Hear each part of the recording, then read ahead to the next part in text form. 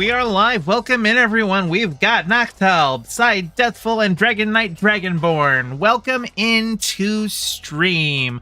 Actually, I'm not even sure if Noctalb is here because those messages were sent about 3 hours ago. But hello, welcome into the Fest stream. How is everyone doing today? If you have not yet, hit like on the stream. Hey, Twos. Hey, Piftle Cakes. Welcome in. Piftle Cakes, my oldest patron, I believe. Yes. How y'all doing? We got a couple of things to talk about today. First things first, the Oscars, the nominations are out. So I'm going to be going over those. Now, I haven't seen all of the movies that have been nominated yet, so I can't do my whole like predictions and tier list and everything like that yet. But I will be going over the nominations and giving some initial thoughts on that. In addition, you've probably heard the news that Barbie, even though it got a lot of nominations, did not get nominated for Best Actress or for Best Director. And so the internet's been upset about that one. We're going to talk about that. In addition, we've got some movies to review. I've got Freud's Last Session and I.S.S., as well as I watched, finally, the latest season of Rick and Morty, the one without Justin Roiland. So I'm going to give my thoughts on those as well. Also, there is a video by a fellow content creator. Her name is Chariot. You may have seen her. She does video essays and live streams and stuff like that. She's a very thoughtful creator, and she did a video about Star Wars Theory. And if you've been following my channel for a while, I've covered his stuff a couple times, and I think Chariot, I haven't seen her video on him yet, but she always has a very thoughtful and thorough approach to things. So we're gonna watch that as well, and I got permission from her to watch it and everything. Yeah, so we've got quite a bit. Now, before I get into any of my segments, I wanted to show something off because I have my Barbie segment thumbnail already made, and it's very funny. I'm gonna show you what that is right now. I was inspired and I just had to do it. So that should give you a little bit of an indicator of the tone of the Barbie segment. But yes, I was quite a fan of this one. Actually, when I made like a version without the mushroom cloud, yeah, I started it without the mushroom cloud, but then I decided, you know what? Boom. You got the whole, that way you get the whole Barbenheimer effect as well. Hey, Admiral Paco, welcome in. But with all of that, all of my initial hellos and greetings and everything, why don't we dip into some of the content? So, first topic, Oscar noms. Alright. You love the Shookfesh? It is a really good one. Glooby did an amazing job with the art here. Am I using GIMP for my thumbnails? No, I am using Paint.net. Alrighty. Let's begin recording. And then let's start this segment up proper. We are officially in Oscar season. The nominations have just dropped, and you've probably already heard some drama around the drama nominations. This will not be covering the Barbie stuff. I'll be getting to that in a bit. But since it is my goal to review every single thing that's been Oscar nominated, why don't we go ahead and take a look at what all that entails? So, without further ado, here are the nominees. For actor in a leading role, we have Bradley Cooper in Maestro, Coleman Domingo in Rustin, Paul Giamatti in The Holdovers, Cillian Murphy in Oppenheimer, and Jeffrey Wright in American Fiction. I have not seen Maestro or Rustin, so I can't opine on those yet. But like I said, I'll be watching these in the next couple weeks. So I will be able to talk about these three. the Paul Giamatti, the Cillian Murphy, and Jeffrey Wright. And eventually my plan is to do like a proper like tier list segment, but also like my picks for who I think should win, but also who I think will win, because I'm aware that the Oscars are a very voting for things is very political and not always just entirely on the merit of the performance. Hey Nachtel, welcome in. But between these three, between Paul Giamatti, Cillian Murphy, and Jeffrey Wright, I think Cillian Murphy probably is the likeliest one to win, and I think I would probably agree with that. I would also like to see Paul Giamatti win. Jeffrey Wright, I just saw American Fiction, and Jeffrey Wright's quite funny in that, but I don't, and I quite like Jeffrey Wright as an actor, but I don't think this rises to that level. And I have not seen Maestro or Rustin, so those are my thoughts with that caveat in mind. For actor in a supporting role, we've got Sterling K. Brown in American Fiction, Robert De Niro in Killers of the Flower Moon, Robert Downey Jr. in Oppenheimer, Ryan Gosling in Barbie, and Mark Ruffalo in Poor Things.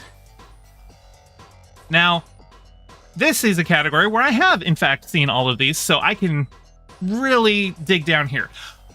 Robert De Niro, what are you doing here? You're a great actor, but you play kind of the same role in most of your movies. Especially if it's a Scorsese movie where you're playing a criminal, you kind of tend to play the same kind of a criminal over and over and over again.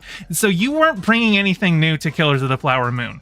So while I think you did a good job, it doesn't really stand out in your body of work. So I don't. This just feels like he's been around forever. Sure, we'll toss him the nom. I don't think he's actually in contention for winning this one. Sterling K. Brown, that nomination surprised me. I didn't think American Fiction was going to get as many nominations as it did, but I'm actually pleasantly surprised with this one. I didn't really talk about his character in my review of American Fiction, but he plays Jeffrey Wright's character's brother, who has realized as an adult that he's gay and is trying to make up for lost time. And there's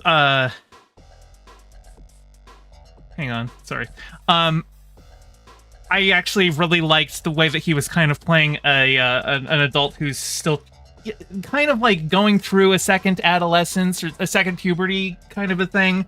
Not in a trans way necessarily, right? Because second puberty, that's often something talked about with being trans. But now that he's like out of his marriage to his wife and is able to actually explore his homosexuality, it was interesting seeing that. But also, he's kind of a mess, and I really liked his performance in that. Robert Downey Jr. in Oppenheimer was fantastic. He could easily go to him. Ryan Gosling as Barbie. I think Ryan has a really good shot at winning this one. He did a good job in it, but I think there are better performances around him than what he gave as Ken. And, yeah, he might still win it, which, given my next segment, would probably kind of twist the knife a little bit more. But let's get to my favorite pick here, which is Mark Ruffalo in Poor Things. He plays a hilariously despicable character. I loved every minute that he was in the movie. I loved to hate him in the movie, and he played it so funny. I'm really looking forward to seeing how this one competes at the Oscars. With that, let's get on to actress in a leading role, and you'll notice Margot Robbie is not nominated here. But the nominees are Annette Bening in Nyad, which I have not seen, Lily Gladstone in Killers of the Flower Moon, Sandra Huller in Anatomy of a Fall, Carey Mulligan in Maestro, which I have not seen, and Emma Stone in Poor Things. So since I have not seen Nyad or Maestro, I can't talk about those yet, but let's talk about the three that are here. Sandra Huller getting nominated in Anatomy of a Fall actually surprised me. Anatomy of a Fall because it didn't get Best Foreign Film nominated, France didn't put it forward. There was some like political reasons for it. I was really worried about its performance at the Oscars, but it's actually been nominated for quite a few things. And I really liked Sandra Huller's performance in this film. I would be happy to see her win it, but I don't think she's going to.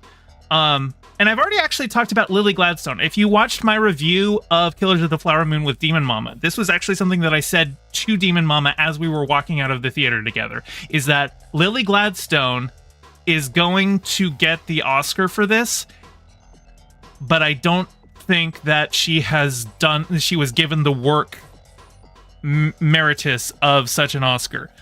I think my opinion on that has shifted slightly. Not so much that I still kind of generally think that she needed to have been given a meatier role than she was ultimately given in the film. But she's also the first Native American woman to be nominated for an Oscar for Best Actress. And she was even asked about that, and she said, why has it taken 96 years for a Native woman to get nominated for this when, you know, these movies are made on our land? And as much as, like, I want the Oscars to just focus on the performance, I'm also aware that it is a political mechanism. And there is certainly a good opportunity for somebody in a specific position to give a really good speech. And if she said this off the cuff when just asked about how it felt to be the first Native woman to be nominated, imagine what her acceptance speech could be like. And then Emma Stone in Poor Things. If you've seen my review for Poor Things, I think Emma Stone knocked this one out of the park.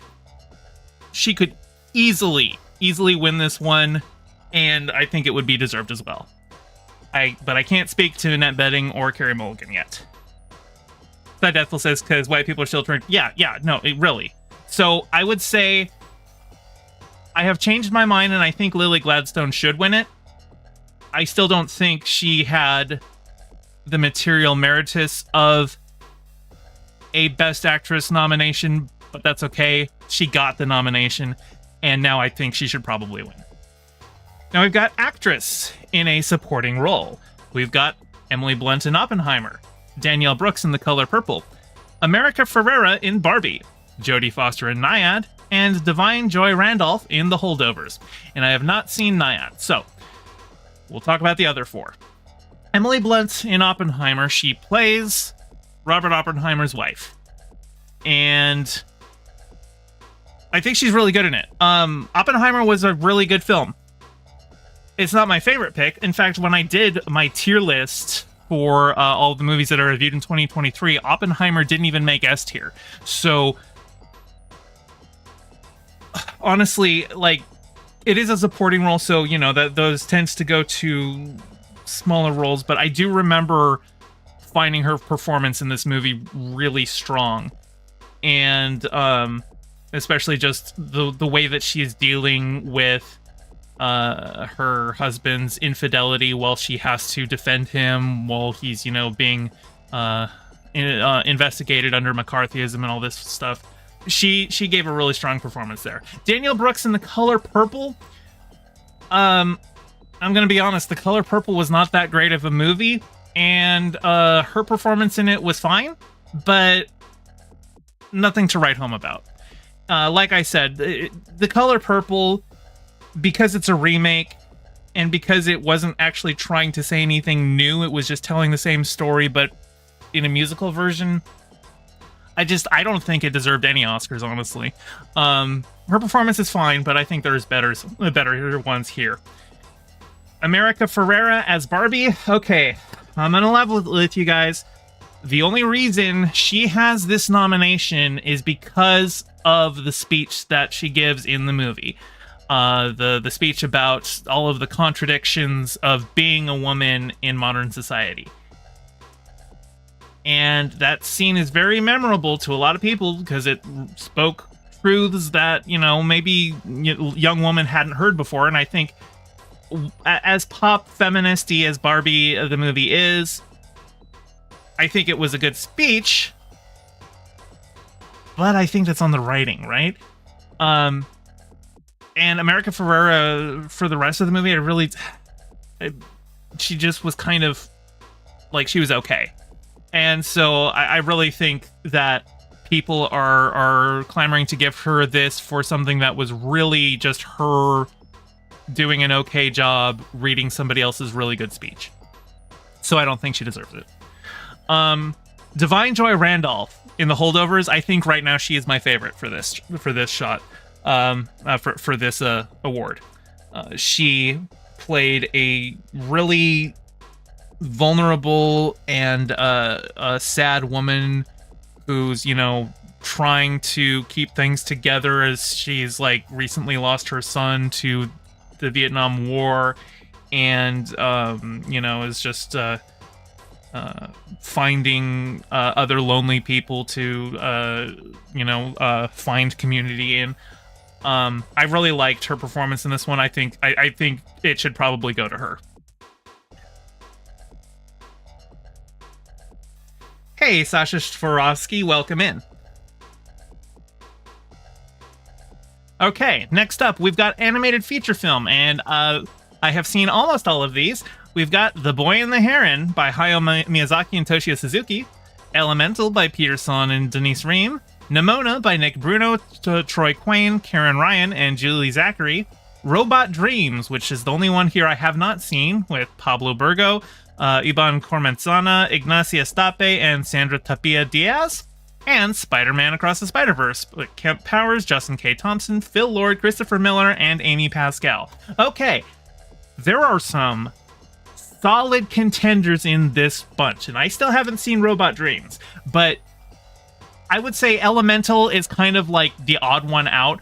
Like, it was a good movie, don't get me wrong. I liked Elemental. I thought it had interesting things to say, particularly about, like, environmental racism. But I don't think it's their best work.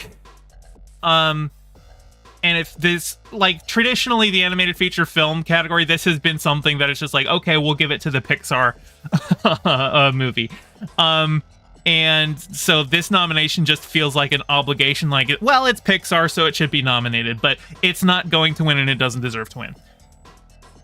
What I think is going to win is Boy and the Heron. But what I think should win is either Nimona or, in a second place, very close second, Spider-Verse. And, yeah. But, like, Boy and the Heron, if it wins, I'm not going to be too upset. I really liked it. I don't think it's the best Miyazaki film I've seen, but it was really good. I liked Nimona and Spider-Verse even more. So I would, like I said, I really want to see Nimona win. I don't think Nimona's going to win. I think it's far more likely Boy and the Heron. I think that's like the lead, and then right on its heels is going to be Spider-Verse. I think Spider-Verse has a really strong chance of winning as well, especially considering that the first Spider-Verse movie also won this award, but also it wasn't up against a Miyazaki film, so you know, we'll see how it goes. Sasha Swarovski says, you've only seen Spider-Verse out of all of these. You kind of don't like seeing sequels as Oscar winners. It depends, right? I think, let's point out to, like, the Lord of the Rings trilogy. Lord of the Rings was, like, kind of neglected at the Oscars for the first two films. Like, I think it was getting technical awards and stuff like that. But it wasn't until the third film that it just swept the Oscars. And I think it got a clean sweep at the Oscars. It won every award it was nominated for, including Best Picture. And I think Return of the King is actually, like, the weakest of the Lord of the Rings trilogy, but that one felt more like an award for, like, the trilogy as a whole. It was like, okay, now it's done. You didn't get it the prior movies, so here you go, you get it now. Obviously for Spider-Verse, it's a different situation because Spider-Verse, the first one, already won the award. But Spider-Verse 2 is so much better than the first one even. Like, I really think if it wins it, like, it doesn't just win it because, like, it's the sequel of something that already won. Like, Spider-Verse 2 did so much more than the original. Like, this is a really solid film. And like Paco says, I really liked Elemental, but even I will acknowledge it's the weakest of these, though you're also not familiar with Robot Dream. I don't even think Robot Dream has, like, been released in the States. I've looked up where to watch it and I can't find out. So, like, this is one of those ones that's got an asterisk on it, because I don't know if I'll be able to watch this one before the Oscars happen in early March, I think is what it is. So, like I said, I want to watch everything on this list, but there's an asterisk. There may be just availability. Now, I think Robot Dreams was picked up by Neon for U.S. distribution, and considering that it's nominated for Best Feature Film and it hasn't had a U.S. release yet, we're probably going to see it release in February or, like, early March. They will probably try to make sure it gets a theatrical release before the Oscars. All right, let's move on. In cinematography, the nominees are El Conde by Edward Lockman. I have not seen El Conde, so can't speak to that one yet. Killers of the Flower Moon by Rodrigo Prieto. That's a really good one. Maestro with Matthew Libatique. I have not seen Maestro. Oppenheimer, Hoyt van Hoytema. And Poor Things, Robbie Ryan. Okay. So, two of these I can't speak to, but I have seen Killers of the Flower Moon, I've seen Oppenheimer, I've seen Poor Things. I'm gonna be real, all of these deserve it. Killers of the Flower Moon did a great use of long takes, particularly, like, a good use of static shots. Like, whenever there was a murder happening, the camera usually tried to just sit back and act as, like, a neutral observer to the murders happening. It wasn't trying to be stylized, and I thought that was a really interesting choice, just to let the horror of what you're seeing unfold on screen presented in a very neutral point of view. Very, very creative uses there of, like, I think a lesser director would have been like, no, we gotta have, like, you know, impact shots and, like, you know, make it look more like a horror or anything like that. I think it was actually quite a bold choice to pull back as a cinematography, what's the word I'm looking for? I think, showing restraint in this film was actually, I think, a very solid choice. And then we've got Oppenheimer. It's a Nolan film. Nolan films always have really strong cinematography. Poor Things, I think.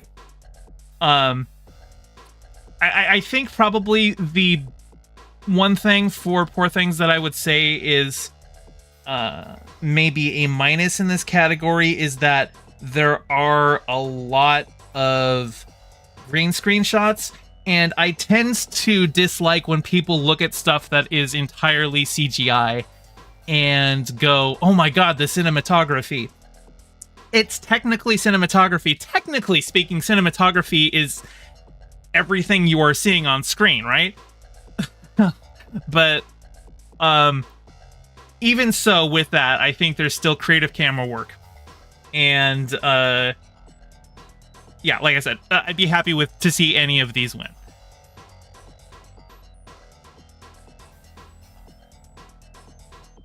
Costume design. Okay. And I've seen all of these. Barbie, Jacqueline Duran. Killers of the Flower Moon, Jacqueline West. Wow, 2 Jacquelines. Napoleon, Janty Yates and Dave Crossman. Oppenheimer, Ellen Mirojnik. Poor Things, Holly Waddington.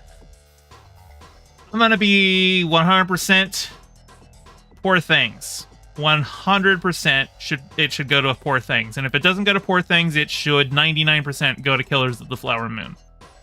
Napoleon, what are you doing here? Who invited you? You're getting this because it's a period piece, but honestly, I have seen French costumes before.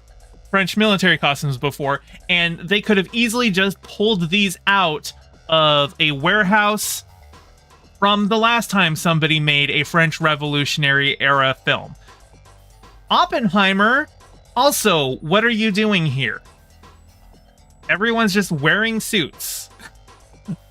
I don't like, when I think costume design, obviously there's work that goes into making a good looking suit and making sure that the suit is fitting to the character's personality, but even so, like, when every character basically is wearing a suit, I don't think that's as interesting.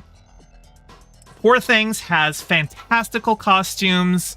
There's literally Emma Stone at one point is wearing something that the production called a condom dress, and it's not a dress made of condoms, but it's a dress that is like, it has like the color of a condom and it's transparent, and there's a lot of fun storytelling with all of the weird costumes. Emma Stone wears great outfits the whole film through. I think it should go to Poor Things, and if not Poor Things, it should go to Killers of the Flower Moon, because the Osage outfits were really, really solid and really authentic. I think they had like actual Osage tailors working on this film. So either of those should go to. Barbie is pretty good. Like, you know, it's Barbie, so of course you're gonna have a lot of Barbie outfits, but it's in a year up against Poor Things. So yeah. Directing, we've got Anatomy of a Fall by Justine Triet, Killers of the Flower Moon, Martin Scorsese, Oppenheimer, Christopher Nolan, Poor Things, Yorgos Lanthimos, and Zone of Interest, Jonathan Glazer. And I have not seen Zone of Interest. I think this came out today, actually, in the States. So I'm going to be seeing this next week, and I'll be reviewing it then. And like I said, I'll talk about this in my Barbie segment. You will notice that Greta Gerwig is not here. So we'll talk about the ones that I've seen. The top 4, these are the ones that I've seen.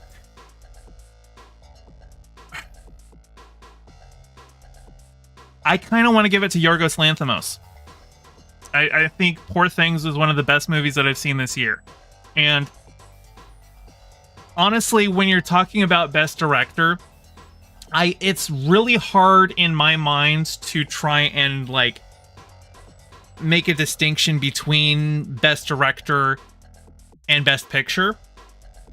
Like, any movie that's nominated for Best Director, I am going to be judging that category exactly the same way as I would be judging Best Picture. So I kind of got to give it to one of these films that I liked the best. So that's going to be Poor Things. Now, again, I haven't seen Zone of Interest, so that could change, but that's where I'm thinking right now. However, just because Poor Things is my pick doesn't mean that's where it will go, and there's a strong possibility they give it to Scorsese.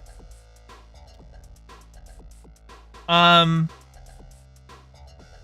really, like, all 4 of these are good movies. And I'm assuming Zone of Interest is as well.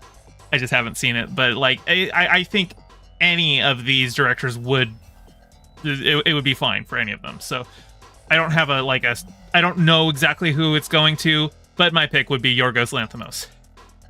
Okay, now we've got documentary, feature film, and short film, and I'm going to be straight up, I'm probably not going to be watching the documentary stuff. Documentaries are good. I like documentaries, but it's not exactly the the media analysis that I do on my channel. I don't really watch documentaries and give my thoughts on, you know, the narrative structure or anything like that.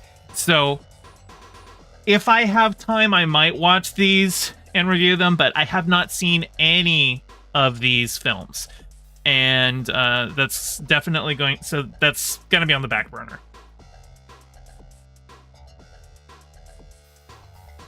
All right, film editing. The nominees. Anatomy of a Fall, Laurent Senecal. The Holdovers, Kevin Tent. Killers of the Flower Moon, Thelma Schoonmaker. Oppenheimer, Jennifer Lame. And Poor Things, Yorgos Mavropseridis. That's interesting. Wasn't the director... The director is Yorgos Lanthimos. The editor is Yorgos Mavropseridis. I have no idea if I'm saying that right. Anyway, 2 Yorgoses worked on this movie.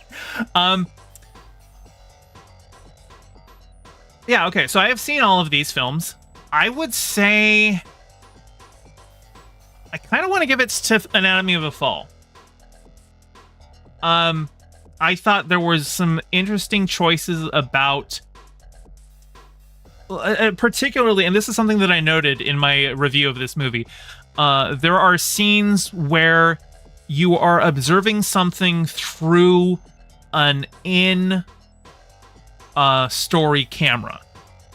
Like, somebody's being interviewed, like they're giving testimony pre-trial, and you are seeing from the perspective of the camera that is interviewing them, but it doesn't tell you initially that that's the perspective that you are viewing it from. It's only like, you'll notice because it's static for a little long, and then like you'll see somebody come in from behind the camera to like be like, oh, you need to like position this way or something like that. There's also cameras that are obviously the like cameras that the news are using in the trail itself. And an interesting editing choice is to just present that footage as though it's directly onto the reel, rather than in other places where they might film like the viewfinder of a camera so you can see the footage through the viewfinder, or you might see news footage on a TV. Instead of doing that, they just directly show that footage, and choosing when to cut away from that and everything like that, the long times that they spent on those, I thought that was a really interesting editing choice. So I kind of want to give that to Anatomy of a Fall. Holdovers is a fairly traditionally edited film. I don't really know what it's doing here. It's a good film. I don't think it's winning. Killers of the Flower Moon, again, the choice to have long, unbroken shots of the murders happening. That is both a cinematography choice and an editing choice. And so that's really good. Oppenheimer, well edited. Now, full disclosure, I'm not like, the best at editing myself or anything like that. I mean, I took like a video production class in high school, but I'm not like a super strong editor, so I'm not as knowledgeable about these things. I can only kind of give my initial thoughts. Poor Things, also fantastic. I think it's probably going to go to Oppenheimer, but I would like to see it go to Anatomy of a Fall. Naktaub says Oppenheimer was a bit too long. It's a Nolan film. It was about the length that you would expect a Nolan film to be. Killers of the Flower Moon.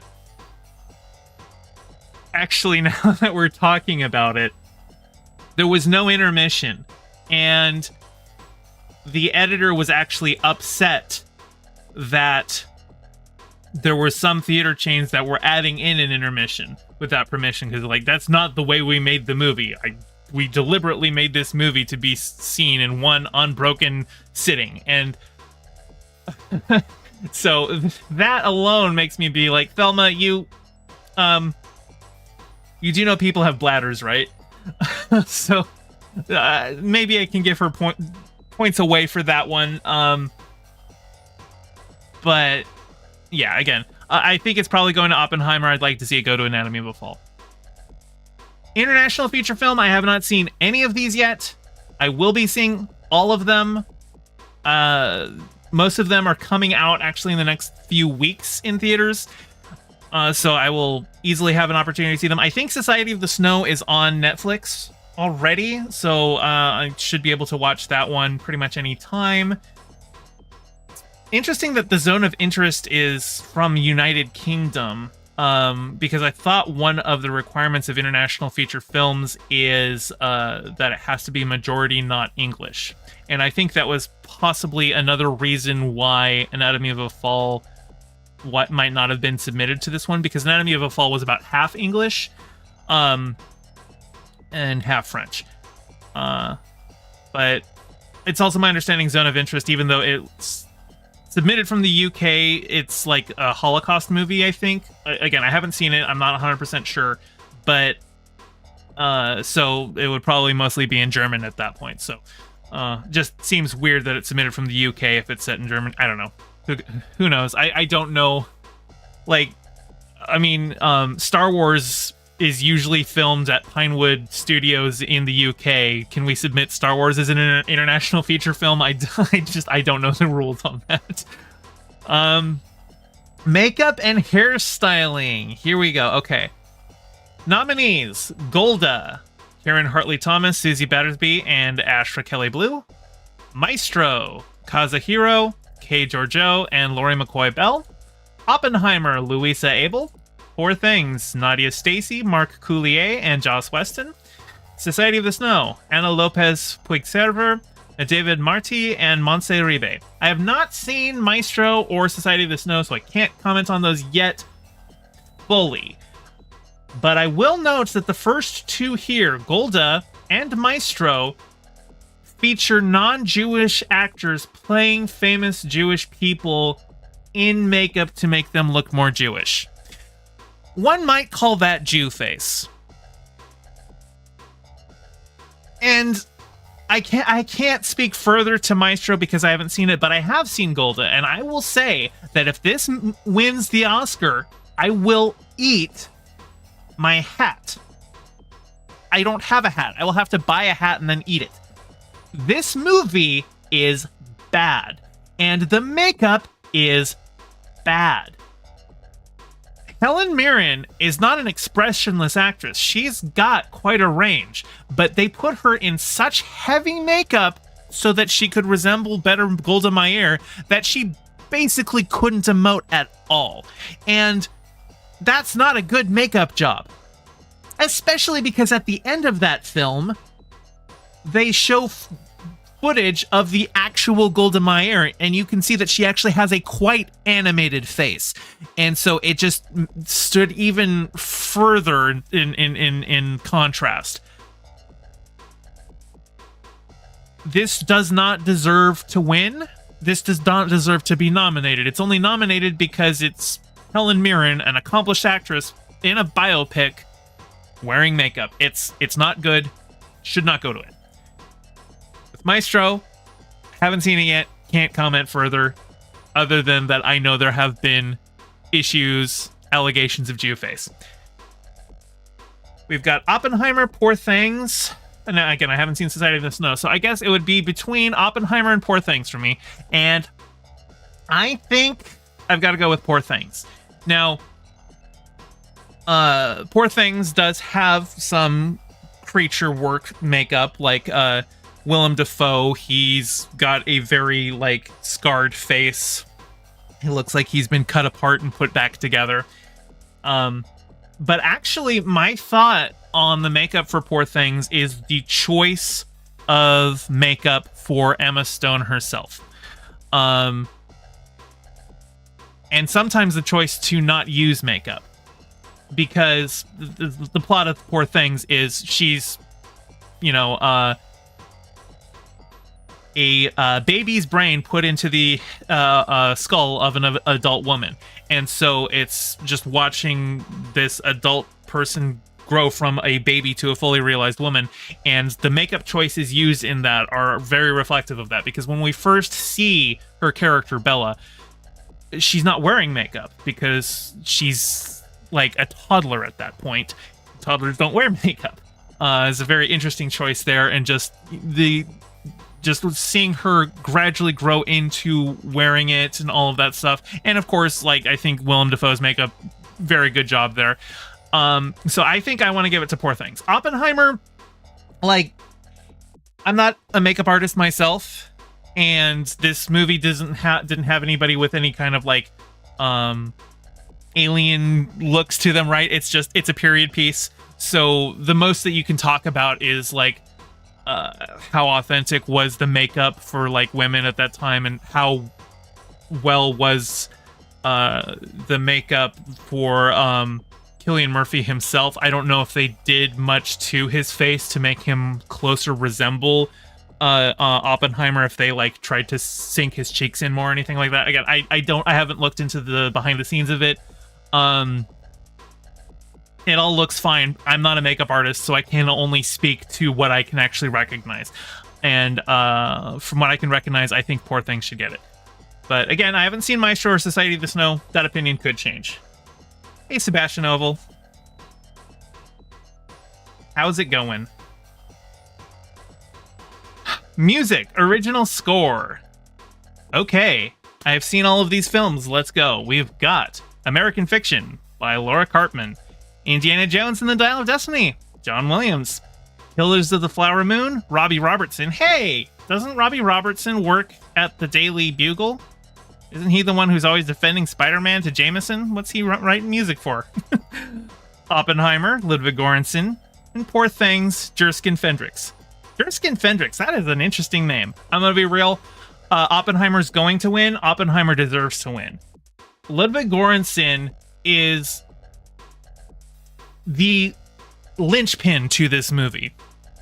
Because the movie is 2.5 hours of people sitting in a room and talking, if it weren't for Ludwig Göransson's score, it would end up being a very boring affair. But he gave it such a driving and intense feel. And Ludwig Göransson, he's done a lot of really good stuff, both in terms of like he's collaborated with Childish Gambino on music on songs before.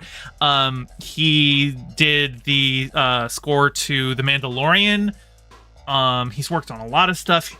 Really, really, really solid musician. Probably one of the best out there right now.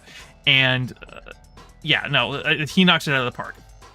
But I will say, in addition, I mean, we've got John Williams here, right? And they may give it to John Williams because he's John Williams. And like, who knows how many more opportunities they're going to have to give John Williams Oscars. But John Williams also, I think, has more Oscars than any other person on the planet. So he doesn't need them more. And he did write, new stuff for Indiana Jones and the Dial of Destiny, but it's also still like, it's another Indiana Jones movie. How much more ground are you going to tread there? But yeah. Aside from Oppenheimer, Poor Things had a really unique score. Very weird, very dissonant, lots of like plucked strings and interesting percussion. And I think it's probably one of the most unique scores I've heard in a long time, and I think it definitely I think it could also win. Like, if Poor Things won, I would still think Oppenheimer deserved it more, but I would totally understand Poor Things winning it. American Fiction, I really don't remember the score of. And I guess that means it can't get it. If I don't even remember the score to the film, it wasn't memorable enough to me to merit being on here. I remember like a decade ago, I saw the movie Gravity on a date with someone, and we got out of the theater, and I was like gushing about the score, and she was like, "Oh, I don't even remember it." I was like, "You don't remember the score? What? Like, that was, oh my god, it was amazing." And then Gravity won Best Original Score. I wasn't even dating her at that point, but I texted her going, "I remember," and she's like, "Oh my god, you called it." So, yeah. I think, and usually whenever wins Best Original Score has been something that I have been generally really impressed with. So I feel fairly strong in saying Oppenheimer is going to win, but I also think Poor Things could win, and I would be totally happy to see them win. That was a really unique one. Killers of the Flower Moon. I barely remember it at this point, but also it's been a while since I saw that movie, and there was a lot else going on with it. I do remember there was some good stuff, some good use of native music in it, but it has been a while. Music, original song. Okay. I do have a complaint here. Now, I haven't heard The Fire Inside, and I haven't heard It Never Went Away. These are from Flamin' Hot and from American Symphony, movies that I haven't seen, and let's be real, it's just best original song, so I don't need to see these movies. I can just listen to the music. I can just listen to the songs and judge it on that. Barbie gets 2 songs. Barbie gets I'm Just Ken, which I expected I'm Just Ken to get nominated, and What Was I Made For, the Billie Eilish song. And I'm gonna be real. How does Barbie get 2 nominations and neither one of them are Dance the Night? Like, I'm a big fan of disco. I think disco gets slept on. And Dance the Night is a really, really solid piece from Dua Lipa. And it was worked well into the film. Like, Dua Lipa wrote it specifically for the film. She was, like, reworking the lyrics and everything to make sure it fit with the scene that it was in. I think it's a very well-integrated disco piece that also works well as a radio hit. Just on its own. I think it should be here. Wazashi, a song from my people from Killers of the Flower Moon. I need to re-listen to that. I'm not sure. I obviously I've heard it because I've seen the movie, but I need to re-listen to it. So I can't really give further opinions on these other than I'm mad that Dance the Night didn't make it here. Okay, now we've got Best Picture here, but there's actually like other categories after Best Picture. I have no idea how this list is organized, but Best Picture. Now, in past years, Best Picture had only 5 categories, but I think they made the right choice in expanding it to 10. They did that a couple years ago, and I like that they do that because it allows them to add more interesting choices, and it also means people are more interested in seeing it because more things that they have seen have a chance to get there. And, you know, the Oscars, like watching the Oscars, you know, the Best Picture, this is like the Super Bowl of the movies, right? It's specifically who wins Best Picture. So I know that I'm more likely to watch the NFL playoffs if the Seahawks are in them. So it just kind of makes sense to add more categories here. So we've got American Fiction, Anatomy of a Fall, Barbie, The Holdovers, Killers of the Flower Moon, Maestro, Oppenheimer, Past Lives, which I have not seen, Poor Things, and The Zone of Interest, which I have also not seen. Zone of Interest, I think... Yeah, Zone of Interest I'm going to see next week. Past Lives, I think that comes out in the States in a couple weeks here. It's a Japanese movie. But let's see. Of the ones that I have seen, I've seen American Fiction, Anatomy of a Fall, Barbie, Holdovers, Killers of the Flower Moon, Oppenheimer, and Poor Things. And I think Poor Things should win. I don't know who's going to win. This is a pretty wide open category. I think Barbie has a real shot at winning. I could understand it winning. Maybe I want to see Anatomy of a Fall win, though, because when I saw Anatomy of a Fall, I was like, this should get Best Foreign Film. And then it didn't get Best Foreign Film because of political reasons, but joke's on them, it got nominated for Best Picture. And it was really good. I don't know if it's better than everything else here, but I'd be happy to see Anatomy of a Fall win. But I think probably we are more likely to see it go to Oppenheimer or Barbie. And I don't think it should go to Oppenheimer. Like I said, I don't think Oppenheimer was an S-tier movie last year. I would be okay with seeing it go to Barbie. But I kind of want to see it go to Poor Things or Anatomy of a Fall.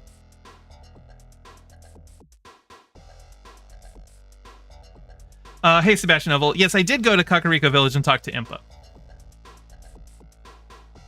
Okay, we've got production design nominees. Barbie, Killers of the Flower Moon. Now, production design is this category used to be called Best Art Direction. I had to look it up because I was like, I don't remember seeing this category before. So if you aren't familiar, it's Best Art Direction is what it used to be called. So we've got Barbie, Killers of the Flower Moon, Napoleon, Oppenheimer, and Poor Things. And I'm gonna be real, Barbie should get this one. I really appreciate that they actually built out Barbie Land.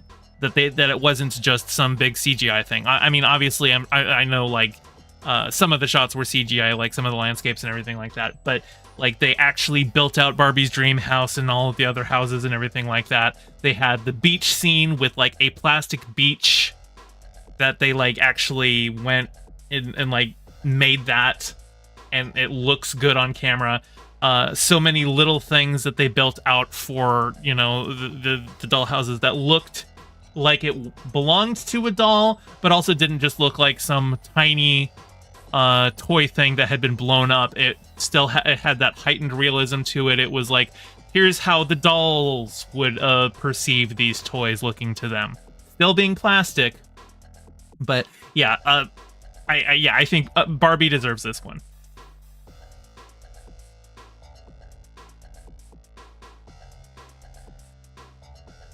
Animated short film, I haven't seen any of these.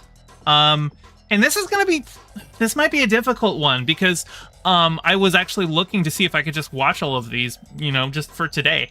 And it looks like a bunch of them had been on YouTube, but were like taken down when they were going into like Oscar consideration, probably so that they can be put somewhere where you have to pay to see them, which like makes sense. It's like, I'm nominated for an Oscar, you can pay me to watch my thing.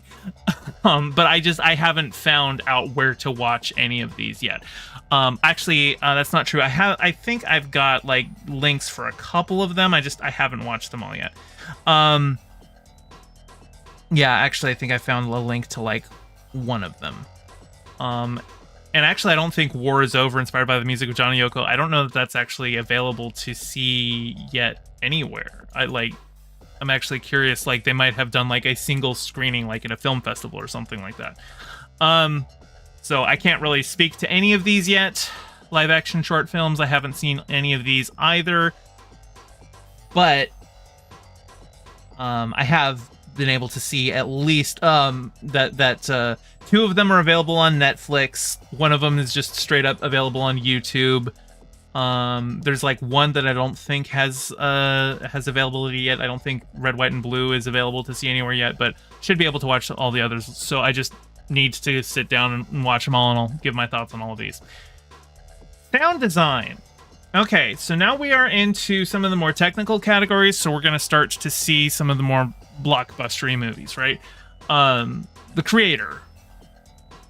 Right, that was a sci-fi movie that came out. And then we've got Maestro, Mission Impossible: Dead Reckoning Part 1. That's interesting because I'm pretty sure I heard that Paramount was renaming this one retroactively to just Mission Impossible: Dead Reckoning. Like the next movie's not going to be called Part 2; it's going to be called something else.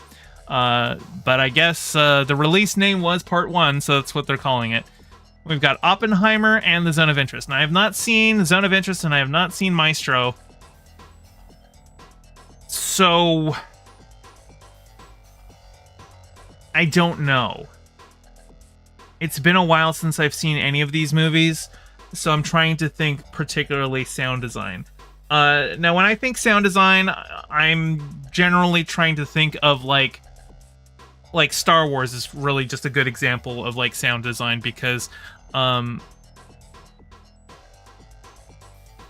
basically all of these new things in Star Wars had like their own unique sounds to them, and like the lightsaber has such an iconic noise, and R2-D2 has such iconic beeps and all that stuff. So I'm trying to think if the robots in The Creator had any kind of memorable noises to them.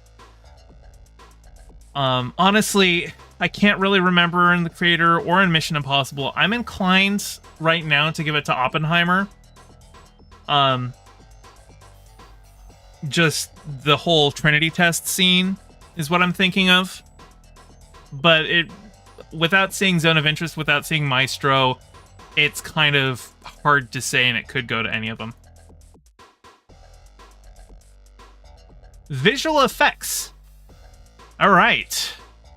We have on this list, interestingly, a movie that I have seen but have not reviewed for the channel, I realized. So we've got The Creator, Godzilla -1, Guardians of the Galaxy Volume 3. I realize I haven't talked about this one on the channel yet. I might do a review on that one.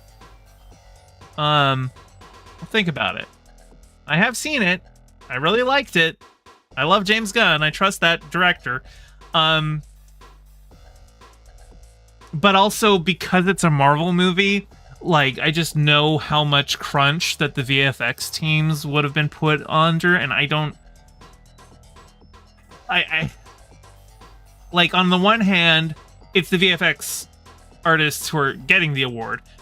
On the other hand, it's that whole culture of VFX crunch and, like, lack of respect for, you know, workers' rights that kind of the general industry is responsible for, but Marvel definitely in particular.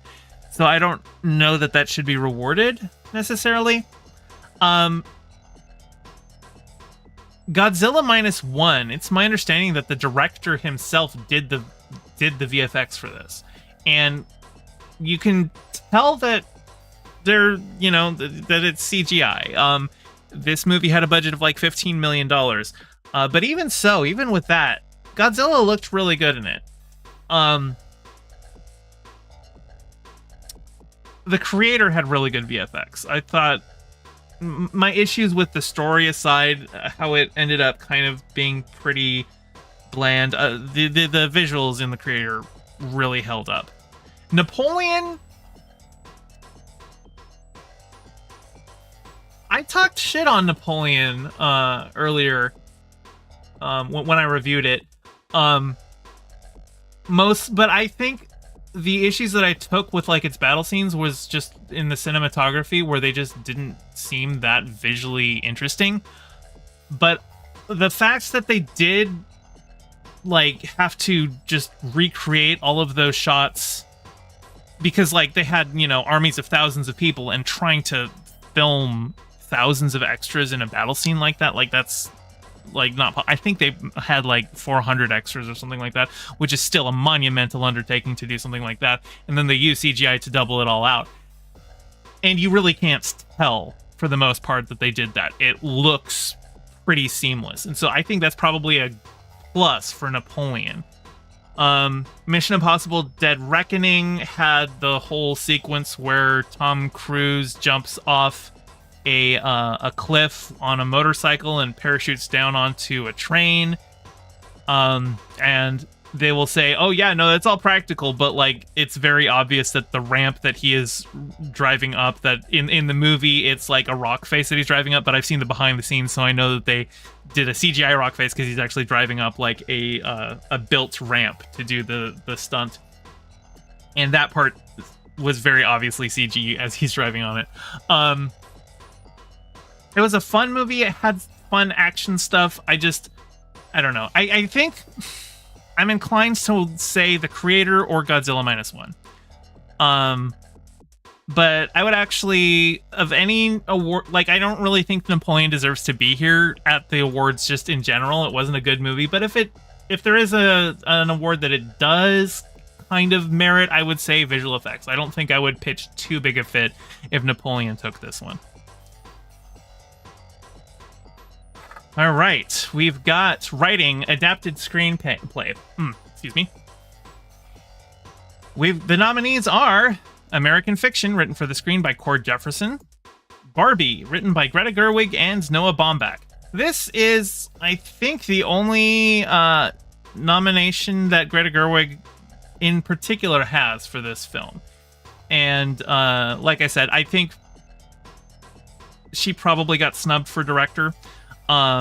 And so it does kind of sting that the one she is up for, she's sharing credit for. But Oppenheimer, written by Nolan. Poor Things by Tony McNamara. And The Zone of Interest by Jonathan Glazer. I haven't seen The Zone of Interest. For all of these, I kind of want to give it to Oppenheimer.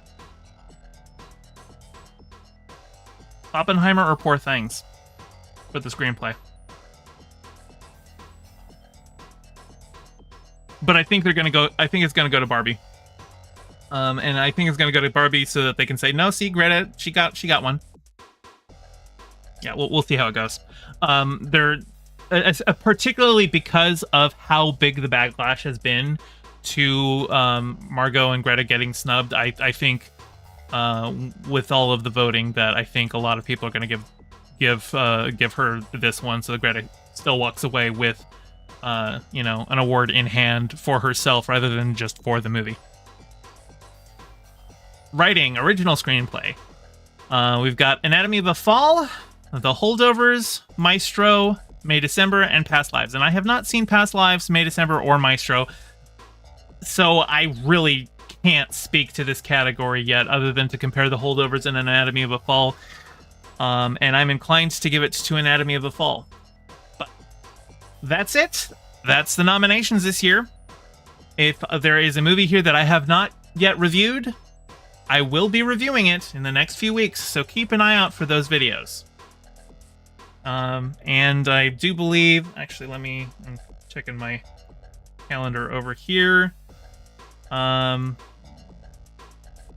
The Oscars are March 10th, so I got about a month and a half to get all of those in.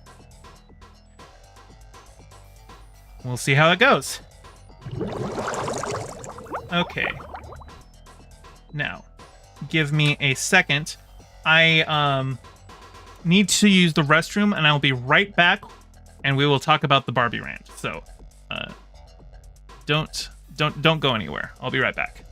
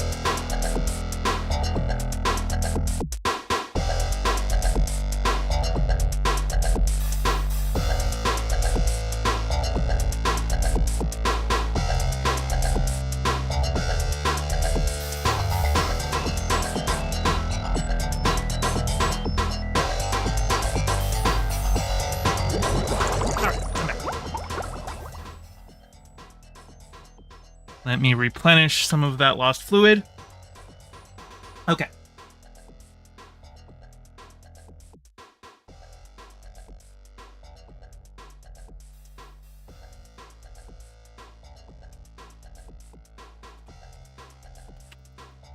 Okay.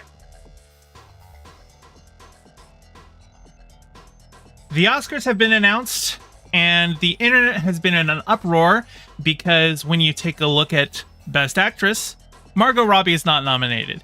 And you take a look at Best Director, and Greta Gerwig is not nominated. And Barbie was a wildly successful film. I think it is the most successful film ever directed by a woman. Made well over $1 billion at the box office. And people were very, very upset that for a movie that is talking about feminism and talking about women's empowerment, that even though Barbie got nominated for a lot of awards, the awards going specifically to the female lead and the female director, they got snubbed. And I really don't think any tweet encapsulates the caliber of post about this snub than the rightful 45th president of the United States herself, Hillary Clinton. Greta and Margot, while it can sting to win the box office but not take home the gold, your millions of fans love you. You're both so much more than Knuff. Hashtag Hillary Barbie.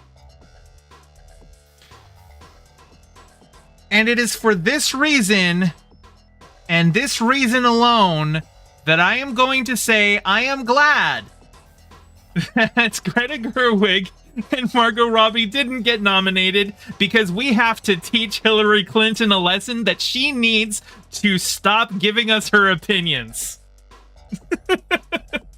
I am being a little facetious here, but no, Hillary, shut up. Go away. Nobody asked you.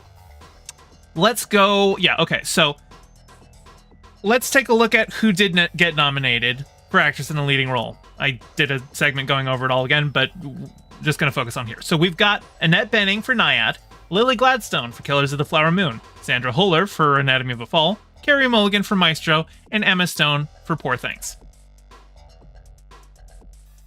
It's not like Margot Robbie was in no competition. These are all heavy hitters.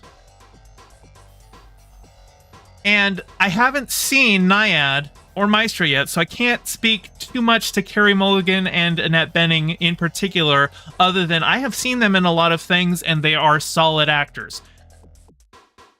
But I have seen Killers of the Flower Moon, Anatomy of a Fall, and Poor Things, and I will say that all of these performances are stronger than Margot Robbie's. And I will also say that the people who are complaining haven't seen a single film on this list. Except that, well, maybe somebody did. We have an article, an op-ed in the LA Times. It says, shocking Oscar snubs for Barbie's Greta Gerwig and Margot Robbie just prove the movie's point. Written by Mary McNamara, culture columnist and critic. I haven't read this whole article. I'm not gonna read the whole article. I want to point out how it starts. If only Barbie had done a little time as a sex worker, or barely survived becoming the next victim in a mass murder plot, or stood accused of shoving Ken out of the dream house's top window. Certainly millions of Barbie fans are currently wishing they could push someone, perhaps a member or two of the Film Academy, out of a very high window. How on earth does the list of 2024 Oscar nominations not include Greta Gerwig and Margot Robbie, who respectively directed and starred in a film that defied all critical expectations and made movie-going fun again? Okay. Right now, I'm going to say that I think Greta Gerwig did get snubbed. But that's not how you opened your article. You didn't open it complaining about the films directed by men in particular. Now, this is Poor Things. This is Killers of the Flower Moon. Both of those were directed by men. Yorgos Lanthimos directed Poor Things, and Martin Scorsese directed Killers of the Flower Moon. But stood accused of shoving Ken out of the window of the Barbie's dream house. This is talking about Anatomy of a Fall, which was directed by Justine Triet, who right now is the only woman nominated for Best Director.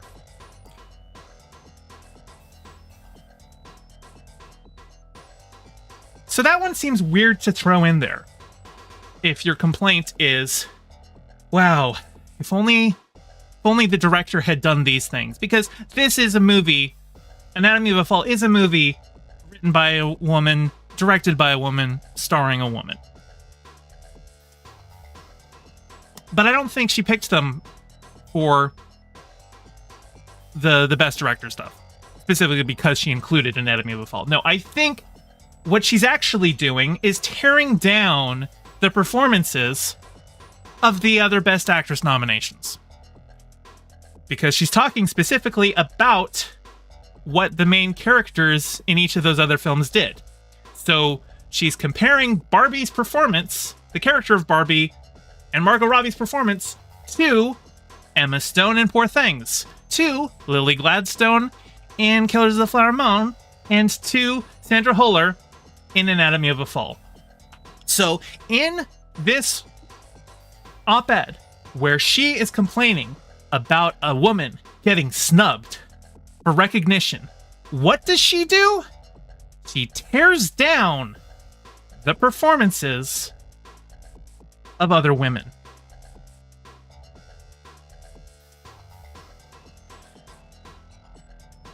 And let's talk about that first one. If only Barbie had done a little time as a sex worker. So it's actually quite a large part of like the late second act in Poor Things that Emma Stone's character becomes a sex worker. And it is portrayed in a very stark way. It's played for laughs the way that she gets into sex work, mostly because she, as somebody who is coming into the world fully formed as an adult, but not fully having grasped all of the nuances of society yet, she goes into it with no preconception that sex work is even something that carries a stigma to it. She just really likes sex, and she's like, wait, I really like sex, and I can get paid for it? Yeah, absolutely, sign me up. And through the process of going into sex work, she begins to recognize the exploitation built into that industry. And she begins to see ways that that sex work could be improved. She literally independently comes up with the concept of enthusiastic consent. And if you want to talk about a movie about a doll who has a feminist awakening to become a woman, that isn't some pop feminism, PG-13, mass market appeal thing, but is an actual, solid piece of feminist critique, look at Poor Things. Poor Things is a fantastic film. And for this woman to go and take Poor Things and boil it down to, oh, if only Barbie had been a sex worker. Well, first off, I don't think you're a feminist. If you are a feminist, you're like a swerve. Sex work is work. Sex work is fine. Sex work can be good, actually. It's very important to acknowledge the toxic patriarchal attitudes toward sex work, and to acknowledge the ways that sex work can be used to control and demean women. But that doesn't mean that sex work itself is inherently bad. Sex work is inherently work. So I don't think we should be doing that. Then here we've got barely survived becoming the next victim in a mass murder plot. That's... to boil down the story of Killers of the Flower Moon, this plot synopsis, that just sounds like that sounds like she's boiling it down to, you played the final girl in a horror franchise. It's so disrespectful, and honestly, considering that it's a historical tale about a real series of murders, mainly of Native women, when that is still a thing that's happening today and not enough people are talking about, like, this just feels racist. Maybe not intentionally so, but you're downplaying a very serious thing that Killers of the Flower Moon is rightly bringing renewed attention to. And then stood accused of shoving Ken out of the dream house's top window. It's kind of a funny little parallel there, but I will point out that Anatomy of a Fall is also a female-led, female-directed film. But you didn't go to see it. You saw Barbie. Like, I get it, for a lot of people, they saw Barbie. Most people saw Barbie. It was a very popular movie. But it's a very pop feminist movie. And I think there's more to making a feminist film than having a character explicitly state the thesis of the film in a speech.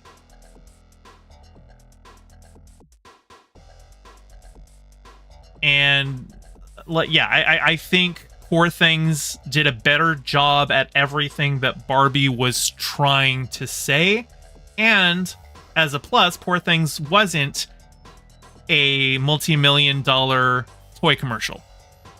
Because remember, at the end of the day, Barbie was made by Warner Brothers, a billion-dollar media company, and based on a Mattel property. Mattel is one of the largest toy companies in the world. So, as fun a movie as Barbie is, as good messages as it carries, liberal and pop feministy as they are, I think Poor Things is a better movie. Like, in every regard. And I don't think you should be denouncing it like that. This whole thing, this opening thing just reeks as tearing down other women. I don't like that. So, Margot Robbie right now is the most powerful actress in Hollywood. She could make anything she wants to. She has her choice of any project, probably for the next decade. Star status can wane. It happens. But right now, she can make anything. If she reads a script and says, I want to make this movie, that movie gets made. So Margot Robbie's going to have multiple opportunities, again, to get up here and to get on this list. But not everyone else is. So, I don't care that Margot Robbie got snubbed. She'll be fine. Trust me, she's crying into her bank account statements. But let's take a look. Down here, yeah, directing, okay. Right now, the nominees for Best Director, we have 4 men and Justine Triet for Anatomy of a Fall. And that's actually kind of an interesting microcosm of the general statistics of representation for women in directing in Hollywood. Right over here, I have a distribution of movie directors in the United States from 2011 to 2022 by gender. As you can see, here, let's see if I can get this bigger. That's about as big as I can. Okay. Seems like the blue is men, the black up top is women. So you can tell that even though in the last couple years we've seen more women showing up, this is massively, disproportionately overrepresented by men. This is one of the last areas in Hollywood where it's still very much a man's industry, and it's very hard for women to get in. We're seeing some growth because, as you can tell, in 2011, 4.1% female. In 2021, 21.8% female. That's a big jump. It dropped in 2022 to 14%. Year-to-year fluctuations can happen, but we're still nowhere near close to where we need to be here. Like, this should be a 50-50 split. And so I will say that the Oscars are not just about picking who did the best job at the best film this year. As much as I would like things in a vacuum to be purely on the work that you see on the screen and the work that went in behind the scenes to get what you see on screen, as much as I would like the awards to just be about that, the Oscars are political, and consideration does need to be made for things like the lack of women's representation in directing. So Greta Gerwig, yeah, she got snubbed. She's been nominated for Best Director before, for Lady Bird. She didn't win. I haven't seen Lady Bird, but by all accounts, Lady Bird was a better film that she directed than Barbie. Barbie had more mass market appeal, but I haven't seen it, so grain of salt. I can't really be giving my opinion on that. I just heard that Lady Bird was better, that Barbie wasn't Greta Gerwig's best work as a director, even though it was good. But yeah, I think she probably should have been nominated. Because right now, what female directors have won Best Director? Now, there are female directors who will win, like, for some of the other stuff, like Charmin Obaid-Chinoy, who is the director for the next Star Wars movie starring Rey. She has 2 Academy Awards for documentaries. But nothing for, fiction. So it's very hard. It is very hard for women to get in as directors. And winning these awards, the Oscars, as much as, people are starting to sour on the Oscars just in general. I know a lot of people are like, oh, they don't matter. Ultimately, sure, they don't really matter. Like, it's an industry award. It's generally how liked you are by the industry. But the visibility still does matter. Giving awards to women matters. And for a long time, it's been like, a woman-led movie can't do well at the box office, and Barbie made over $1 billion. Women directors can't make blockbusters. Greta Gerwig made $1 billion.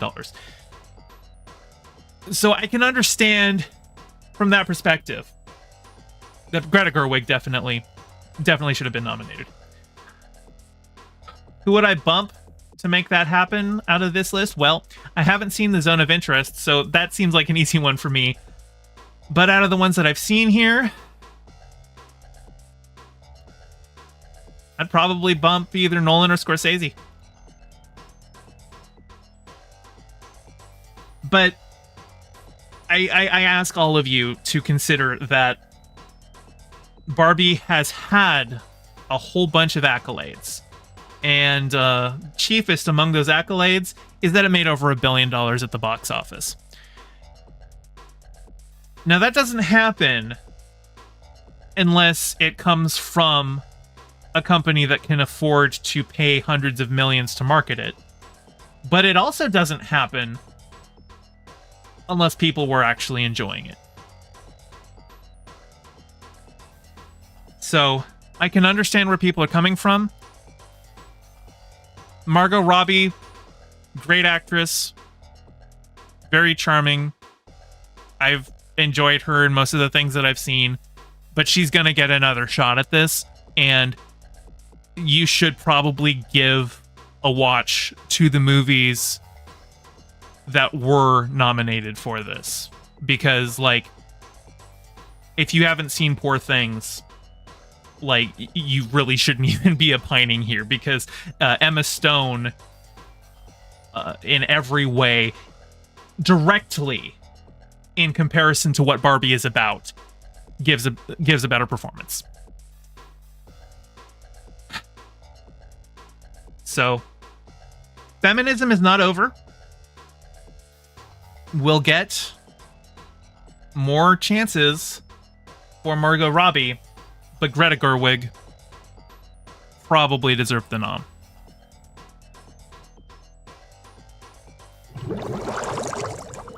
All right. Hey, Chainsaw. Hey, Bavia. How's it going?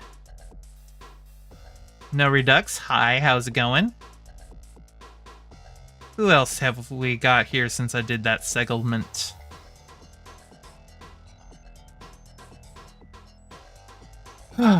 Okay.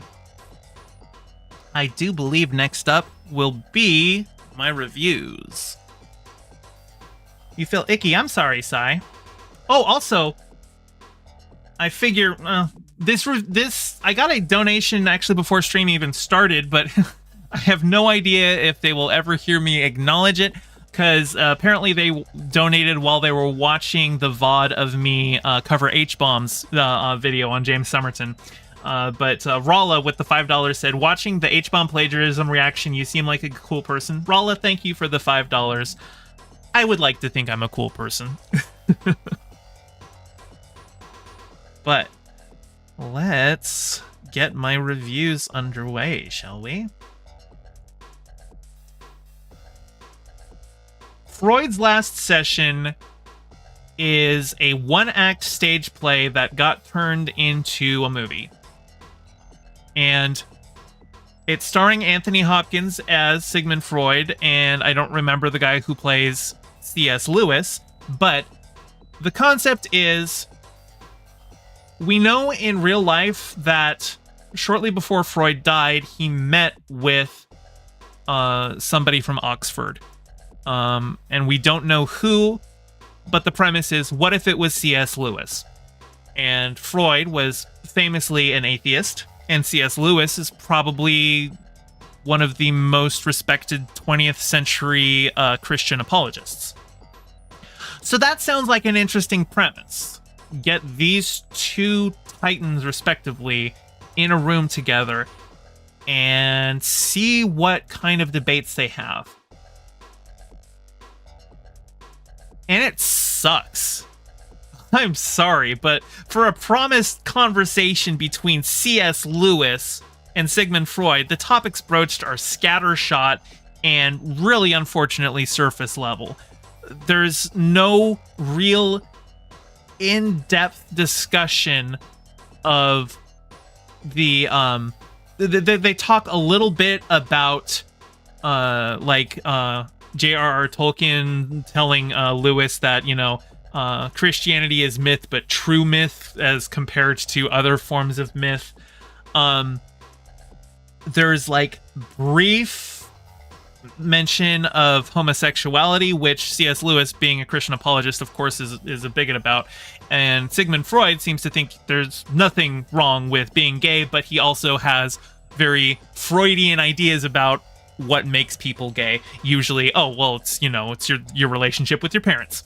And like I said, this is adapted from a one-act play, and so it's very obviously padded out. They have a B story with Freud's daughter Anna, dealing with her kind of like codependent relationship with Freud, and also she's through the film like trying to decide to come out to her father as a lesbian. But because you can tell none of that was in the original play. Like I said, it's a one-act play, which is just supposed to be Freud and C.S. Lewis in Freud's office. And I don't think it works well, because the way that they play this is it's, you know, they have like little bits where they go out to different parts of Freud's house. And because it's set right at the start of World War II, there's like air raid sirens. So at some point they have to like evacuate to a bomb shelter in a local church. And so you have little scene changes here and there, versus in a one-act play, it's all just set in one room. And I can understand visually why they would do that, but I have seen a movie that was basically just a stage play turned into a movie that worked a lot better, where they did just keep it pretty much in one room. And that was The Man from Earth, which is a movie about a guy who is 14,000 years old, never ages, and is convincing a room of academics of his story. That's an interesting movie. Also has certain things to say about Christianity that I think are interesting. But unfortunately, this film, there was a lot of promise to the idea of seeing what kind of debates Freud and C.S. Lewis could get into, but I don't think it brought them to fruition. I think it was kind of just a dud. I would not recommend seeing it. And that's sad, because I thought it was a cool concept. I.S.S. is a paranoid thriller about the International Space Station. If you've seen the trailer, the basic concept is you've got American and Russian astronauts on the ISS when nuclear war breaks out on Earth. And each side is given orders from their respective governments to take control of the station. And when I saw the trailer, it looked like each side basically immediately like goes, okay, we're going to go and figure out how to take the ISS. But I was very glad to see that no, a bunch of scientists wouldn't just immediately go, okay, we're soldiers now, let's take the ISS. It, I think, did a really good job. First off, they recreated the ISS really well. Like, if you've ever seen, like, what Chris Hadfield, he was the Canadian astronaut who was on the ISS, who did all those video blogs back in the day. So, like, what the ISS looks like is somewhat familiar to the general audience, and I think from what I've seen of actual footage of the ISS, I think they really nailed it. I think it looks really good. I'm not sure how they did the zero-G, whether they filmed it by using the vomit comet, you know, that they, like how they filmed Apollo 13, they built the sets in an airplane, and they had the airplane do like parabolic flights so that they were in free fall for like periods of 30 seconds at a time. They could have filmed it like that, but I know there's other ways to simulate zero-G, sometimes with harnesses and stuff like that, so they might have just gone with harnesses that would probably be cheaper.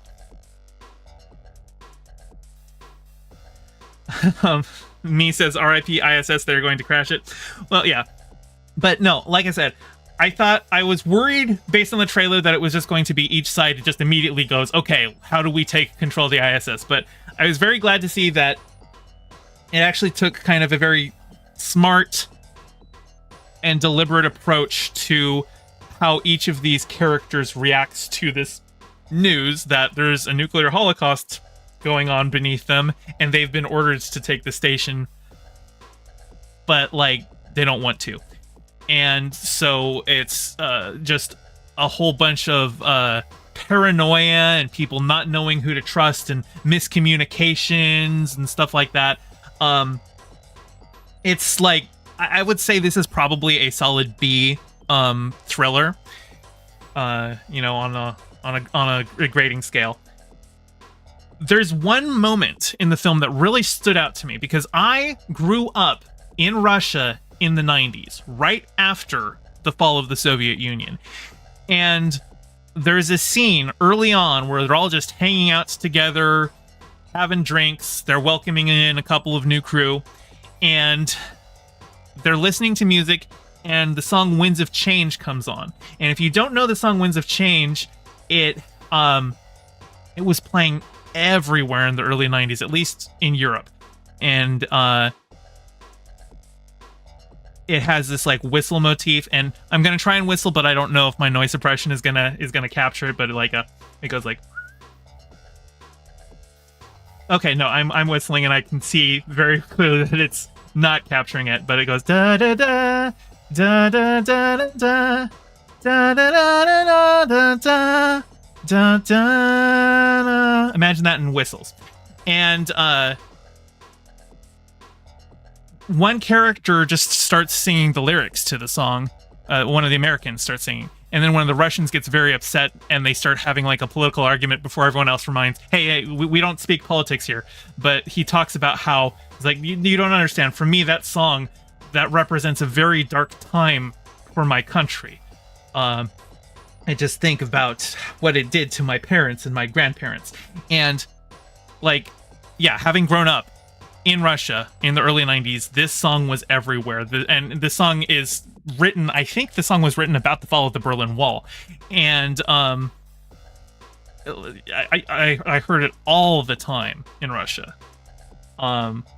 So to see another character just identify it as like, this song to me represents the fall of the Soviet Union, that spoke to me directly. I was like, I completely understand where you're coming from. That was written by somebody who understands. Yeah, I would recommend this movie. It's not the most amazing thing ever. I think if you want to see a sci-fi series about Americans and Russians fighting in space, I would highly recommend that you check out the Apple TV Plus series called For All Mankind, which is an alt history series where Russia beat America to the moon, and so the space race never ended. This movie felt like you could, if you ignored the nuclear holocaust on Earth, because I don't think the show would go there, you could definitely have this kind of a conflict in that show. And if you like this movie, then you should definitely check out For All Mankind. But this one was fun. You should check it out.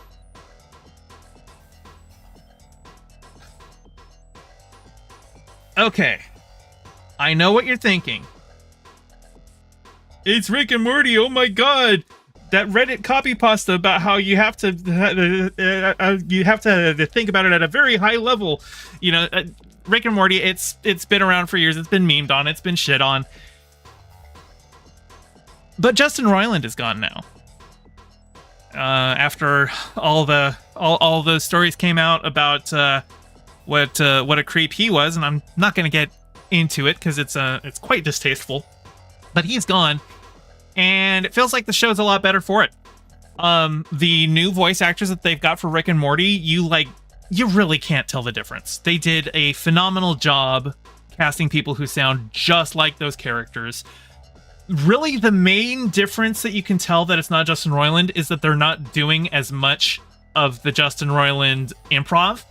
But I think that's probably a plus, because a lot of times that improv just kind of dragged on and it didn't really improve any of it. And it was just Justin Roiland improving to,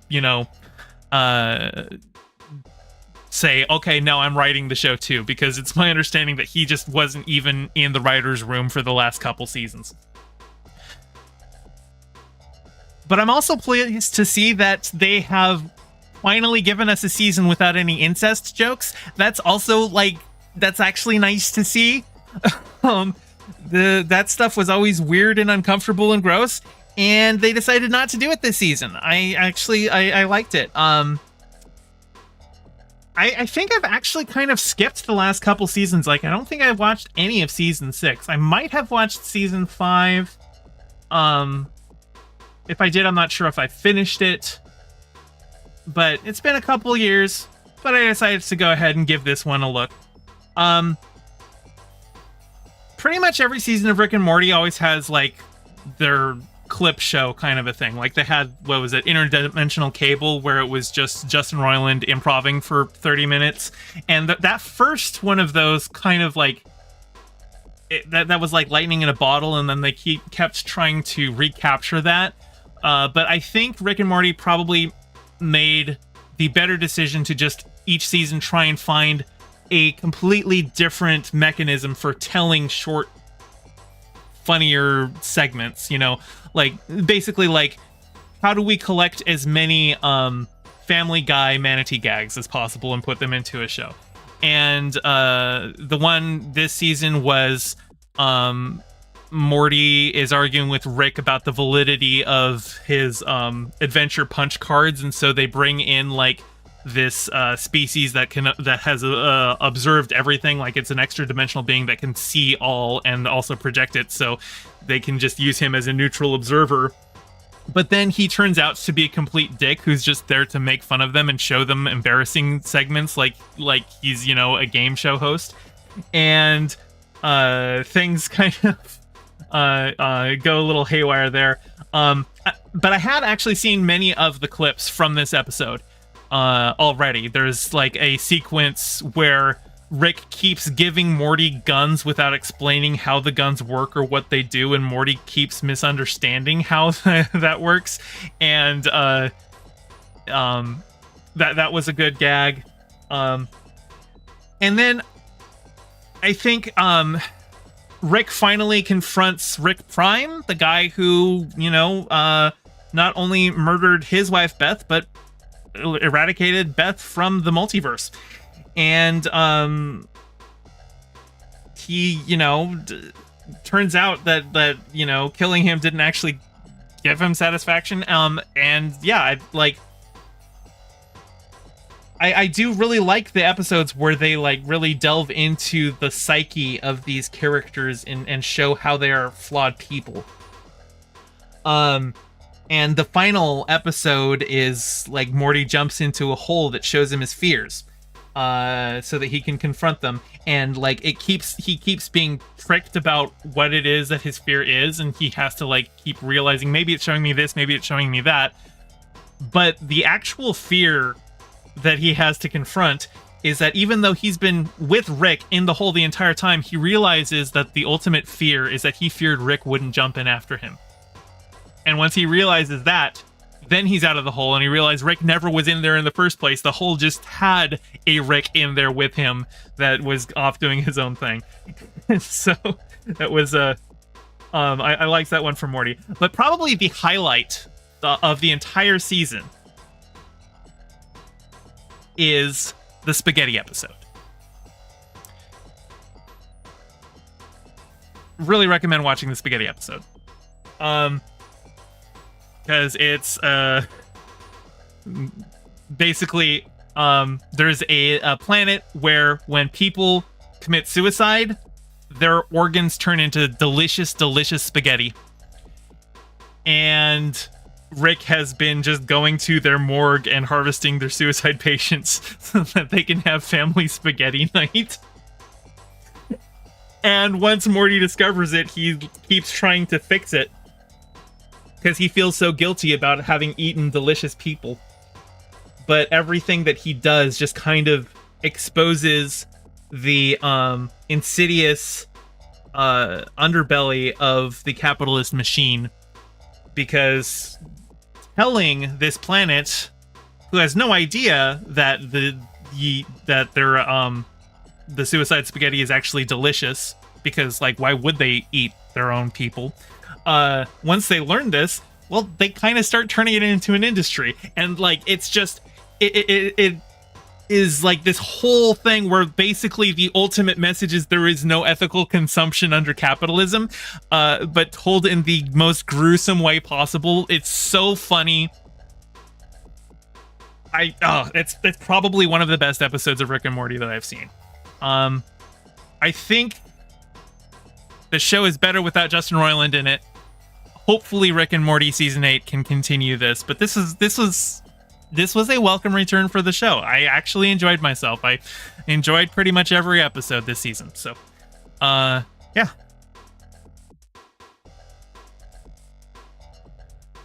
All right.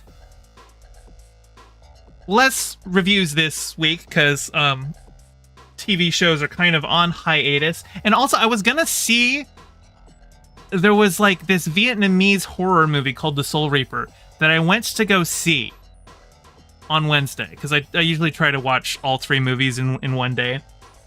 But it didn't have English subtitles. It was Vietnamese without subtitles. So I ended up not seeing that, so that's why I'm one movie short. And For All Mankind ended, so don't have that. And Invincible's not coming back until March. But once Invincible comes back, once that's over, we should be getting Star Trek Discovery Season 5, so I'll be happy to review that. But right now, I want to play some video games, but I also want to watch something from a creator named Chariot. So, give me a minute here.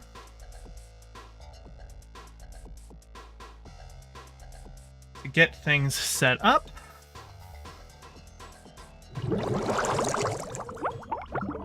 Now, I have been playing Breath of the Wild, and I will be playing Breath of the Wild, but before... Yes, I will pull out my controller. Thank you very much, Sai, for the reminder. Boop. Before I play Breath of the Wild, because I'm going to be reacting to this video from Chariot, I actually am going to play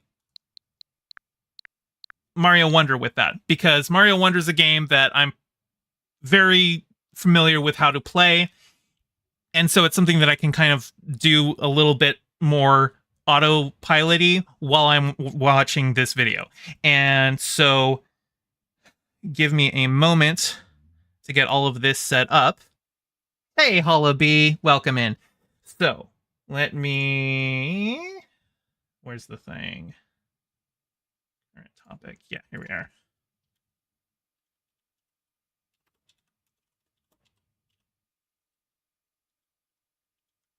Okay. Let's see, where is this? Boop. Oh, I just realized I'm going to... I guess the current topic, I can just take that off, because we're just going to be watching to this. Okay, so I am sure I'm going to have to adjust the sound here because of how I've got my sound set up here. We'll set this up and we'll see how the sound goes. But let me start the segment. Hey, Jessica Metal. Okay. If you've been watching my channel a while, you know I have been covering a guy on occasion named StarWarsTheory, who is this right here.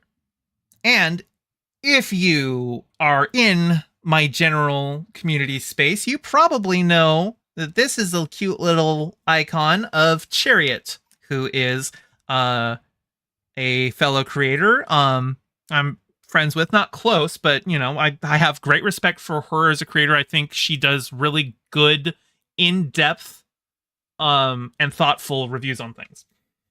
So I'm going to play some Mario Wonder, and we're going to see what she has to say in her video called StarWarsTheory is a Liar. Let me get the game set up, and then we will play this video.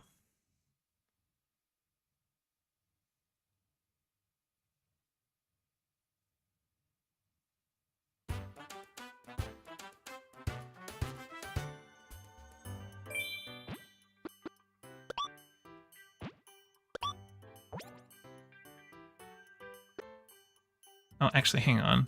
I want to make sure... Yeah, let's delete this one. Start fresh.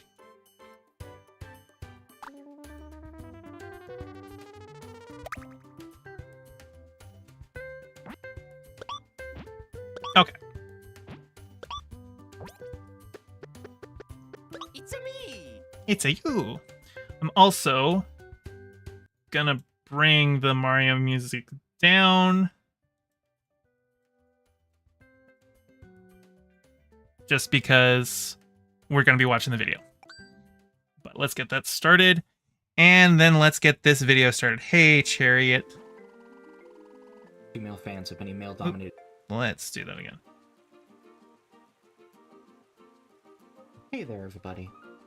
Now, let's see. Let's get that up to... We're at boost volume. Okay.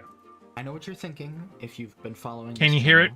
Why am I talking about this again? Why am I doing this again? Is this a good volume? I promise you that I had been willing to drop talking about all of the... I think it's a little... She's still quieter than me. Let's boost her up even more. Sounds fine to you? Drama around the hiring and the statements from the new... Anyway, let's get that started. Let's get closed captions on. And let's begin. Hey there, everybody. Now, I know what you're thinking if you've been following this channel. Why am I talking about this again? Why am I doing this again? Why bother? Oh, hang on. I'm just going to bring down the volume of the game for me. Oops, hang on.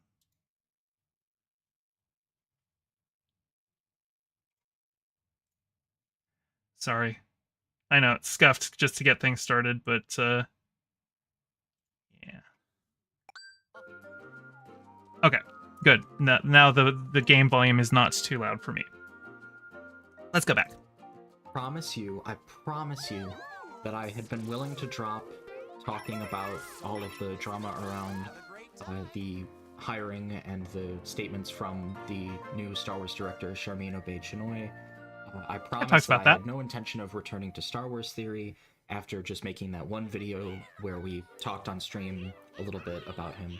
But I'm actually recording this off stream so that I can talk to you guys about something, because the situation has escalated pretty, I guess now infamously. A lot of people are talking about this, and I have some thoughts. I have some thoughts to weigh in with.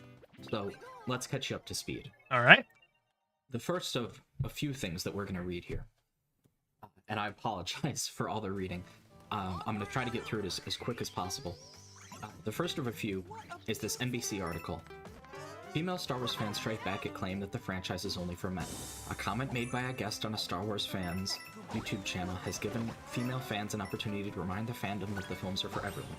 Okay. So, this is a relatively recent-ish article because it's in response to a relatively recent YouTube video. Yeah, and I didn't watch that video. I thought about reacting to it, but I have already done quite a few Star Wars Theory things recently, and I didn't know, I wasn't really sure if I wanted to get too much into it. My understanding is he had on, somebody who was basically like a woman who was basically saying, you know, Star Wars is for boys, not for girls, so the girls should just, you know, stay out of it, which seems really shitty, rightfully so, you know. Anyway, well, I'm sure Chariot will get on into all of that and the public backlash against it. Okay. So the big story here, I guess you could say, is female Star Wars fans have heard sexist comments before. This time their march, women don't even watch the films, came from a popular YouTube channel that called their fandom into question. In the last week, the words have become a rallying cry for some female fans of the franchise who have used it as a backdrop to respond to the kind of casual sexism they say is still common in their corner of the pop culture galaxy. Oh yeah, very common. They don't even care about it. Psychologist Sidia Khan told YouTuber Nia Tostadbe in a video that's who it was. She was a psychologist. I think that was probably why there was even more of an uproar, as somebody who was using her credentials to just be sexist. It was posted to his Star Wars Theory channel, which has 3.3 million subscribers. It's a man's little thing. Let them have it. But they want to be like, oh, there's such a deprivation. We've got to be in it so they can be a mini-hero. Nearly. Side Ethel says, kind of pick me girlish. Is that offensive? Sorry if it is. No, I think pick me is a very accurate term. There are all sorts of pick-me's. They're not always girls. They often are, just because pick-me's by their nature are generally members of an oppressed group who try to appeal to the dominant group by taking down the rest of them. So like the classic idea might be, you know, like, oh, I'm not like other girls. And yeah, it's not to say that like every woman who is not like the other girls is, you know, bad for it. It's the people who specifically say, I'm not like other girls, I'm better than them. Like that's what we would call a pick me. Or like you would have like in the trans community, you have the people who are like, well, I'm the true trans. I'm the one who's doing it right. All these other people are fakers or trenders. Like you get like your Blair Whites, your Buck Angels. Those are pick-me's. And well, Buck Angels, he's a man. So it's not always women. But because women are not in the hegemonic class, you generally don't have like pick-me white cishet white males, because like why would they need to be a pick-me? They're already, you know, the dominant class. So yeah. The 1,300 TikTok videos have used Khan's soundbite as a way to show their affinity for the films. In some videos, fans show themselves cosplaying characters within the universe, and others they share clips of female fans at Star Wars premieres and conventions. Khan's remarks have underscored an ongoing issue that has fatigued female fans of many male-dominated franchises for decades. In 2023, dubbed the Year of the Girl, events like Taylor Swift's Eras Tour, Beyoncé's Renaissance Tour, and the Barbie movie empowered women to unabashedly embrace the things they love. But fans who spoke to NBC News said that there is still a long way to go in terms of accepting the female fans as equal. And the article goes on to quote a number of fans, especially Star Wars fans, who are women, who talk about kind of their experiences with discrimination. And I would encourage people to just go and read this so that you can get the direct information about it. I don't just want to sit here and just read articles to you, because this is actually going somewhere. I promise. Okay.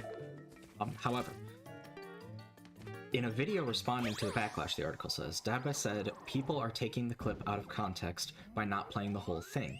He accused the extreme left twisting Khan's words to contort it to their own narrative so that they can play fantasy fairy tale land and stand for something that never needed to be stood for in the first place because it was not the case. That's his quote. He said that he had specifically asked Khan, who had not seen any films in the franchise, about recent comments made by Sharmeen Obaid-Chinoy. Wait, so he asked somebody who doesn't even watch Star Wars, and she's the one who's just like, oh yeah, of course women don't like Star Wars, because she thinks she speaks for all women? That reminds me of, like, I had a conversation once where I was like hanging with some friends, and there was like a friend of a friend who was there, and I was talking about like how much I love Star Trek.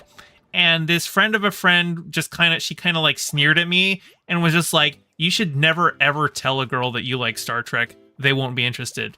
And I was just like, first off, what makes you think I'd want to date somebody who doesn't like Star Trek? Second off, I literally like got girls in high school specifically because they liked Star Trek. So like, you're just wrong. Anyway. Who is slated to become the first female director of a Star Wars film. Obaid-Chinoy had been quoted this month saying that it's about time that we had a woman come forward to shape a story in a galaxy far, far away.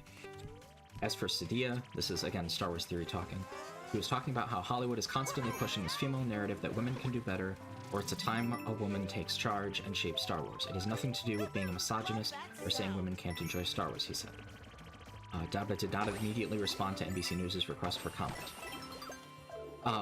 Now, Sadia Khan has said elsewhere, according to the article, that she just didn't know what the audience of Star Wars was like. She was under the impression that it was more of a male thing, and I understand that if she just got that wrong, then whatever, you know, there's no point in harping on that too much. I do want to, as we continue onward... Well, I would say, I mean, you don't need to harp on it too much, but I would just say, like, if you are unfamiliar with the franchise, then you shouldn't just say with such authority that, oh yeah, no, it's not for girls, girls don't like it. That's just like, she's speaking out of ignorance there. Yeah. I don't know. I don't know that I would be giving her that same pass that Chariot is, other than to say, okay, well, there's only so much that you can talk about her just speaking out of ignorance. But anyway. Revisit that specific video. And to do that, the first thing that we're going to have to do is travel a little bit to the Theory Talks channel. This is Star Wars Theory's second channel. It's got some streams on it. It's got like some culture stuff on it. It's kind of a backup in, you know, as you can see, some of his other channels here. Star Wars Theory is the main channel, but he's got secondary channels. More than two. I don't want to give I just realized I missed the Wonder Seed in this one. I gotta do this again. anybody any misinfo. But this is a second channel, and this has the video, as you can see here, of Sadia Khan, What Women Want, OnlyFans, Red Pill Men, Breakups, Trust Issues, and Why Relationships Fail. So in this video, in this segment, Star Wars Theory in a live format is asking Sadia Khan questions, and they're just going back and forth. Here is towards the end of that video, and we're not going to watch the whole thing. It's like an hour long. But we are going to watch the part where he asks her that question, and we can see what the context is, and we can judge for ourselves about that. I am going to play this back at 1.25, just so we can get through it a little bit faster. Okay, and the final question I have, remember it's going to be a Star Wars question, so... Okay, go ahead. I've never seen Star Wars in my life. But, no, it relates to what we're... So once Disney took over Star Wars, they started to change the whole infrastructure around and really, kind of dog the men and focus on the women a lot, in the sense where there wasn't much training and this and that. There's a new director for one of the Star Wars movies. By the way, I don't agree with this at all. I think that he's painting this in a completely slanted light about what the films actually contain. However, you can see how if she hasn't seen Star Wars and he gives her a really biased impression of it, then it'll, kind of tilt and slant how she responds to it. So in a way, unfortunately, Star Wars Theory has kind of set Sadia Khan up to fail here, which is a little funny and a little sad, but we'll keep going. That's fair. I would still say that she should probably, if she's completely unfamiliar with Star Wars, then she shouldn't be making declarative statements like that about it. And she says it's about time that a woman come in and shape the Star Wars movies and galaxy, and it's causing a huge uproar on the internet. So many people are saying this is ridiculous. We've had women in Star Wars galaxy before, and other people are saying, well, people's egos that are having a problem with this are very fragile and their masculinity is fragile. What's your overall consensus when a female director wants to come in and reshape something and say, it's plant that flag that, hey, I'm a woman, and hear me roar, here is my way of making this sort of franchise which is already established now something that's feminine dominant or female dominant, whatever it might be, instead of just a good story.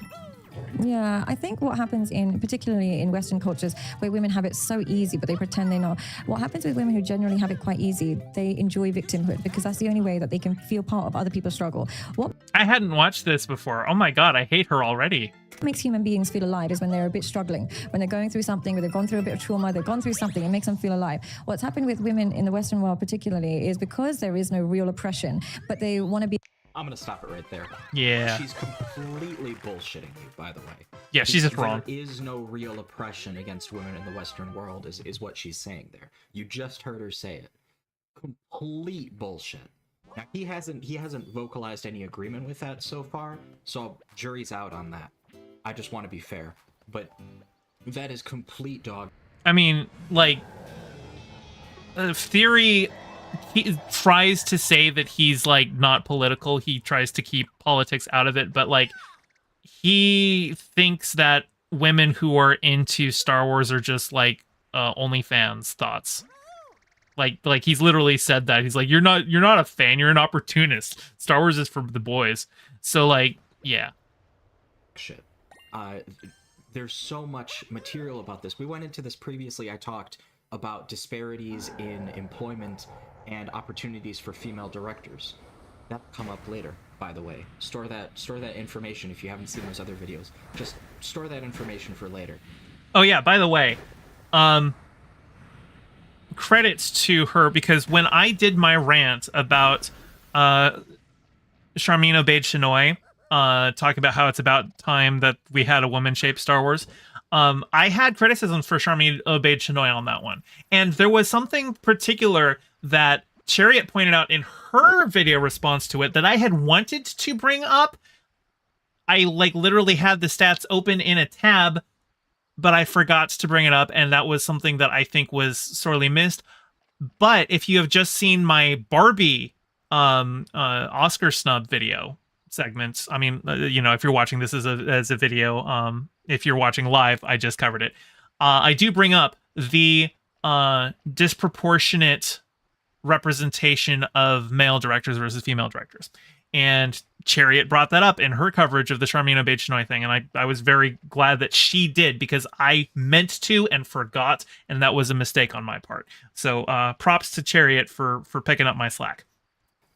there are disparities in the opportunities that women get versus the opportunities that men get when they're in a field like film direction.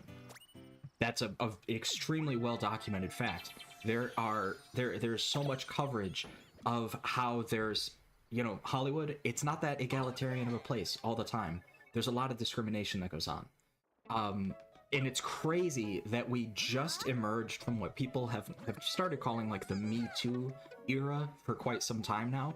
There was such an amazing amount of sexual assault against women in Hollywood specifically by powerful men.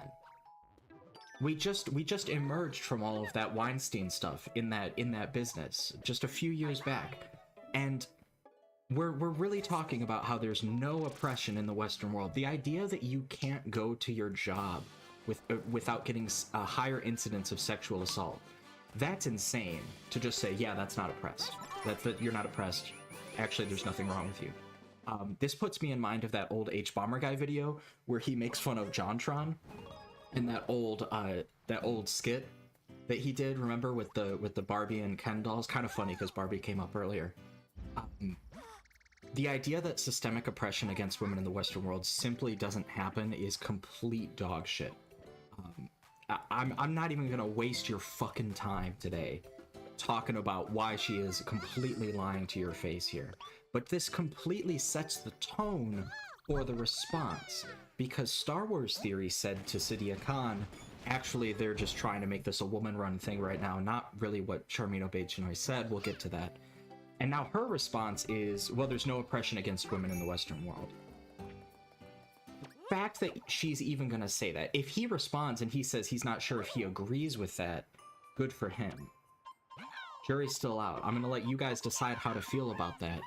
But it is remarkable the amount of how well documented, the amount of literature there is supporting the idea that there is in fact a lot of sexism faced by women, in keeping with the earlier theme where I brought up sexual misconduct in the workplace in Hollywood and workplace opportunities for women. There's a book, I've talked about this book before. It's a pretty famous book. It's called Asking for It. It is a book about the idea of rape culture and how that has been received and some of the myths about it. And it goes into the statistics around it. And it's a really good book.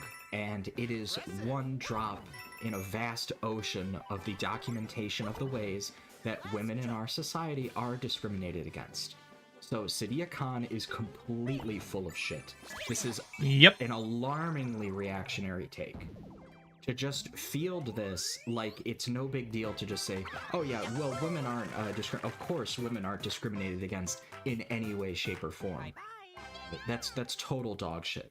I kind of can't believe that Star Wars Theory would ever grouse about people misrepresenting him if he doesn't immediately jump in on this and voice his disagreement. Well, but he's a sexist. So, like, yeah, of course he's not going to jump in on it. He doesn't actually care about misinfo or anything like that. He's just a reactionary shithead. Because if he is hosting her on his channel and she's just spreading blatant misinformation about how much misogyny there is in our society, then yeah, actually he should be held to account for that. He should say something about that. I think that that's incredible that this even fucking happened. Good lord, what a hateful and ridiculous remark. Let's keep going. I don't want to bog this down too much. Be a victim so bad because victimhood is just a way of kind of shortcutting sympathy. Everyone just, it's just shortcut entitlement. You get what you want without having to earn it because you just happen to be a victim. So what happens is they want to start finding places where they can be a victim and then transform it so that they can become a hero. So what they'll do is say, oh, we need more women in this particular sport. He's nodding along right here. He's nodding along and you can kind of hear him kind of see him just like mouthing like, yeah. Like nodding along like that. Because he's sexist, seemingly in agreement with this. So this is sexism, straight up. This is misogyny and this is sexism, and he's agreeing with it. Is what this appears to be. I will say that if this is your first introduction to Star Wars Theory, I can understand maybe having this reaction. I will say that, like, Chariot seems to be pointing this out as if this is a surprise. Like, or, you know, like, I guess it's obvious to me that he's a sexist. It's obvious to anybody who's ever seen any of his content that he's a sexist. I can understand to the uninitiated just making sure that it is called out, but this actually seems, and like, you know, I appreciate Chariot being thorough and everything and making sure everything's, you know, is given its full due diligence. But I will say that calling attention to theory being sexist and like saying, by the way, this is sexist, what he's doing here is sexist, when it's so blatantly obvious here, this feels a little bit like saying water is wet.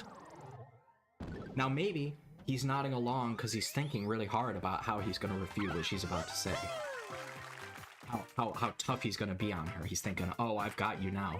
You've just said something completely ridiculous and misogynistic, and I'm going to point it out so that people know that that's not what I think. Nobody watches them. Nobody wants women in there, but they'll just say, stamp their authority so they can be a local hero. Then we need more women in Star Wars. No, we don't. No one. Women don't even watch Star Wars. They don't even care about it. It's a man's little thing. Let them have it. But they want to be like, oh, there's such a deprivation. We got to be in it so they can be a mini hero. Oh, look at how gleeful Theory was. I mean, obviously, Cherry's covering his face a little bit, but you could see how gleeful he was, nodding in agreement when she's like, women don't even watch Star Wars. He's such a piece of shit. When you don't have anything outside of your gender as a way of being proud of yourself, you use your gender as a shortcut for entitlement and heroic stances. So I would just say, unfortunately, it is the norm in Western cultures to kind of over-identify with your gender and then over-identify with victimhood. Man, I hate her. I really hate her. Yeah, I hate this woman. Oh my God.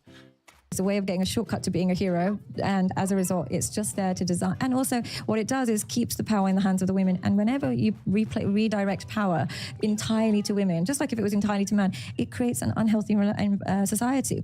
If the power is totally in men's hands, it would be unhealthy. If it's totally in women's hands, it's also unhealthy. But what we're doing is, I remember, like, in an environment, I did a talk. And oh, actually, you said she's breathing so loud on the mic. Well, I think that's probably because I've got the sound boosted up for Chariots, and the sound mix might be here. Let me do an unboost and see how that goes. Let's just be super real here. She says, of course I do that right after Chariot pauses. Okay, let's just go back. If the power is all in men's hands, that's unhealthy. If the power is all in women's hands, that's unhealthy. Remember that. Remember that kind of absolute. Because I kind of a little bit agree with that. I actually think that there's a ghost of a good point there. If I was there, maybe I'd nod along to that too. But just, again, file that away in your mind. It was a mainly Gen Z, a very young generation. I couldn't believe how feminine the men were.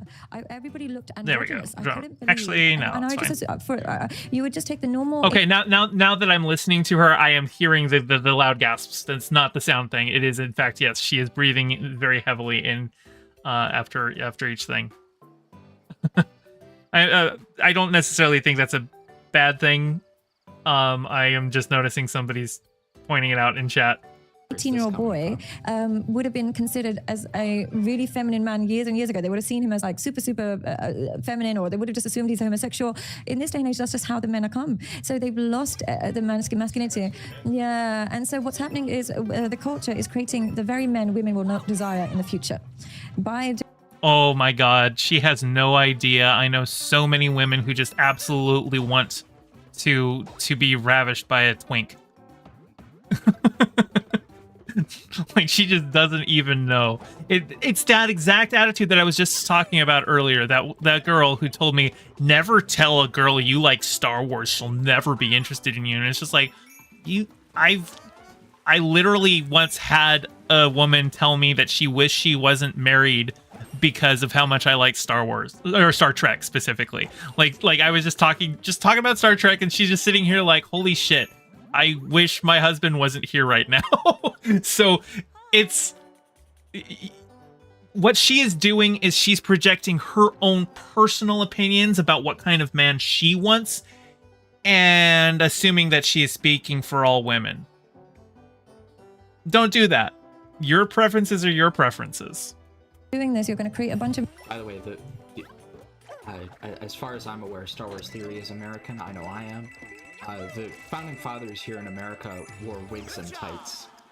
True! Based. I don't know what you're talking about. That seems, again, like that's complete bullshit. But let's give him a chance. Maybe he'll refute what she's saying. Men that you will no longer be sexually attracted to, and as a result, you'll be more miserable in the long run. Just about 30 Sadia, seconds thank you for your time. Thank you. Find you on the Instagram, I guess, hopefully. I know I got hacked on my Instagram, unfortunately, No, but in that's it. TikTok and YouTube, Looks it's like at that's Salvia it. Psychology. I also offer one-to-ones, and I have a Patreon which contains all my exclusive content where I go into more detail, and you can message me anytime on that as well. So I stay interactive. So my Patreon and one-to-ones are always available. I'm going to put all those links in the description, and everyone can find them. And I look forward to talking to you again in our session. Thank you so much for your time. Okay, take care. Bye. So, no. Misogynistic misinformation. No, absolutely no pushback whatsoever on women in Western societies are not oppressed. That's kind of fucking crazy. Especially since this is about Hollywood. Okay? But it doesn't end there. It could have ended there. This could have just been a moronic moment in human history. But it didn't end there. Okay. You guys ready for more? Do you want to? Oh boy, do you want to listen to more? I do. Tell me more, Chariot. All right. Well, people didn't react super well to that, so Star Wars Theory has another video on his channel. Of course. Let's give it a watch.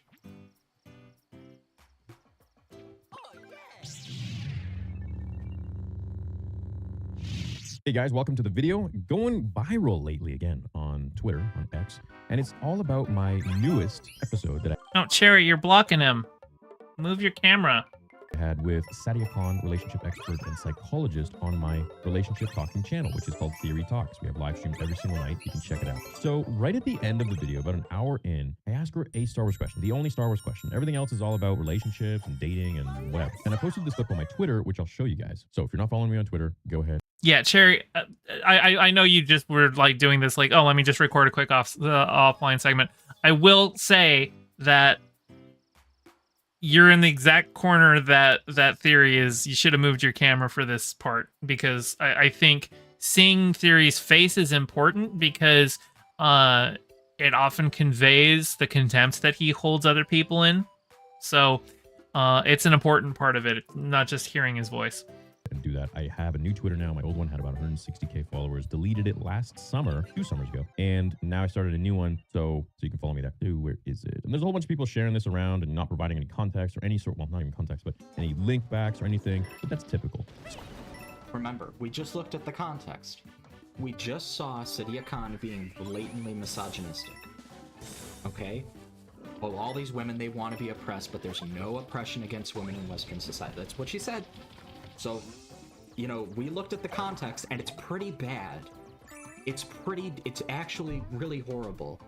So, let's see. So I asked her a question regarding the new, well, you can watch it. So Okay, go ahead. I've never seen Star Wars in my life. But, no, it relates to what we're so once Disney took over Star Wars, they started to change the whole infrastructure around and really, you know, kind of dog the men and focus on the women a lot, in the sense where there wasn't much training and this and that. There's a new director for one of the Star Wars movies, and she says it's about time that a woman come in and shape the Star Wars movies and galaxy. And it's causing a huge uproar on the internet. So many people are saying this is ridiculous. We've had women in the Star Wars galaxy before.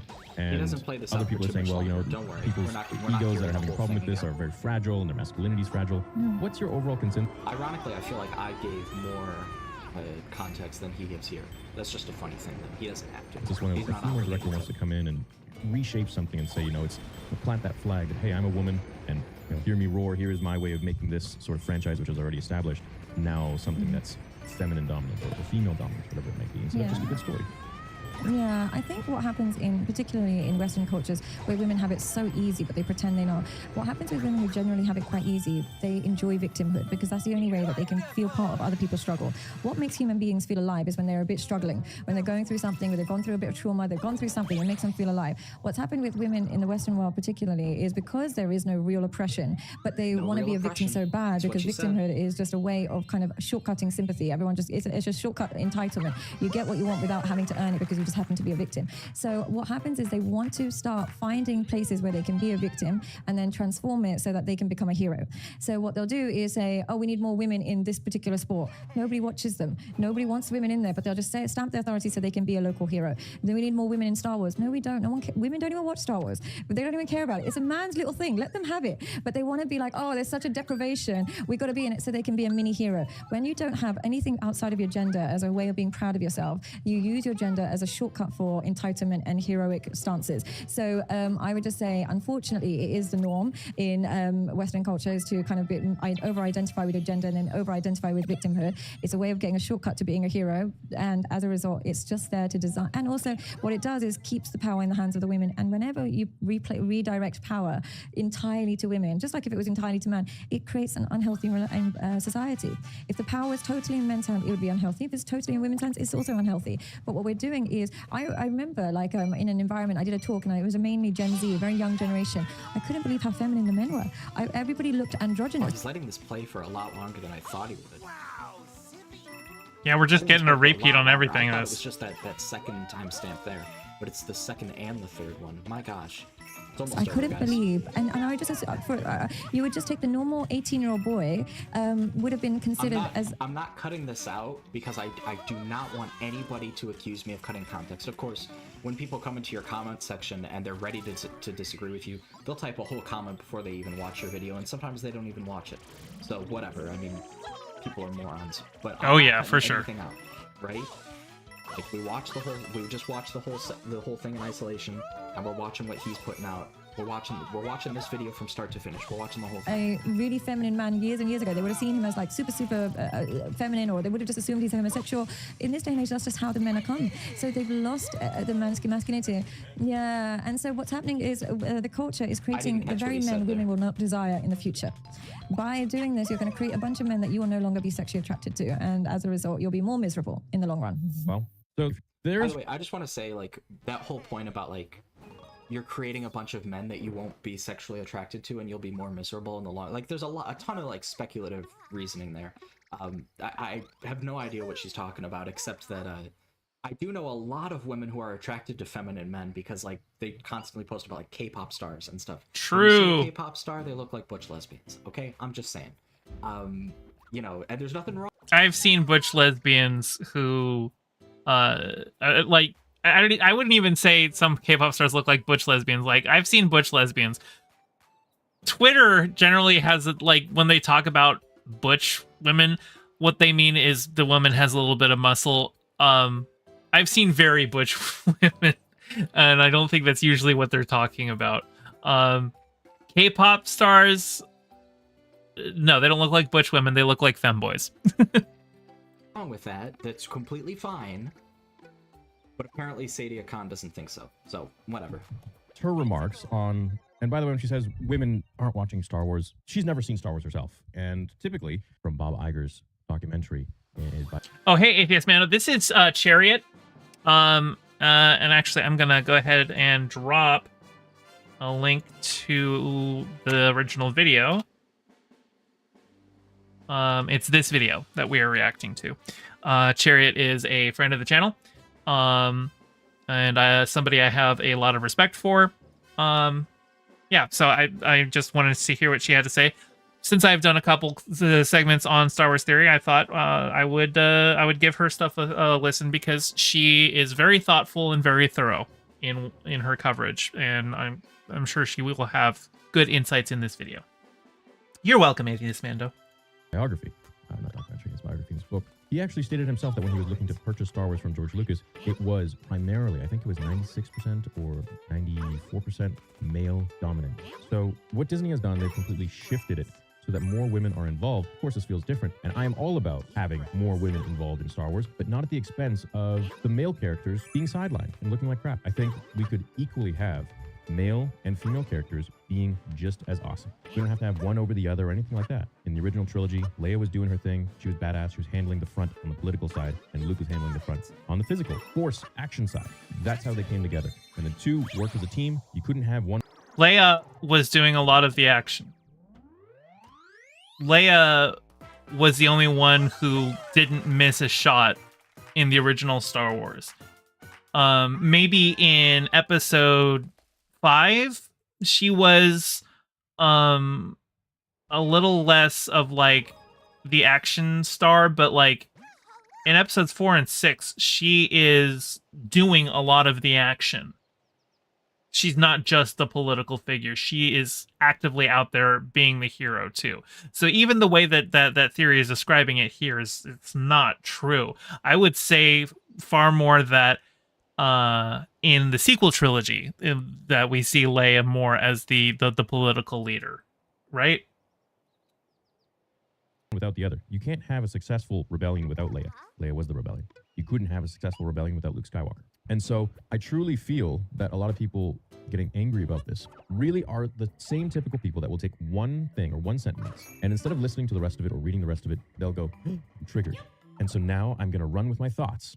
And that's what the Western part of the world does, is that they run with their thoughts. They get triggered by something, they run with it, they believe it, and that becomes the forefront of their mind forever. And that is exactly what you did to Charmin Obaid-Chinoy. You heard a little bit of what she said, and you got triggered because she's the whammon coming in to steal your Star Warses. You didn't actually look at the context, especially of the other stuff. Like there was that clip going around from an interview she did like a decade ago, before she was even doing fiction films, when she was a documentarian. Like, yeah. They are unable, incapable of listening to the actual facts presented to them, anything that's written in front of them or said to them about what the actual case is, and they just run with whatever they hear. Women don't watch Star Wars. Oh my God, sexism. Oh my God, this is so not right. Women aren't involved in Star Wars. No, look, if you do as much due diligence as I have done, I just want to... He keeps talking about doing due diligence. Star Wars Theory has not done any due diligence. You know how I know that? Because that video has Siddhia Khan going on a misogynistic rant, and he never once contradicts her, and then he just ends it. He just left that in. A creator that's doing their due diligence does not put hateful misinformation in their videos uncontradicted, without any pushback. You're spreading hateful misinformation. So that's not due diligence. That's the opposite of doing your due diligence, actually. Like, this is something that is the standard for publications that actually have good reputations. YouTubers, which have who have, let's be honest, trash reputations, they don't have a lot of professional reputation to squander, most of us. So this might not be readily apparent to a guy who has no idea what the fuck he's doing or what the fuck he's talking about. But that's not what doing your due diligence looks like. Having a bunch of hateful misinformation in your video is not what doing your due diligence looks like. That is the opposite. That is the direct opposite of that. So he's completely full of himself. Oh, I did my due diligence. Why? Because you didn't say yes? You didn't vocally affirm her, necessarily? I mean, you were nodding. People could interpret that either way. You kind of left it open. Because if you had said, well, Siddhia, I disagree with that, but I respect your opinion, then at least you would have something to point to. And that would be such a minimum amount of effort. But there's nothing in that video. We watched it. You don't say anything. You just say, wow, thank you for your time, and then, you know, talk about Twitter, and then walk away from the convo. That's it. So it's just hateful misinformation, no contradiction, end of video. Sorry, that's not doing your due diligence. You're full of shit. When it comes to reading Star Wars, understanding Star Wars, and outside of Star Wars, the people who have purchased Star Wars, Bob Iger and his biography, he literally says that women didn't really watch Star Wars. It was a male-dominant movie. Man, I remember it wasn't really cool to say that you liked Star Wars. You know, it wasn't the comic. By the way, this is that clip that we talked about the previous time that we talked about Star Wars Theory on this channel. Yeah, I also covered that thing where he's like, it wasn't cool to talk about Star Wars. I would say that talking about Star Trek, maybe, in my experience, that was something that, even though I did get bitches for, was also something that I got made fun of for and got bullied for. But Star Wars, everyone liked Star Wars. Everyone liked Star Wars. It was one of the most successful film franchises in history. He keeps bringing up Bob Iger. You know what? Let's just dig into that. Bob Iger, if you don't know, is the former CEO of Disney. Okay? So... Isn't he also the current CEO of Disney? Like, he stepped away for a little bit because he wanted to retire and gave it to Bob Chapek, and Bob Chapek wasn't doing well, so they brought Bob Iger back. What's important And I'd love Star Wars Theory to have a source for that quote, for those numbers, to know where Bob Iger's getting that from. Because what's important about this is just because the former CEO of Disney pulls some numbers and says, well, you know, it was mostly male fans. First of all, that's not the same thing as saying that there aren't female fans. Second of all, I don't know where you're getting those numbers from. You don't have a source for that. That's ridiculous. Third of all, why are we suddenly trusting Disney? Atheist Mana says, rizzing people in the 80s was if you spoke Klingon or Romulan. Well, not so much Romulan.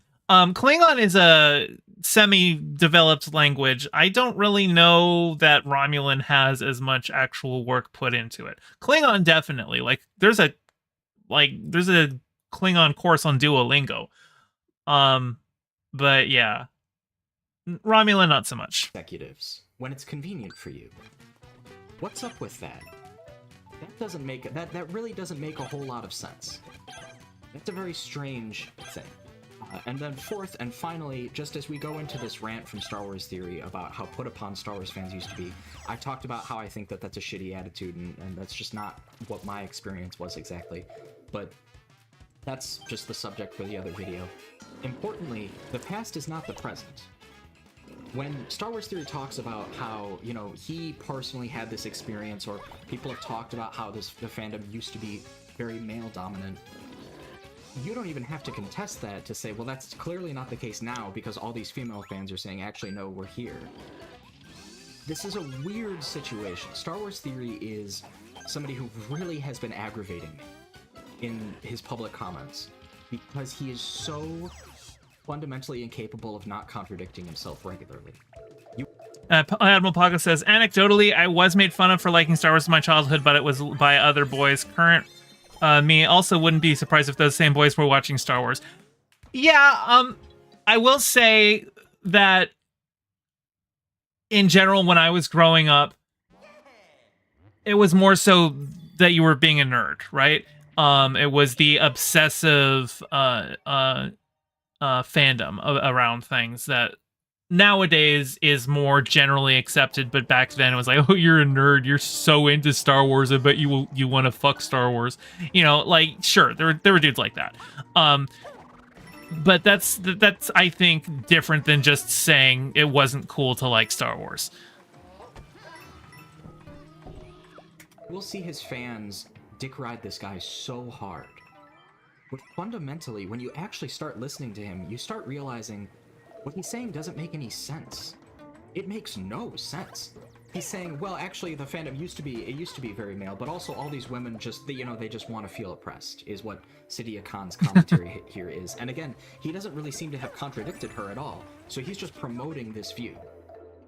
Okay, so all these women who are talking about being female Star Wars fans right now, well, they're just speaking up, and for what?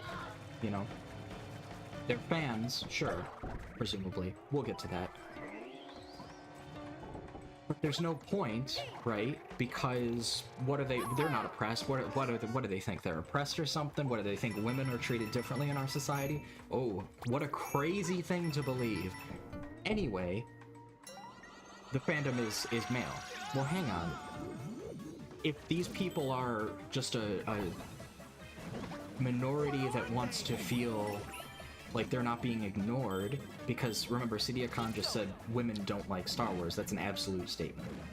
So if there's even, you know, 5% female fans of such a big franchise, that's still a sizable chunk of women. Now, I think that those numbers are completely, like, I would love to see a source for those numbers, but I'm not going to harp on it too much, because I feel like if I harp on any one thing too much, we're just going to completely get lost in the sauce here. This is going to be a really long segment regardless. And one thing that I should point out, and this isn't like specifically about Star Wars, again, growing up, like, I mean, I always liked Star Wars, but I was always a Trekkie first and foremost. So I'm more intimately familiar with you know, the Star Trek side of things. But like, even the idea that, oh, women don't like Star Trek, when women saved Star Trek, women got Star Trek on the air, and women are who brought Star Trek back. when Star Trek went off the air, you know who was organizing the first conventions and writing the fanzines? It was women. Women have long been the strongest soldiers of some of these franchises. I don't know the exact like numbers for like Star Wars stuff, but I would venture a guess that yeah, you had a lot of them. Actually, my mom got my dad into Star Wars. My mom saw Star Wars first and went and got my dad into it. Both my parents have been, you know, nerds of various calibers. I'm not sure which one of them was the bigger Trekkie, but like, yeah, no, my mom has always been a big nerd. I can feel it coming. I can feel it's going to be a really long segment. So we're going to continue. But if you actually listen to Star Wars Theory, the thing that I want you to start noticing about him is that he'll act like, oh, okay, well, there are these female fans, but also I'm going to promote this view that there aren't these female fans. So how do we square that? Find out. Comic book shop stuff. But if you told a chick at a party or something like that in high school or elementary school on the playground that you watch Star Wars, then you get made fun of like crazy. By the way, that's a pretty broad span. Like, you're talking at least like a decade of time there, right? Roughly roundabouts between like going to high school parties and elementary school. Which, by the way, talk about fake oppression. That's you're not oppressed or marginalized because somebody was mean to you in elementary school. Holy shit, talk about trying to make yourself feel like a victim. I think that it's crazy, and I was way nicer about this the last time that we talked about it. But this has really gotten under my skin because of how much posturing this guy has been doing on social media. Yep. It gets worse, though. It gets worse. Cool kids didn't watch Star Wars at the time. And now it's being used as some sort of a clique, some sort of movement, some sort of a nerd culture. I can remember people bullying people over all kinds of stuff. I brought up last time, sorry, I said I wasn't going to do this. I'm sorry, I'm doing this to you guys. I brought up the quote from John Mulaney, where he was in school and somebody tried to like bully him or make fun of him for using the toilet in the bathroom, and he was like, I don't know if you guys know what that room is for. Stuff like that is true to life with how kids bully. Kids will bully you over anything. It doesn't matter. So the idea that it wasn't popular to like Star Wars, I think, is not really evidenced by that claim. Because I remember a lot of people liking Star Wars. Yep. But I also remember that geekdom was not necessarily popular in the sense that, you know, if people found out that you liked some of that stuff, that was a thing that they could use to see you as different from the group. You're different. Why are you different? Well, I don't know. Maybe the way that you like Star Wars, like you own a lightsaber. That's like a. Oh, hey, Nactal. I will be playing Breath of the Wild later. I want to. This is a game that I can kind of play on autopilot. And I wanted to react to the chariot thing. When I play Breath of the Wild, I want to be paying attention to it. So that's why I'm doing this first. I'll bring up Legend of Zelda afterward. Don't you worry. Different thing. That's like a next level of fandom where you're like collecting things. You own action figures. I don't know. What else do you read like expanded universe books, stuff like that. That was all stuff that came up. I remember people teasing.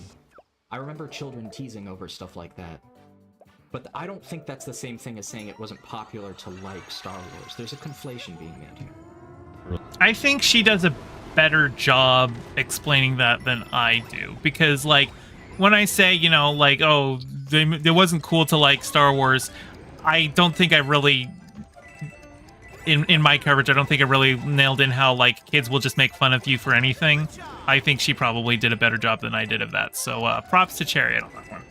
I'm a nerd. It's like, guys don't get that. It wasn't a thing back in the day. And now it's a thing only because it's part of a clique or it's in. It's like the fad. It's a part of your identity now. No, man. We were ostracized for liking Star Wars back in the day. And now it's at a point where, okay, like everyone's feeling inclusive and shit about it, but it's not, I don't feel like it's genuine. So I just want to be super real. When he says, I don't feel like it's genuine, no idea what he's talking about there. That just sounds like him. That's a theory, like a conspiracy theory that these people are all, I don't know, faking. A Star Wars theory. Sorry, I had to. That's fucking weird. But when he talks about like the way that geek culture acceptance has changed, I think that's true in the sense that the public image of geek fandom has changed. I would definitely concede that point. I think that part of it has changed, and this is one of the reasons why I'm comfortable like going back and talking about this segment again, because I do want to weigh in, not uncharitably, but definitely more harshly on how dishonest this guy has been being. He uses conflations like that all the time. We'll see a couple more as we continue. To be honest with you, I feel like maybe a portion of it's genuine. And again, people are gonna say, "Oh my God, he said it's not genuine. I'm not a Star Wars fan." It's like, well, if that applies to you, no problem. Go ahead. That applies to you. But in my opinion, I think everything she said was correct. You know, you don't need to have constantly everything being about gender. Everything she said was correct. Your words. So now you're on the record agreeing with her. Everything she said was correct, you said. Everything she said was correct.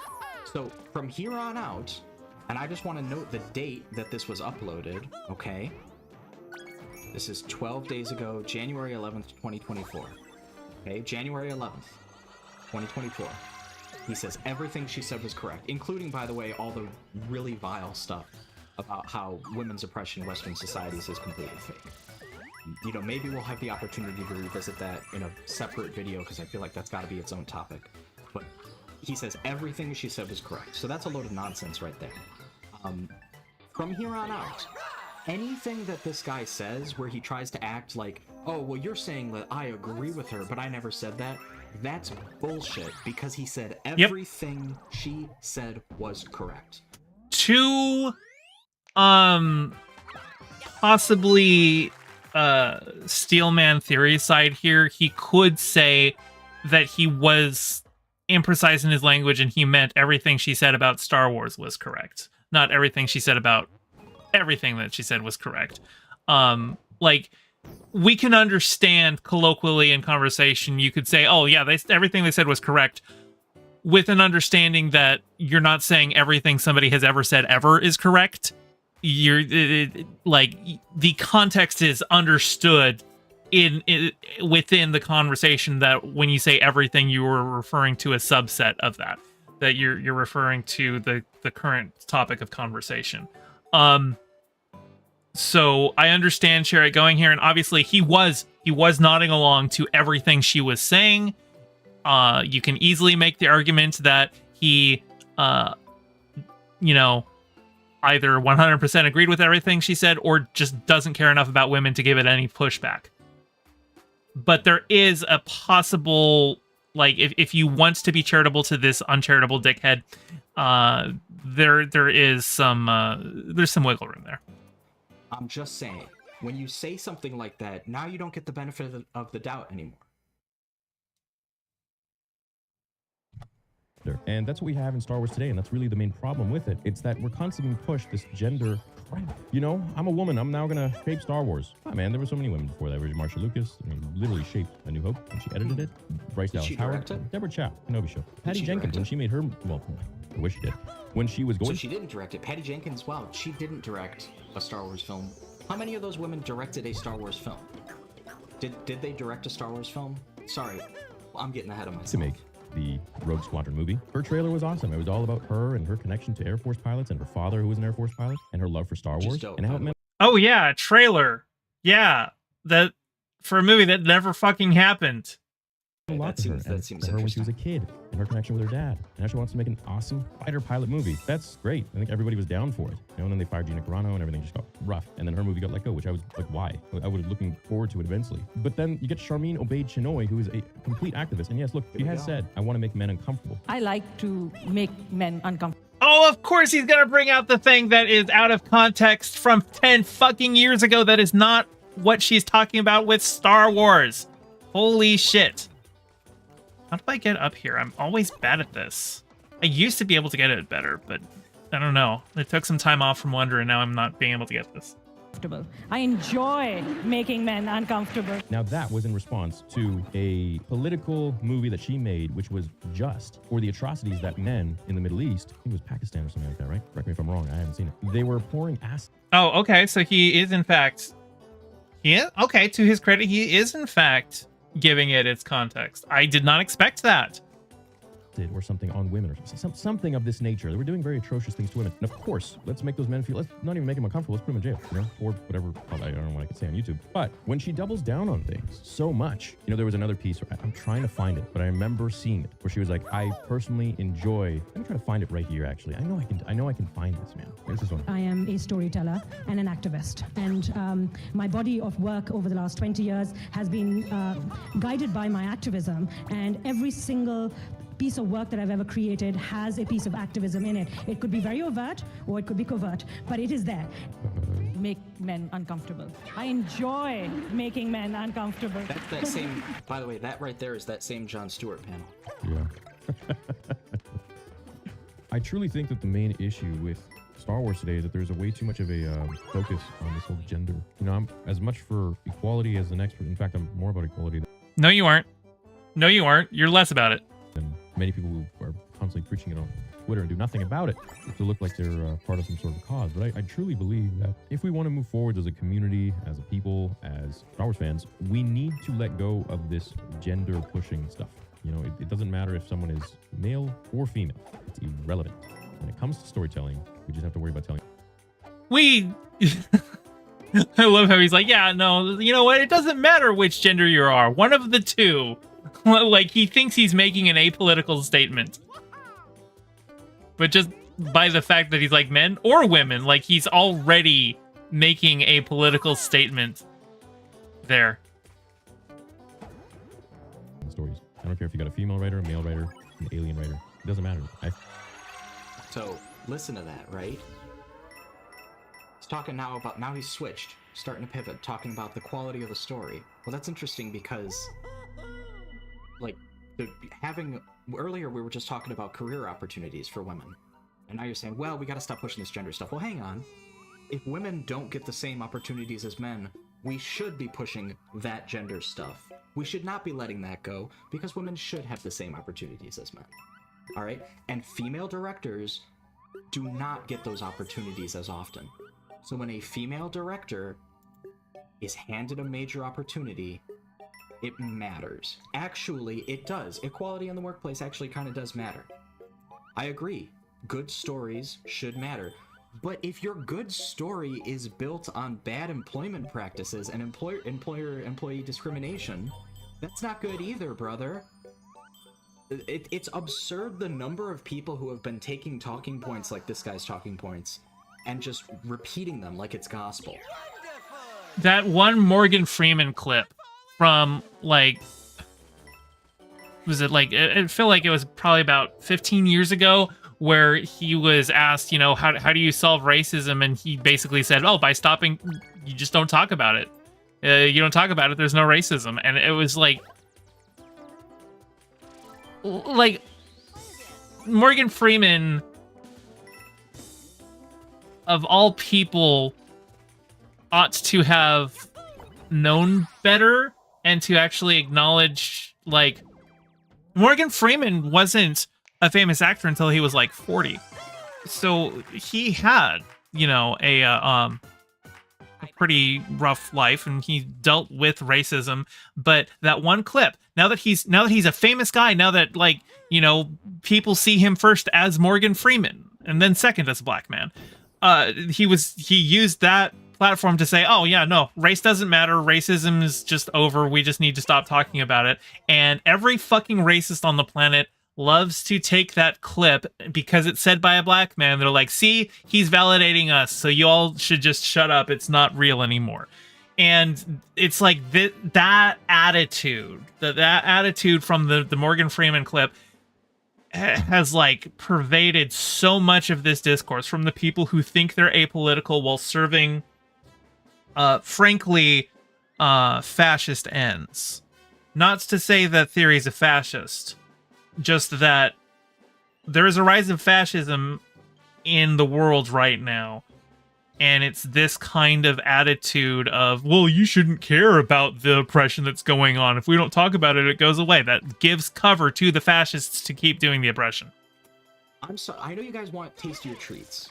I know you guys want the Star Wars films to be good. I want them to be good too, and I don't always like them. And I'm right there with you. I get that. But discrimination against women in the workplace is real. I don't understand why you can't have both those thoughts at once. He says he's more for equality than some other people. That's a load of shit. He said everything that Sidia Khan said was correct. And what was one of the things that she said? Well, there's no real discrimination against women in Western culture. So that was... Next Help says, I think I remember Thunderfoot using that Morgan Freeman quote. Yeah. It's my understanding that Thunderfoot has gotten better in recent years, but I never liked that dude. Like, I always had problems with that dude from back in the day. I haven't watched him in, like, well over a decade, but, so maybe he's a completely different person now. I don't know. But, yeah, that doesn't surprise me. A lie. Star Wars Theory is a liar. Let's talk a little bit about Sharmeen Obaid-Chinoy one more time. I'm very sorry, everybody. I know, we keep doing this. I'm very sorry. But I have to. I have to do it. You know I had to do it. So, let's go to the Snopes fact check and talk about that quote. As he says, he got this right, that's from a 2015 panel at the Women in the World Summit. And this is about the abuse of women in Pakistan. Now, what about making men uncomfortable? What's specifically the context of that? I like to make men uncomfortable. What does she mean by that, though? Because obviously, Star Wars Theory talks about it like he says, well, those men should be uncomfortable. In fact, they should be in jail.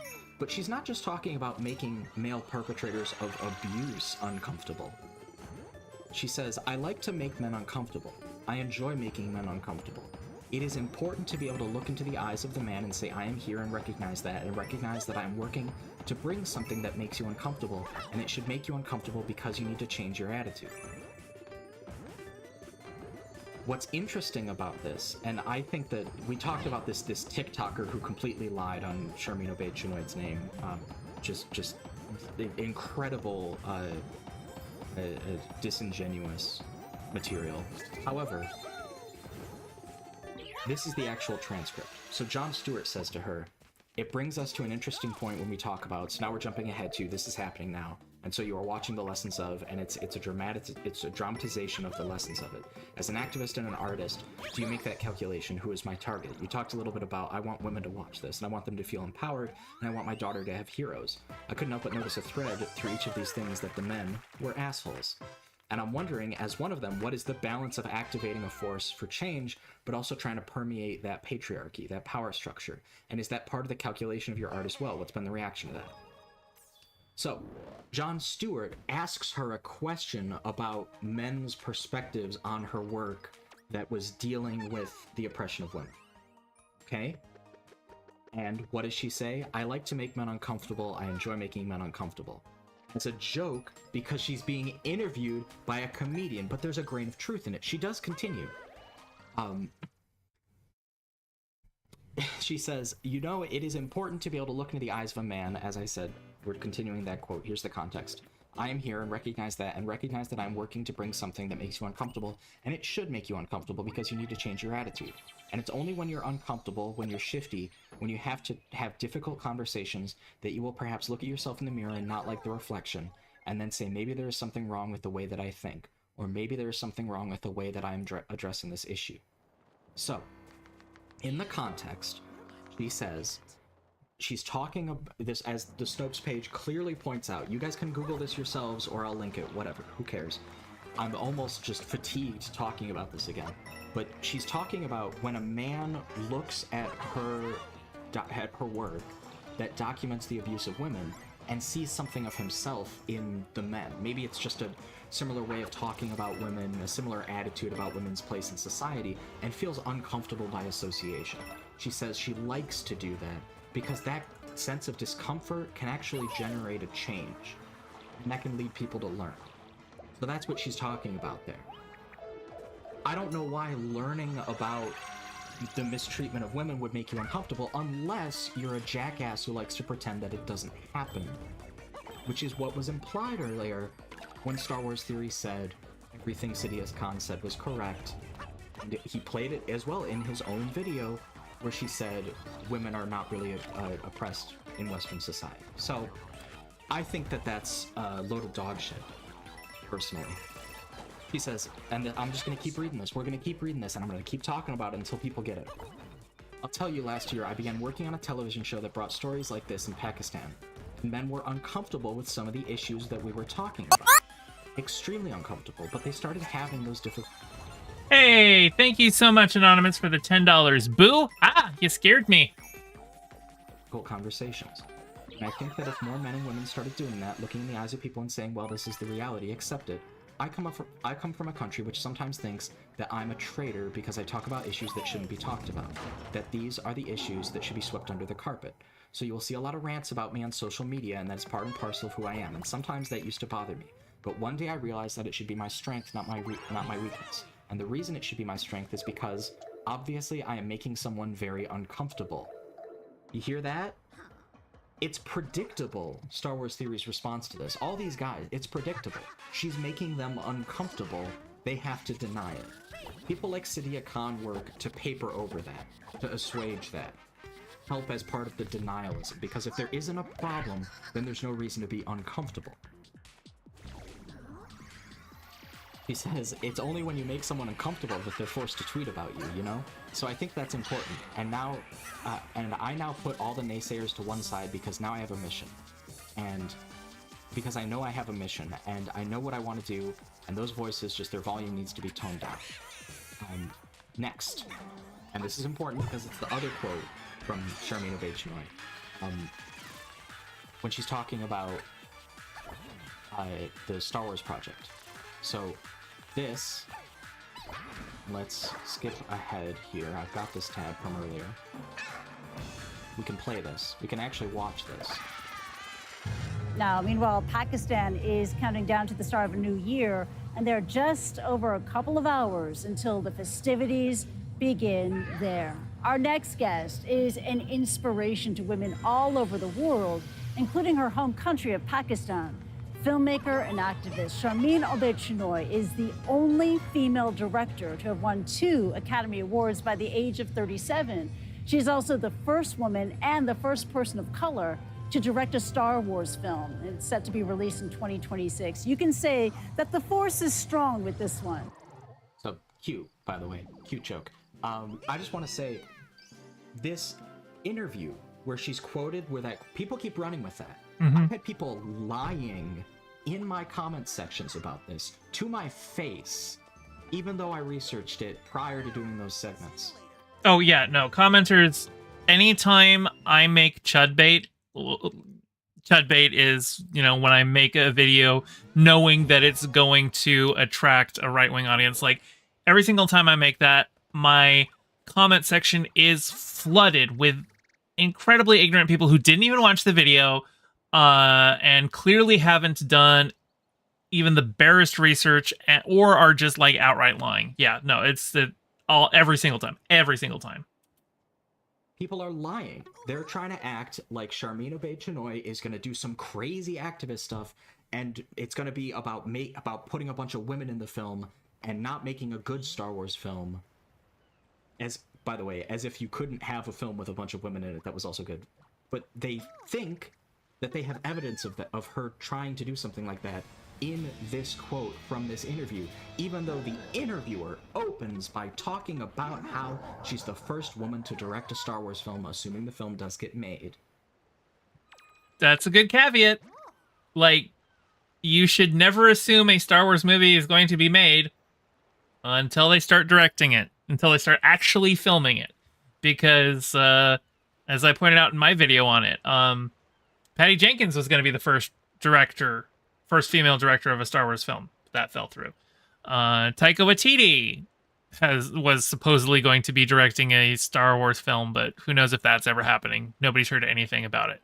Rian Johnson was going to be doing a trilogy of Star Wars films. I haven't heard any movement on that. The Game of Thrones guys, D&D, they were going to make a Star Wars trilogy, and that didn't happen. There was announced a Lando series that they didn't announce whether they had Don Glover attached to it or, Billy D. Williams. So haven't heard any movement on that. They announced Rangers of the New Republic.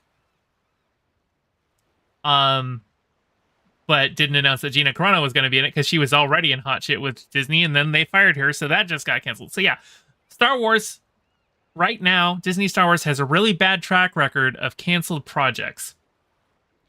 So yeah, until this film starts actually filming, I don't believe it exists. Obviously, it's in production now. So that is the context. First woman to direct a Star Wars film. It is from the interview. You know why the anti-woke crowd don't play this interview? Because it would defeat their framing of the issue. They're not telling you the truth. Let's watch.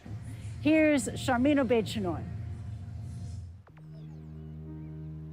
You know, I'm very thrilled about the project because I think what we are about to create is something very special. And we're in 2024 now. And I think it's about time that we had a woman come forward to shape the story in a galaxy far, far away. When the Star Wars announcement came out, you posted this on Instagram. You said this, quote, "I have always been attracted to the hero's journey. And the world definitely needs more heroes. The blueprints of the heroes we see on screen are rooted in reality," unquote. Now, Charmaine, as an award-winning heroes fighting abuse, fighting violence against women, is there an award-winning heroes fighting abuse, fighting violence against women? Is there one real-life hero you met, you filmed, who has stayed with you? And my work takes me right around the world where I focus on grassroots communities. And in my own home country of Pakistan, I'm inspired by so many of these frontline workers.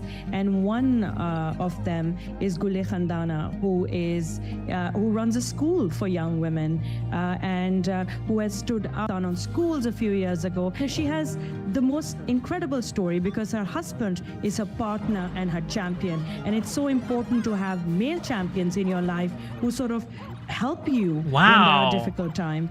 How important is it for you to continue? It's interesting, by the way, that in this interview she talks about the importance of men. Never seen anybody negatively mention that. I've literally never seen that clip. Fascinating. So Star Wars Theory completely misframed this issue to Sadia Khan, who then talked a bunch of garbage that he didn't contradict and then later said was absolutely correct. Sorry, let's just finish. Just trying to drive that home. To cultivate and to create spaces for the next generation of Pakistani storytellers. Somebody opened a door for me that allowed me to walk through it and grab the opportunities that have come my way. And it is so important for me to open doors for the next generation of female filmmakers in my own home country of Pakistan, and I founded Botw Pictures. Botw means firecrackers. So the idea is to give birth to the next generation of firecrackers in my home country. And I run a funding and mentorship program along with my team in the country. And for the last 2 years, we funded 15 films. We're about to, in 2024, fund another 15 films. And so the idea is that we get as many of these young women the access they need to be able to tell the stories they want to tell. If I can lay the network of the next generation of filmmakers in Pakistan, that is the kind of legacy that I want to leave. Thank you, Charmaine, for being the light and lighting the fuse for change makers in Pakistan and all around the world. Thank you for joining us on CNN, and Happy New Year. Happy New Year. So this is so clearly an interview about her getting an opportunity as a female director, which is rare. She will be the first female director of a Star Wars film. That's the context. People are taking her out of context. And they're trying to insinuate something about her and character assassinate her in advance of the film. That's how this grift works. It's very straightforward. This is how it continues to work. Don't let these people lie to you about who this woman is and what she represents. They are talking complete shit. And they continue to talk complete shit. So, there's a rumor going around that Disney fired Star Wars' director for the Rey movie, Charmin Obaid-Chinoy. It's covered by the direct here. The origin of the rumor, and we're just going to read this section of this article, is sourced here to the YouTuber Mike Zero, who has alleged that Lucasfilm decided to fire and remove the director in the wake of the Rey movie backlash, according to the article. Apparently, the video also claimed that the director was removed from other Lucasfilm. I have heard nothing about this rumor. It must not. I don't know. Like either my fingers completely off the pulse, or this is a completely like baseless rumor because I've heard nothing about this. And Disney Plus projects that weren't announced yet. So there's a discussion here to be had about quotes being misattributed, misunderstood, falsely attributed, lied about, etc., in the context of things Sharmino Bechinoy has said or not said. There is definitely a lot of different reactions floating around. There are a lot of different reactions floating around. However, there's no evidence for this claim. And it's a complete insinuation about what may or may not happen. Total speculation. But I've seen people running with this now. This misinformation festers. It spreads. Okay. People need to speak out about this, I think, because it's not good to have misinfo about these films just flying around. Stop spreading misinformation, please. And you can't get out of allegations of spreading misinformation just by saying, well, technically I didn't say that. My guest said it, and then I just later said that everything she said was correct. So actually, no. And then I also put it in the video, and in the video I didn't contradict her, and then I published it to my channel. Not just my side channel, but also my main channel in a segment where I talked about it. This video is from January 11th, where he says this. I do want to play the end of the video just so I'm not accused of cutting any context. I think the best thing to do moving forward is to stop focusing so much on this and to just tell good stories. At the end of the day, that's really all we want. And doing anything other than that really kind of just empowers the idea that women aren't in power. If we have to constantly be pushing it, it's just kind of making us double down and focus on the fact that, yeah, you know, maybe there's an issue. The whole word empowerment, it's stemming from something that's not in power. But in today's world and society, and one day I want to have a daughter, and I want her to feel normal. I don't want her to feel like she is. Oh God, I really hope he does not have a daughter. I really hope he does not have any kids at all. Like, no, please no. Please don't breed. Please don't. Over men. I don't want to feel like she's under men. I want her to feel normal. You know, and I think that this constant pushing that we're doing in the West of this unbelievable obsession that we have with gender is really going to damage us and thank you for finally addressing that, Cherry. Divide us as a whole and as a society. So I think going forwards, what we really need to do is just focus more on who we are as people, how we treat each other, and less on our gender. I think that's probably the most. But sometimes people get different opportunities, and it relates back to their gender. And you can point out that it's a milestone for a female director to get this opportunity. He's acting like when. Yeah, and this is obviously because he has published this video, which has pushed this misinformation that women in Western societies are not oppressed. And that's the real line here. But he's acting like if you talk about oppression, actually you're really inventing it. Actually, you're the real problem, because if people treat you differently for being a woman, people, by the way, including some of the people he's had on who made those remarks, if people treat you differently, actually, you're the problem. No, man, that's not just. That's not right. Like, holy hell, what a ridiculous thing to say. The important thing going forward is just not worry about that, not think about that kind of stuff, but rather just focus on who we are as people. And if we're telling stories, focus on the stories being good. Let the character development, let the story shape the story, not a woman shaping the story or a man shaping the story or whatever. That's what I think about that. At the end of the day, I truly believe that we are all just one people and we're one alien invasion away from coming together. But until then, hopefully we get some good Star Wars and we can stop fighting about things. And hopefully, you know, these triggered loonies.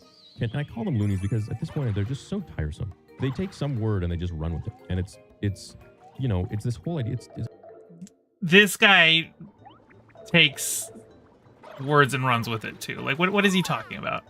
Everything I have studied so hard with psychology. Run with what, brother? You said everything she said was correct. So if anybody takes something that she said there and says, well, you believe this, and then you go, well, you're just taking that and running with it, you're just being triggered. Well, hang on, dog. That's not really fair, because you said that she was right. So you have admitted that you do believe it. So you're just lying now. You're just not comfortable with people knowing what it is that you really believe, and now you're covering your ass and pivoting. Oh yeah, 100%. Theory's a coward. He never owns up to any of his shit when he's called on it. He will always play this whole like, I don't know what you're talking about. It sounds like you're projecting onto something. Yeah, no. Theory is a total coward who never owns up to what he's doing. And that's all that these videos are. Every time that he's tried to cover this, since it happened, it's all pivots. Pivot, pivot, pivot. But he's admitted he believes it. What a load of crap. And learn from some of the world's best psychologists. For example, like one of the Dr. world's Stephen best Phillips psychologists, he says. That if you really want to understand your mind, you have to realize that thoughts are irrelevant. And so when people get triggered so easily, and as a person who has severe OCD and has learned to master it, you have to realize that when you get a thought or you're reading something, you get triggered by something, that trigger doesn't necessarily mean it's real. That doesn't make it what you actually think. The trigger is irrelevant. It's something that your body creates without your option, without your ability, without your control. And if you had control over it, well, then none of us would get triggered, because who wants to be triggered? So okay, I just want to point out, this is a huge problem with how people misuse like concepts in psychology.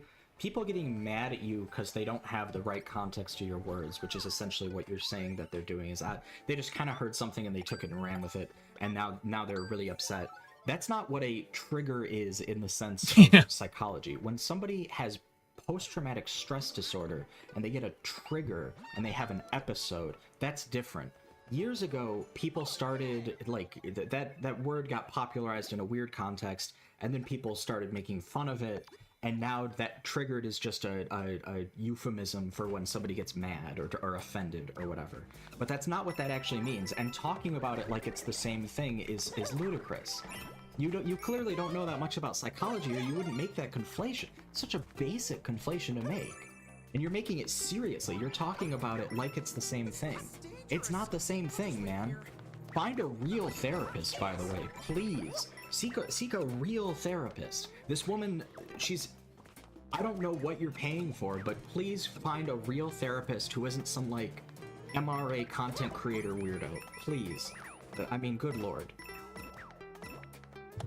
So it's like anxiety. Nobody wants anxiety. If you had control of it, you'd be able to get rid of it. You just have to let it do its thing. You just allow it to be there. And the same goes with this. If you're reading something, or you hear her say, oh, women don't like Star Wars anyways, well, it's true. Many of them didn't like Star Wars, and still to this day, compared to men, it's still more so in the percentage of men that like Star Wars. And I'm not saying that's good or bad. I want to see the stats on that.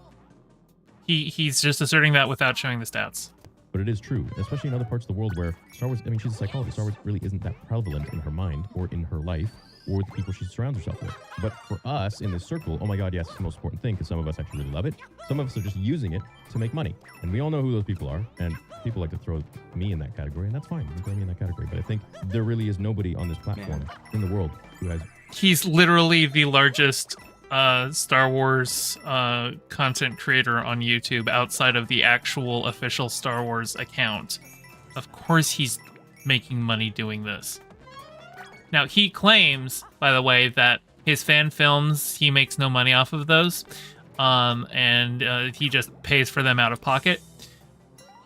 But he's has merch and, like, you know, like, so, like, he's not, like, running, like, a GoFundMe for his fan films or anything like that. And he says, I'm paying it out of pocket, and I'm not monetizing it all because I love it. But, like, those also, like, the fact that he has those, the people see those and subscribe to his channel and watch his other content and buy his merch. He has, like, his own lightsabers that he was, like, selling his merch. And, like, the general understanding there when you buy those is that you're actually going to help fund his fan films. Like, people know that. Like, it's not like the oops, I didn't want to do that. It's not like the money that he has for his fan films comes out of the ether. He, you know, he gets it by making his YouTube content and by selling merch. He's very, very much monetizing his fan films. It's just indirectly. Invested the amount of time and money that I have into creating free things for the community, just out of my love for Star Wars. So anyways, don't get triggered so easily. Try to understand something, you know, that's not what when people say, hey, that's just not what that word means, brother.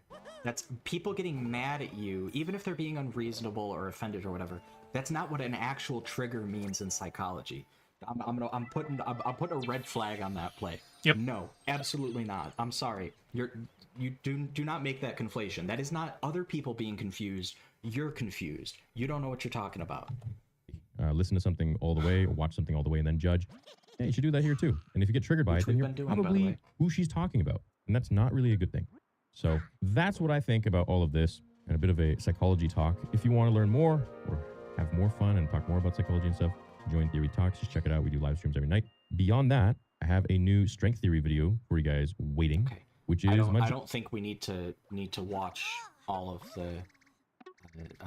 the self-promotion stuff. I think that for that we're good. Yeah. All right. Now, next thing.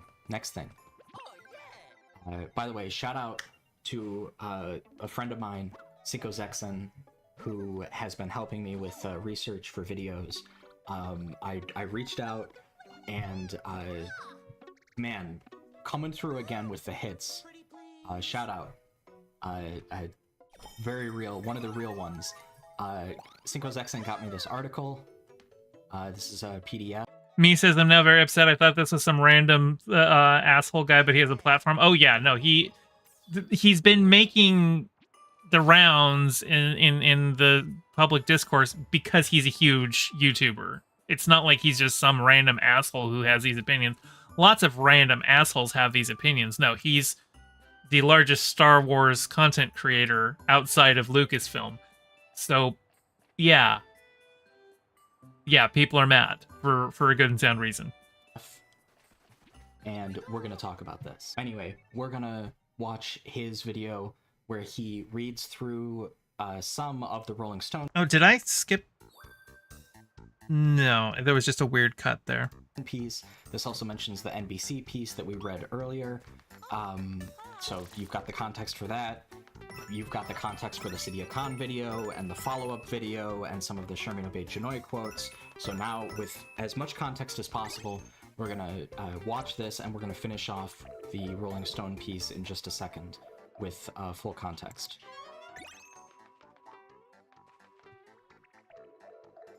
If you can find a clip of me saying that women don't belong in Star Wars, or women shouldn't be in Star Wars, or Star Wars isn't for women, I will send you $10,000. We would be honored if you would join us. Hey guys, what's up? How you doing? I was just about to make a video. I'm out in LA right now. I leave to Miami tomorrow and then Orlando MegaCon a little bit after that. And I was about to make a video and I came across this. Some people sent me, so I figured, yeah, let's talk about it. Rolling Stones called me out, said some pretty untrue things about me, and I'd love to give my take. So this is in regards to when I spoke to Sadia Khan, who is a relationship expert and psychologist, primarily a children's psychologist, on my channel Theory Talks, and where I have guests on there and we do live streams every night. We talk about relationships, talk about psychology. I'm a big fan of psychology, and I think it's really important to do your work as a person in general. Mental health is a really important thing. So this article says, and I'm recording the screen for you because I don't have my setup like I do at home. His guest said women don't like Star Wars. He agreed. I never did. I laughed. And sparked an internet debate. He said, I never did. Not true. Ooh, good catch. Yeah, no, he definitely said, I agree with everything she said. Yep, yeah. In that case, he said, I never agreed. Wow. Well, he was nodding along. Yeah. Okay. Absolutely a liar. 100% a liar. Paco says, child psychologist, that's terrifying. Yeah, you know what? It turns out not everyone who works in mental health is a good person. Not true. You said everything she said was correct. That's not true. Oh, ooh, another red flag. I'm sorry. Liar, pants on fire. I never did. Not true. You did, just not in that particular video. You did agree. You did agree. It's on your channel. Liar. Popular streamer Star Wars Theory has brought back familiar, unwelcome internet discourse. All right, first of all, why can't you guys just tag me? And why can't you say his guest instead of saying that? Just say Sadia Khan, She's quite a large name. Why can't you guys just... It's a Rolling Stone article, bro. What are you talking about? It's a Rolling Stone article. What do you mean, why can't you guys just tag me? Are you not familiar with journalism? Are you not familiar with the concept of people writing articles? What do you mean, why can't you guys just tag me? The Rolling Stone is covering the issue. What, you want them to put your handle in the title or the subtitle? What are you talking about? Well, okay, so did they reach out to him for comments? I have to imagine they would have tried to do their due diligence and reach out for comment. And maybe they sent the by doing that they mean they sent him an email and he didn't respond to the email. I don't know. Yeah, no, it's still a weird response, but like I have to imagine they tried to reach out to him. So I don't know what he's talking about here. What are you talking about? And she has some really amazing takes. Nia D is the streamer behind Star Wars Theory, a channel dedicated to the George Lucas science fiction universe, with over 3.3 million subscribers on YouTube alone. Most of his content revolves around dissecting Star Wars internet theories, debating casting choices, I don't know about that, and discussing new announcements and releases. Actually, no, it's more about fan fictions and comics and discussing Star Wars in general and like the lore behind it, but clearly they haven't done their homework on my channel. During a January episode on Theory Talks, his channel focused on critical theory. Sorry, I just maybe they got a weird impression from him. Let's see what the channels look like recently. It says, internet theories, casting choices, new announcements, and releases. Okay, all right. Let's see how much of that there is here. Oh, yep. Yep, so even after that video, new announcement and release. Yep. A bunch of stuff about new releases, so let's just count. We'll just, like, two things that obviously fall into that. Okay, well, maybe three. Maybe three. This one's a kind of a theory, kind of a announcement, kind of a future thing. All right. Oh, here's another announcement. Oh, that's weird. That's weird that in the first 8 videos, half of them are already the things that the author talks about. It's weird.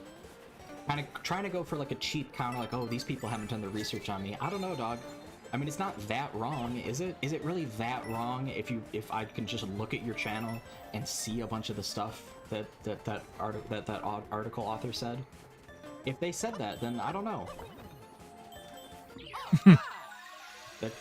That's fine. I mean, yeah, you do talk about other stuff. I agree, but like, you're going for a cheap, a kind of a cheap counter here, and I don't really think it hits.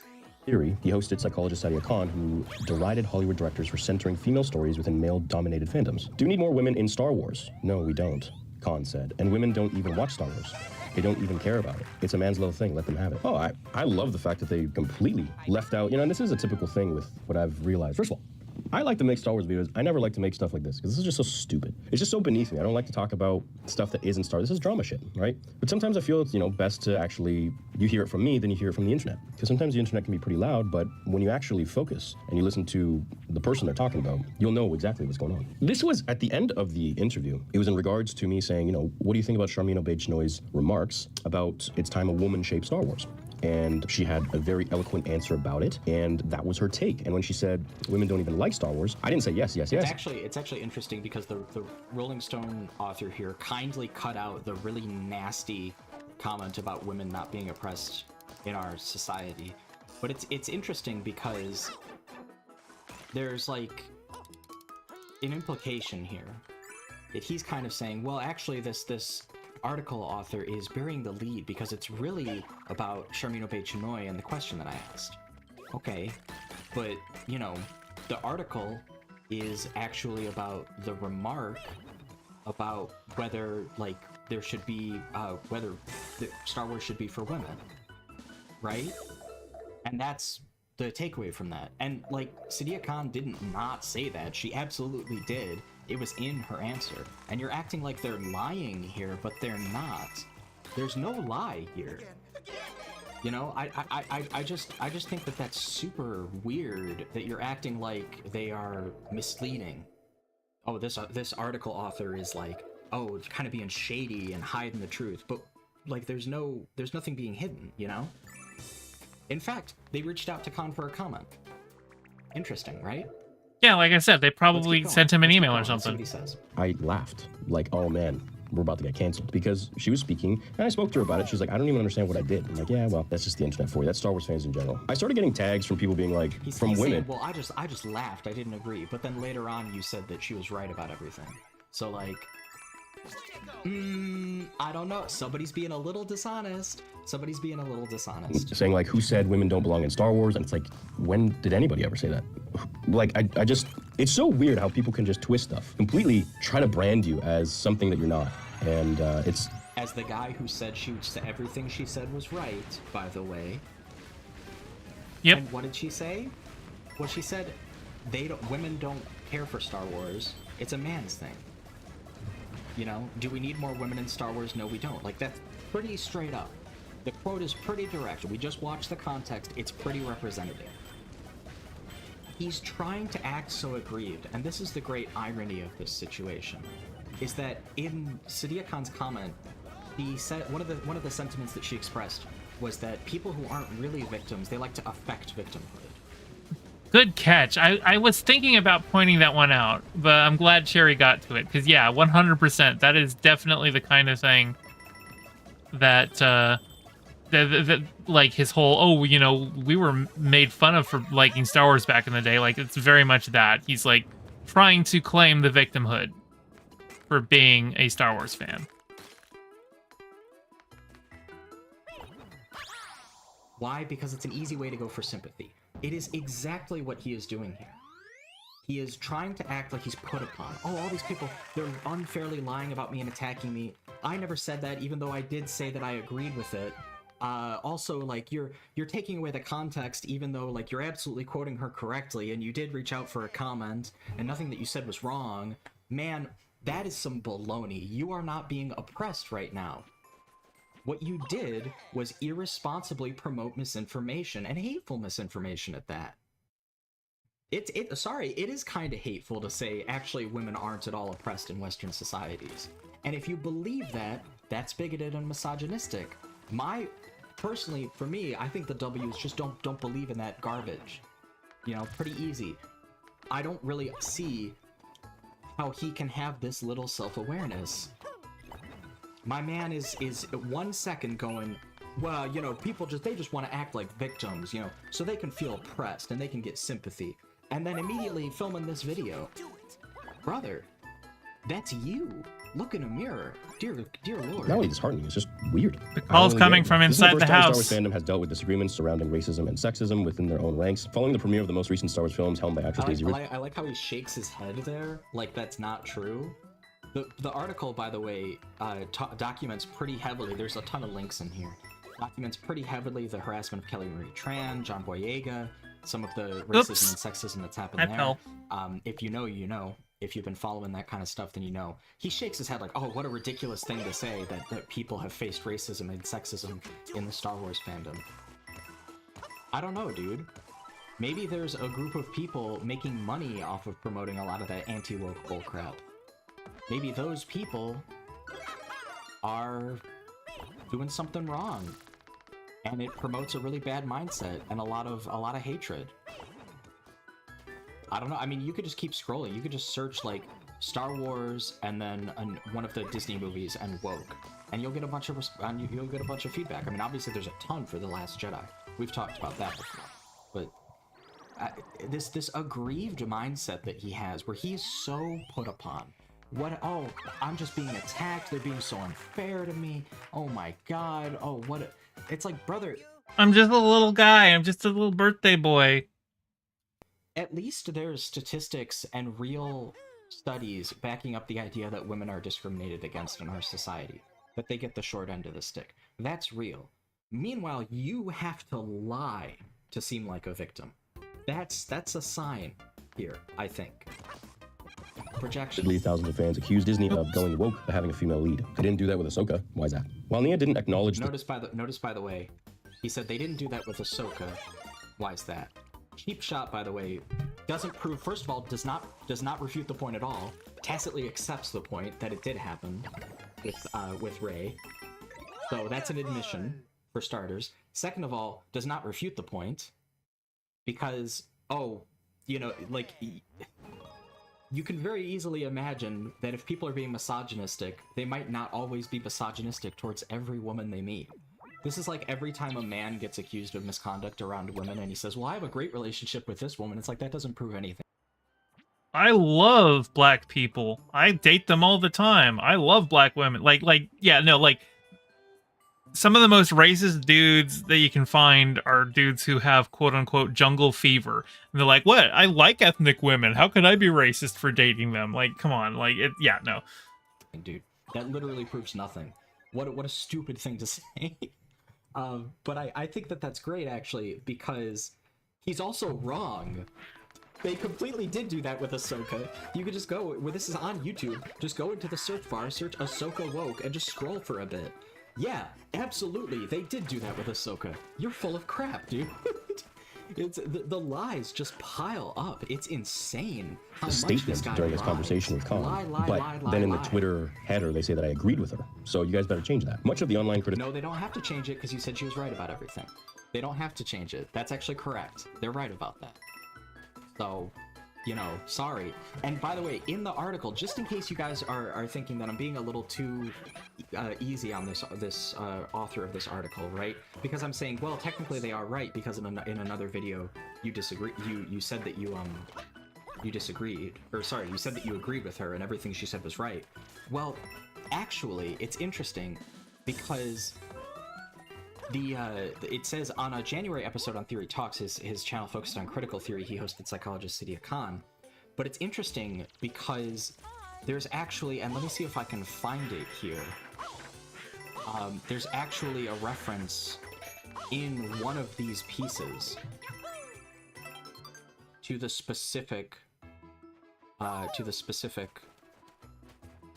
video on his other channel. Here it is. It down here. So Nia did not respond to Rolling Stone's request for comments, but in a follow-up video acknowledging the backlash, and he'll get to this, Nia denied that he was a misogynist, and instead he was simply protective of his favorite series. It has nothing to do with being a misogynist or saying women can't enjoy Star Wars, he said in a response video. Leave it to the extreme left to always take something that is so plainly put and explained so easily and twist it and contort it to their own agenda and narrative. Interesting.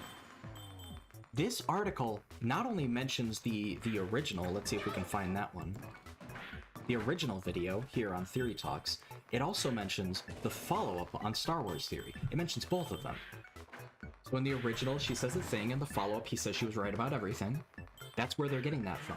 Putting two and two together. Easy. Easy. But this guy's a liar, and he can't stop lying.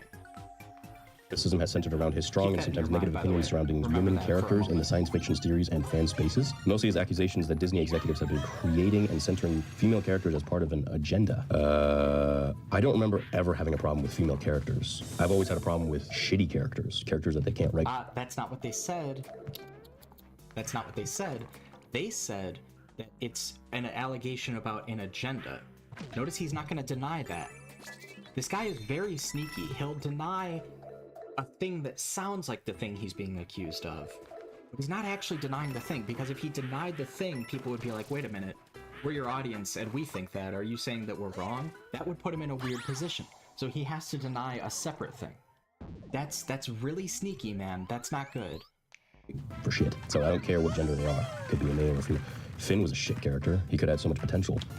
He says, by the way, the article starts off mentioning racism and sexism, and then his go-to for, well, I'm not being bigoted. I didn't like the black guy. Bro, not the defense that you think it is. What are you doing? Like, this is... Also, Finn was a great character. They did ruin him in the third one. Rise of Skywalker was just a bad movie all around. And Finn definitely suffered character assassination in that one. But he's great in his first two outings. It's actually crazy. The mind on this man. I mean, I don't know what he's thinking, but a couple too many lightsaber knocks to the head, maybe?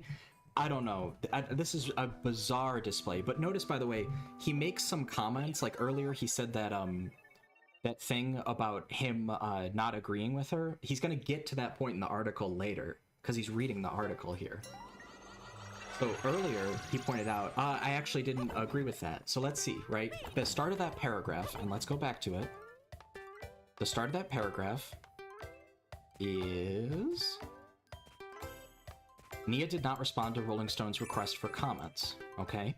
Let's see what happens when he gets to that. He's a guy. Oh, that's incorrect right there. On TikTok, women began posting clips of themselves enjoying or participating in Star Wars culture, with women in Star Wars pushing back against Khan's claims. Videos using the hashtag have over 4.1 million views. After watching Star Wars Theory's video, Olivia, a 16-year-old from New York, used audio of the interview to make a TikTok edit showing all the women both in Star Wars and who have enjoyed the series. The video has 2.8 million views and 1,000 additional videos from other TikTok creators using the audio to push back against Khan's claims. Yeah, Khan lives in the Middle East. In her world, I mean, she's never even seen Star Wars, and if you listen to the interview, she actually says that. So in her world, where it's about psychology, no one talks about Star Wars, right? And so she... Nobody in psychology ever talks about Star Wars, that's the way that he's framing it. I mean, like, yeah, sure, she's never seen Star Wars. That's not... I've been friends with people who work in mental health who quite liked Star Wars, actually. Didn't even realize that women like Star Wars. Olivia tells Rolling Stone she created...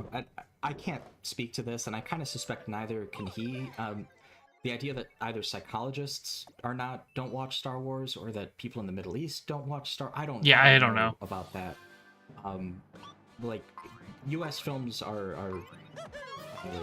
not necessarily equally known throughout the entire globe, but they're also not necessarily exclusively a domestic phenomenon. So I would be a little bit careful with that. I'm not saying that I think that he's wrong that she doesn't know anything about it, because like he says, she said when she gave the answer that she's never seen Star Wars, so that's correct. The now popular clip to remind people how important women are to the Star Wars fandom. Yeah, no one said that women aren't important in Star Wars. If anything, it almost seems like men aren't important anymore in Star Wars. Of course they are. Oh my god. Literally every single thing that I have seen since Disney Star Wars came out keeps trying to bring it back to Luke Skywalker. Of course men are important in Star Wars.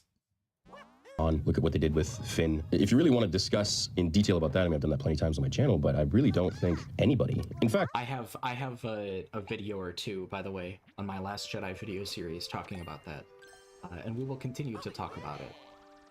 Because why not? But yeah, interesting, right? I would love for you to provide context. How about this? If you can find a clip of me saying that women don't belong in Star Wars, or women shouldn't be in Star Wars, or Star Wars isn't for women, I will send you $10,000. You have to provide a link. It can't be like some AI, whatever. Provide a link of the original. So this is a great technicality, because he's saying, well, I never said that. True, Sadia said it, and you said that you agreed, and that everything that she said was correct. So she says something awful, and you go, she was completely correct. But you technically didn't say it, so there is no such clip. That's a great little insinuation that since you technically didn't say it, the implication is you don't think that. Well, that's interesting, because she was being pretty awful there. And not only did you give zero pushback, not doing your due diligence as a creator, you also later on said, okay, well, I got two of the coins. Correct. So you have no wiggle room here, brother. Stream or the video where I say women don't belong in Star Wars. I'll give you 10 grand. First person to do it. I was surprised at the huge response and how so many people, including female and male Star Wars fans, came together by making their own videos using my sound. Star Wars was created for everyone. Star Wars Theory pushing the narrative that women aren't fans of Star Wars on his platform by having a psychologist on there saying it's for boys. Wow, so shocked. Who knew he was a piece of shit? Oh, me, I did, and most other sane fans of Star Wars that I knew. Okay. Right, so Oh yeah, by the way, like, everyone fucking hates Theory. Like, at Lucasfilm, they fucking hate Theory. The writer for what I think the writer for Rogue One literally like vague tweeted about how much he hates this guy. So yeah, nobody likes him. Can't ask a question about the horrible remarks that Charmin Obaid-Chinoy made in regards to its time a woman shaped Star Wars. I mean, that's a disgusting what if you do realize if a man were to say that, it would be absolutely game over, right? A man, wait, hang on. Men have been directing Star Wars from the beginning. It wouldn't be game over. People would just be like, wow, that guy's delusional because all of the other Star Wars films were directed by men. Because the context, again, we just looked at the context. She was talking about directing the film. She was being asked about directing the film. So, pretty straightforward. This guy's lying. Lie. Not good. That guy would be fired, anyone who agrees with it. So what is this? I mean, this cancel culture shit it just doesn't make sense to me, you know? If it was something I said, yeah, by all means, I'll take responsibility. Congratulations to Star Wars Theory and his friend. I mean, I pointed out where he said that she was right about everything. So, sure. But also, like, I mean, he's not going to take responsibility for it. Like, this is all evading responsibility. And calling this cancel culture as well, like, I kind of almost see where he's coming from, but also, like, he's hitting back at this, like, Rolling Stone writer. So at that point, like, a little tit for tat. I don't know. My friends. What friends? For helping to galvanize the Star Wars female fandom. Women have always made Star Wars, women have always loved Star Wars, and women will...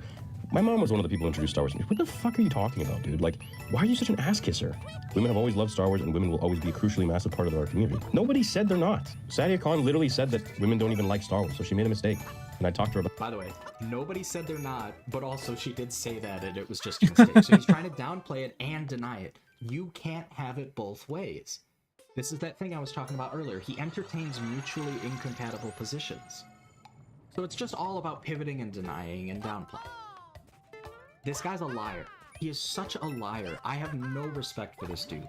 I mean, he doesn't actually seem like he's individually the most hateful person who makes like anti-woke Star Wars content or whatever. I'm not saying that. I'm not saying he's like, oh, he's the worst. I'm not saying that, right? There's totally worse people on this platform. In fact, there's like way worse people on this platform. Let's be real. But he's just lying. Through his Son of a bitch, I'm too fast. Getting past on like technicalities, lying about this, lying about that, denying and downplaying while admitting at the same time. Those 2 points don't interact with each other. You can't believe both of those 2 things, so you are being disingenuous. About it on the phone. She's like, oh, yeah, I guess I made a mistake. In my world, nobody watches Star Wars. And I was like, yeah, no, a lot do. What's the big fucking deal? Like, really? It's one person who made a mistake and didn't realize that a lot of women like Star Wars. And because of that, I'm a misogynist? Because I asked someone what they thought about Charmin saying women should shape... The quote, by the way, you should be thankful to the author of this article who did not quote the part of the answer where Sadia Khan said that there was no oppression for women in Western societies. Because that is absolutely something that somebody could get torn to shreds over by anybody who wanted to like write a piece where they researched that point. That would probably take over the rest of the article because it's such an egregious thing to say, which is also why I'm not even really trying to not dig into that at all right now. But I just want to point it out that you're being really sensitive about this article getting published. I don't know. It's just chronicling the backlash and talking about why people had the backlash.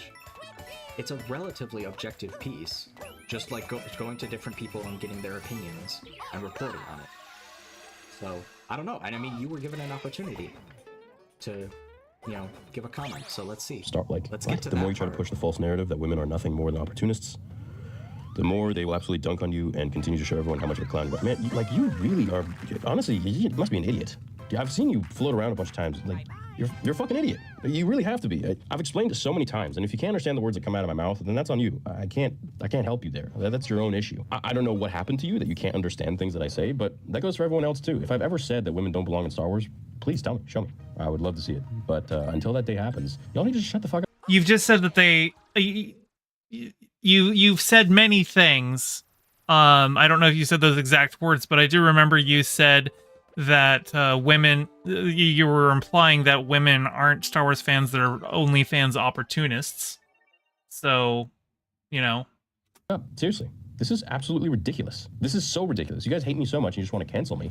What? Somebody else said it, and you said that they were completely right. It is 100% fair to then hold you to that. And you're acting like, well, I technically didn't say those specific words. I just said that they were completely true. So whatever. I mean, it's goofy. It's goofy behavior. Why? Because I'm opinionated? Because I speak my mind? Because I'm honest about how I feel about things? Because I'm... Honest is the... Oh, he is not honest. Yeah, no, 100%. He is not honest. Dude is like, no.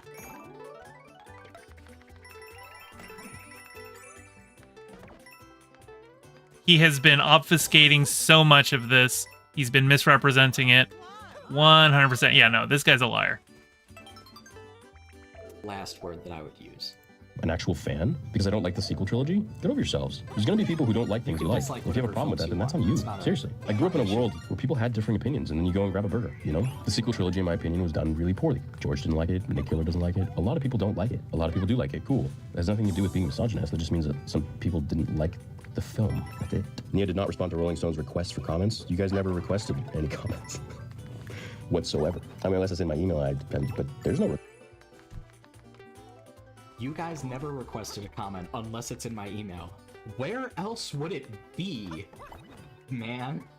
Where else would it be? Oops. They're not sending it by carrier pigeon. They're not sending it by... You really think they're gonna send you snail mail? They don't have your address. They're gonna use your online contact info. What are you talking about?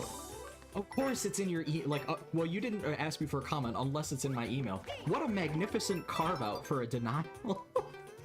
I mean, just saying that this Rolling Stone writer is lying is an incredible defense to jump to. Jumping straight to, actually, you're lying, you never reached out for me for a comment. Let's see where he continues, because he jumped off here. Nia did not respond to Rolling Stone's request for comments. He leaves at that part of the sentence.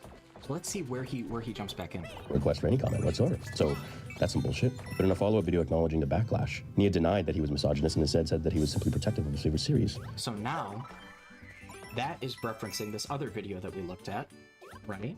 Star Wars Theory psychologist destroys new Star Wars director going viral. Okay, that's a reference to this. He's acting like he's confused or whatever, I don't know why. And it mentions that video. And if he remembered the content of his own video, he would understand at this point that this makes what he says earlier in this video look really bad. But he doesn't seem to have thought it through, or he wouldn't have included both of those things. Point out the origin of the lie. Man, that's crazy. It has nothing to do with being misogynist or saying women can't enjoy Star Wars, he said in the response video. Leave it to the extreme left to always take something that is so plainly put and explained so easily and twist it and contort it into their own agenda and narrative. It's true. Often misogyny and racism emerge in fan communities. So he leaves off, does not acknowledge, leaves off and cuts, right? Does not acknowledge that this article is also about the follow-up video where he did say Sadia Khan was correct about everything. And he's still gonna act offended that people are acting like that's what he believes. You said she was right about everything. You didn't challenge her at all in the original video, and in a follow-up you said she was right about everything. But then you said that this Rolling Stone article's writer should change the title of the article. Why? Nothing in it is wrong. You said you agreed. You literally agreed, and you're lying about it. Incredible. Because white male fans... Oh god, I'm done. I'm done reading this shit. The article mentions white male fans, and he rage quits.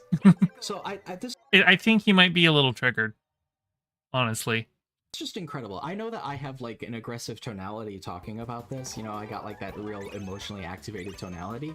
But you're literally being such a piss baby that you just rage quit the article because it quotes a professor talking about the reactions of different fans, and the sentence used the phrase white male fans here, and you're just like, oh god, I'm done.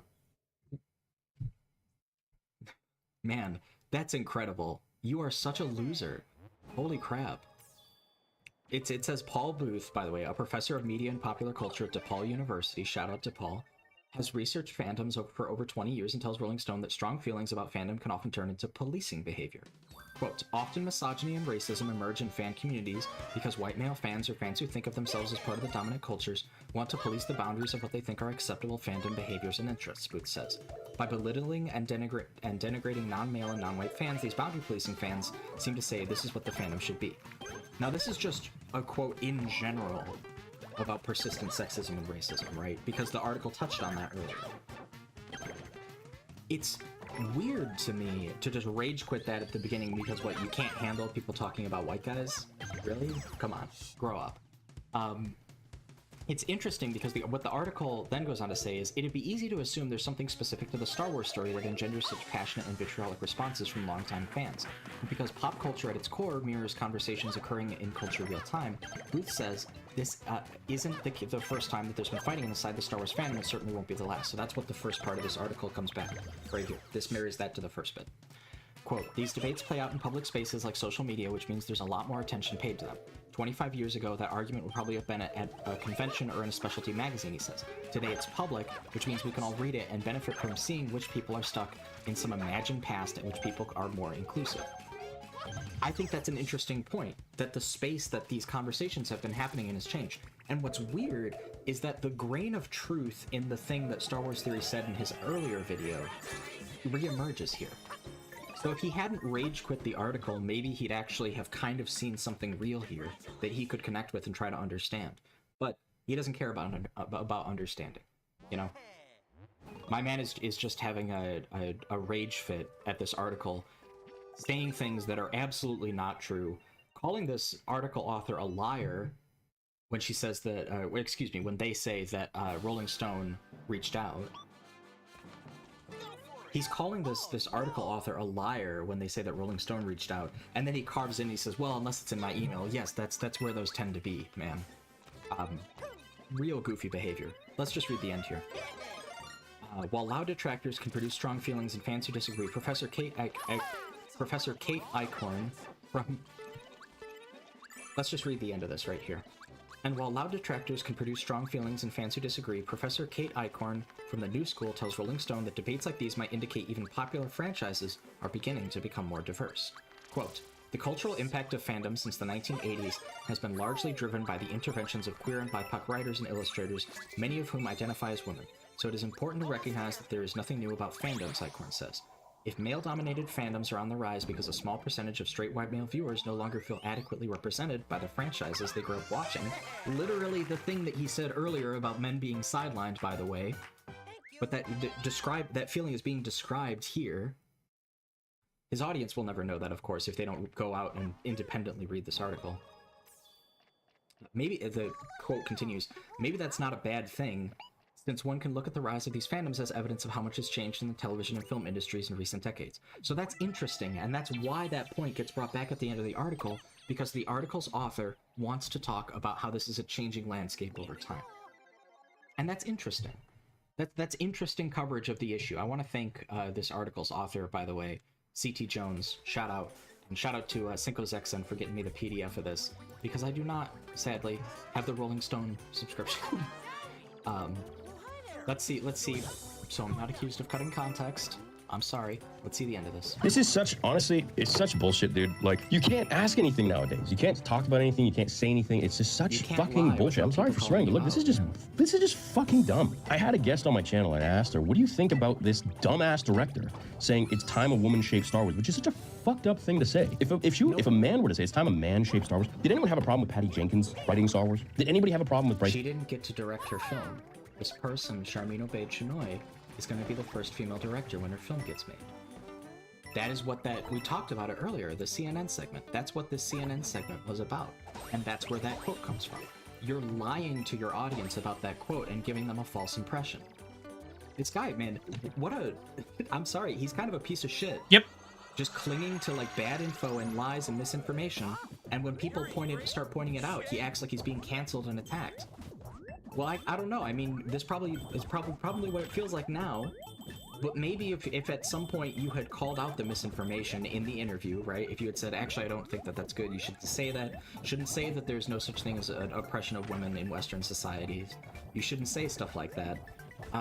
If you had spoken up and used your voice, maybe this wouldn't be happening. But you went along with it because you believe in that jacked up stuff. We know it now. We can see it. We can see it through the lies. Dallas Howard. Does anybody have a problem with Ahsoka coming out? No, we have a problem with shitty characters. Okay, so I don't care what the gender is. Just going back to this tab. I'm actually gonna say that Ahsoka kind of sucked. Like, did anybody have a problem with Ahsoka coming out? Ahsoka kind of sucked. Not for women reasons or anything like that. I would say it sucked because it was not really its own show. It was just a continuation of Rebels. Really, if you haven't seen Rebels, you're not going to get anything out of it. And it didn't have a satisfying conclusion because it wasn't really written as like a single season show. But even the finale that we got was just like really it was maybe a satisfying payoff for Rebels fans, but not for like the people actually watching the show, you know? Just watching the show and not having seen anything else. Anyone have a problem with Ahsoka coming out? I don't know. Let's see. Let's just scroll down a little bit and go up. I don't know. I'm seeing... Okay. John Del Eras. Ahsoka reviews confirm Disney Plus show is more feminist. Kathleen Kennedy garbage. Ahsoka real trailer reaction. That's not negative from Nerdrotic. Disney Star Wars damage control after Ahsoka failure. Lucasfilm desperate to spin after pathetic ratings. Ryan Kinnell. No, Ahsoka won't save Star Wars. Critical drinker. I'm gonna assume that that's not negative. I actually haven't seen that one. More Disney Star Wars cringe. Rosario Dawson uses identity politics to promote Ahsoka series. So this guy's acting like he doesn't know who Ryan Kinnell is. Ahsoka backlash has begun. My God, you literally covered the backlash on your channel, you liar. What a liar, dude. What a Weasley little liar, dude. Ahsoka destroyed by fans. Disney blames sexism. Jesse Grant. Disney lied and Star Wars died. Ahsoka's a massive ratings failure. With here we have Harrison Dula. The Force is female. Yeah, that's a really gross thumbnail from Nerdrotic, of course. Geeks and Gamers. Lucasfilm promotes Ahsoka with identity politics and claims Star Wars lacks female representation. God, fuck Geeks and Gamers. Those guys are just straight up Nazis. I like how this guy plays dumb all the time. What friends? What friends? I think what that tweet meant is the people who do what you do, which is push an anti-woke agenda and lie about Star Wars, right? Oh, have a good night, Paco. Thanks for hanging out.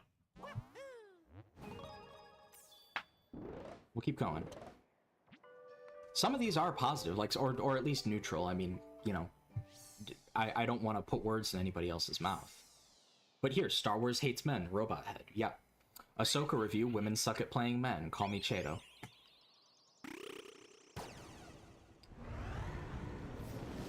This is a funny meme, by the way. I like this video. Luke, did I ever tell you about Ahsoka Tano? That's good. That one's actually, that's not really related, but that is very funny. Man. Ahsoka, bad writing, pandering, and wasted potential. Critical drinker. Ahsoka is awful. A Force is female disaster. Nerdrotic. We're really gonna pretend like we don't see what's going on here. This man is so disingenuous. Fucking completely disingenuous. You can just do any cursory research to see how he's lying to you. Characters with problem with shit characters. And this is honestly becoming absolutely ridiculous. You can say whatever you want about me, you can say I'm a misogynist, whatever. I asked her a question in regards to that horrible take we from will. that director, if you can even call her that. And her response is her response. And she said women don't even like Star Wars. And I scoffed. Am I not allowed to scoff and say like, wow, that's a hot take? What is the big problem here? I don't understand. People are so blind. You said she was right about everything. In the follow-up video. That's where that headline comes from. Because there's that original quote from Sidia Khan, and then in the follow-up video, you said she was completely correct. So, like, he's playing dumb here, basically, is how this comes off. He's playing dumb here. He wants to have it both ways. He wants to be like, well, technically I didn't say that, so you can't say that I believe it. But also I completely liked that original comment. Never pushed back on it. Said it was completely correct. Like, come on, dude. We all see what's happening. This is ridiculous. Blinded by their hatred for me because what, I don't like the sequel trilogy because I truly like Star Wars the way it was and I want them to continue along that path. You know, George does not like the sequels. I know people who know him. I'm not talking out of my ass. He does not like them. He thinks they're shit. He thinks they ruined his story. I was talking with Nick Gillard the other day. He feels the same way. It is only the select few that are obsessed with this new perversion of what once was, and that's fine. No one's saying version of what once was. Man, that's okay. Some and like I said, straight fascism right there. Saying women don't belong in Star Wars, please, by all means, send it to me, tag me on Twitter, provide the original link, and I'll send you 20 grand on PayPal. I mean, that's money I'm putting towards Vader Episode 2, but I'll send it to you. If you can find that I ever said women don't belong in Star Wars and Star Wars isn't for women, please, just do that. I'm gonna leave it there. I'm gonna leave it at that. So this is some bullshit article. They need to fix their wording. Clearly written by someone who does not know anything about me and wants to just write a hit piece for some views because I guess it's a slow time right now. And that's totally okay. Anyways, thanks so much for watching this video and my thoughts on it. This is the last time I'm gonna talk about this. Think whatever you want. Those who know me, and those who want to believe what the sheep think, do your thing. It's all good. I'm gonna keep doing my thing. Shout out to everyone who purchased a saber on theorysabers.com. We're building a massive site. We don't need to stick around for the self-promotion. That's it, guys. That's it. I'm done. I'm good. My energy is spent. This is ridiculous. Star Wars Theory is a shameless liar. Just manipulating his audience. That's it. All right, go home. Live well. All right. Thank you, Cherry, for that. This was called Star Wars Theory is a Liar by Chariot. Here is the link again. I'm going to go ahead and leave a comment. Hey, Cherry, just watched this on stream. As always, your insight is reasoned, level-headed, and well-researched. We enjoyed watching it in the fesh pool. There you go. So, now that that is done, I am going to go play some Breath of the Wild instead. Here, I'm going to stop recording as well because I don't need a segment there. Let's do it. Do it.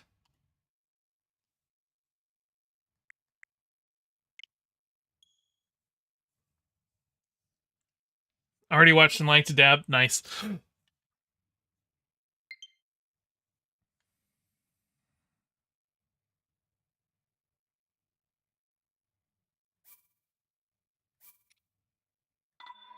Okay, where were we?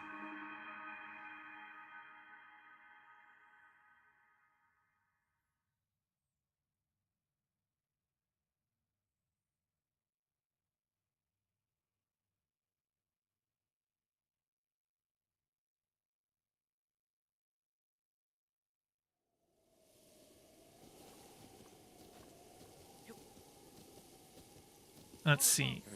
Nope, that's actually... Hang on. Nope. What's the, That's the button. I was trying to remember what the button was. Okay, so... Yeah, okay. Following it along to get to locked mementos. Okay. So...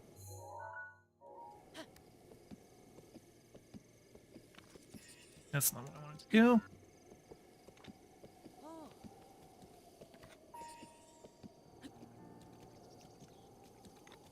What are my buttons again? There we go.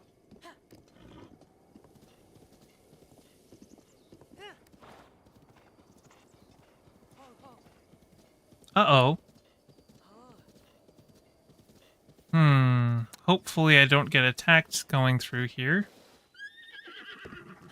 Oh, there's a dude.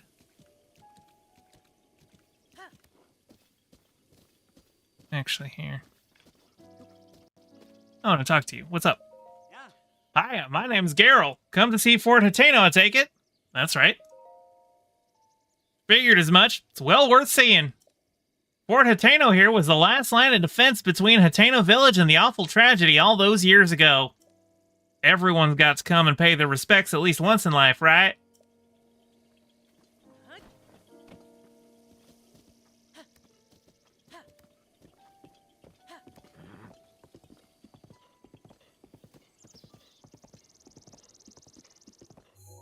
So I'm now in a new area, which means I need to keep an eye out for a tower or something.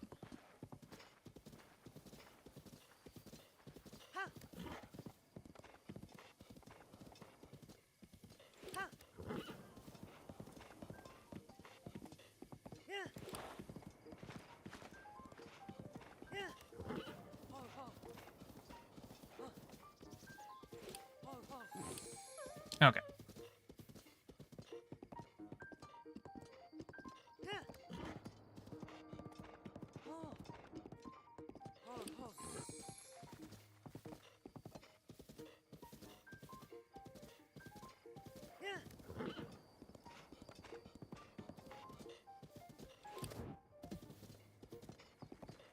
Indeed, horse.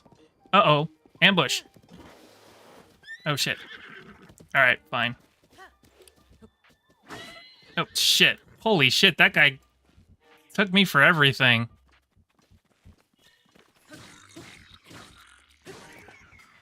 Okie dokie. A farming hoe. Alright, let me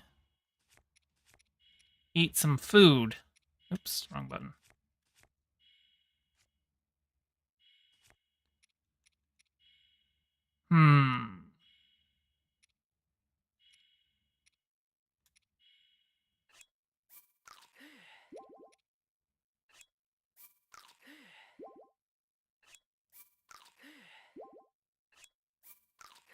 Okay.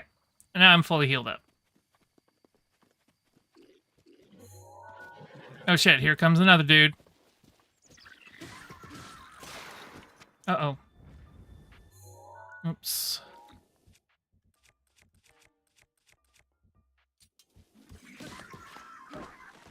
Holy shit, I just sickled that tree down.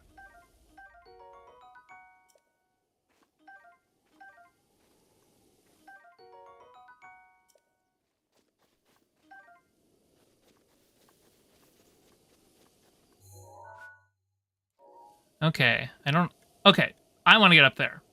Yeah. Alright, come here.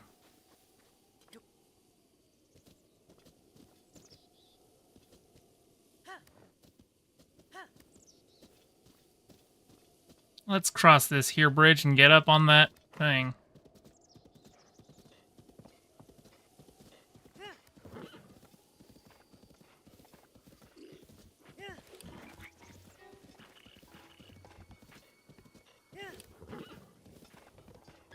Oh, shit.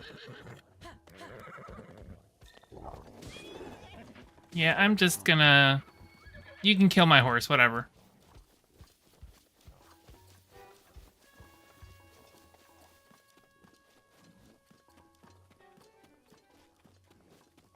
I'm just gonna avoid you on foot. Another one of those guys.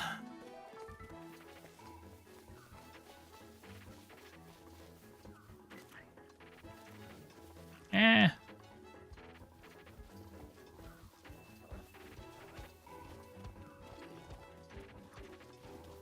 Don't want to exhaust my stamina, otherwise I won't be able to get the full speed, but let's see. Okay. Going up here.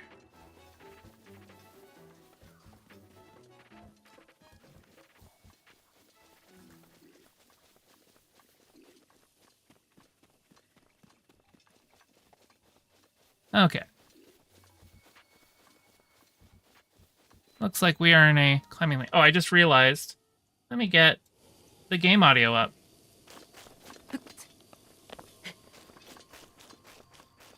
Because I had that turned down while I was reviewing the cherry video. Oh god, do I not have enough stamina to make this?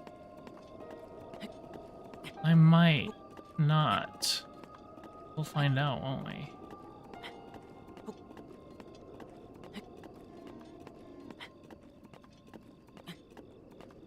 Oh, it's cutting it close.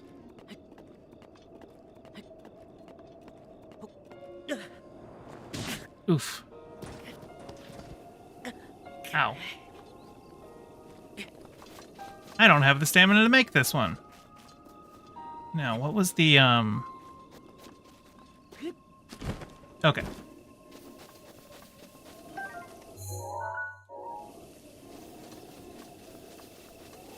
Maybe, is there another angle? Yeah, here we go. Okay. I think from this side I should be able to get up. I should probably also eat something. Replenish them hearts. Okay.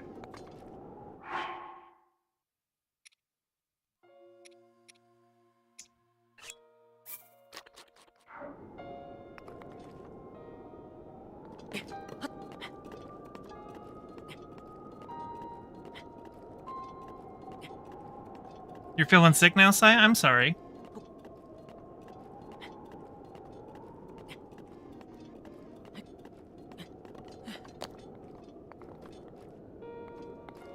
Okay. I see where to... Ooh. Oh, I see. Okay. I will cross over here.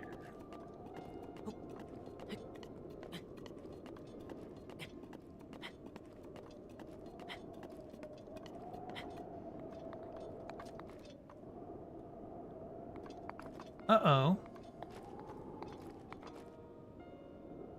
How do I get up there?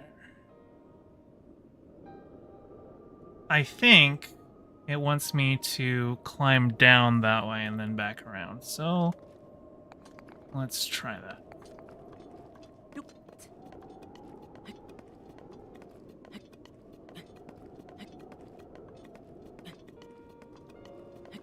Or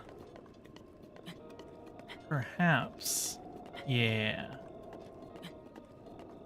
There we go. I didn't have to go down.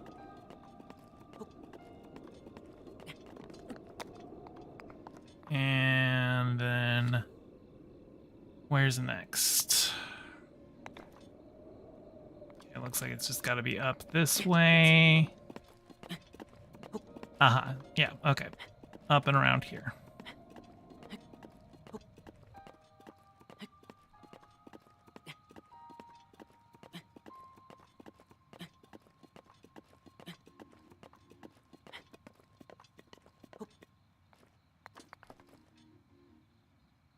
And then I think up this way. Yep.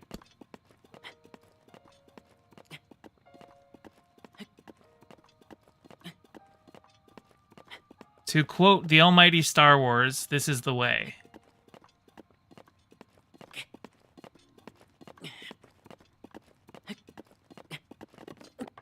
Okay.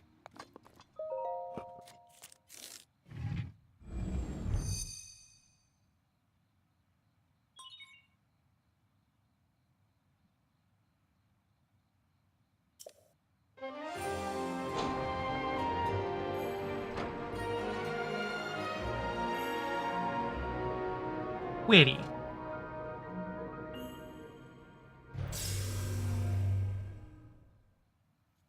And now I should have access to the map.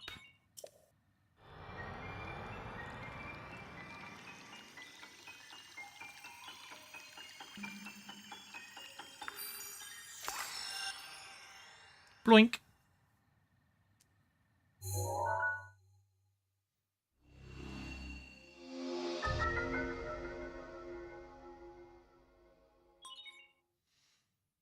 Regional map extracted.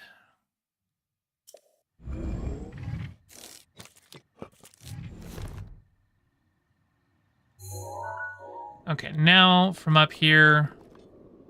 Oops, no. Is it? No. What is the...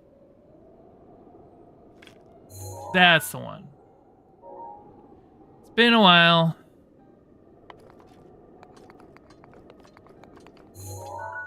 Well, I already got that one because it's blue.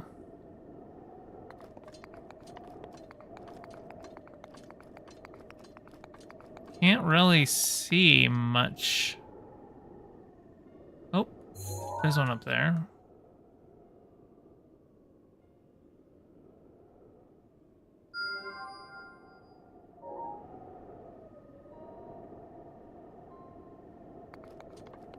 Now.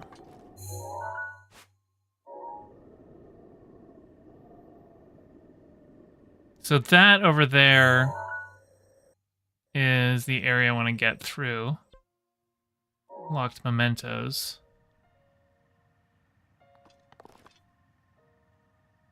And we have... I think the top route is probably the safest way to get there. I'm just trying to think, how far can I paraglide? Can I glide out and get all the way over there? We'll find out, won't we?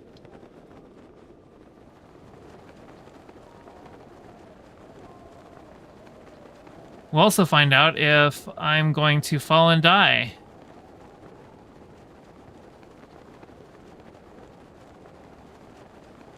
I wonder.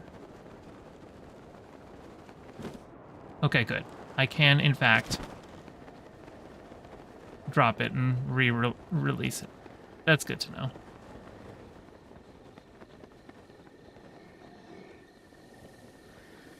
Good. So I wasn't going to make it otherwise.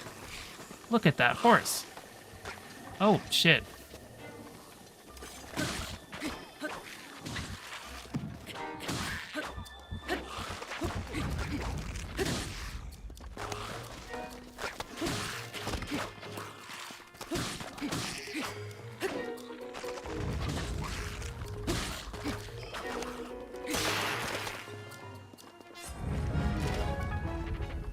Okay.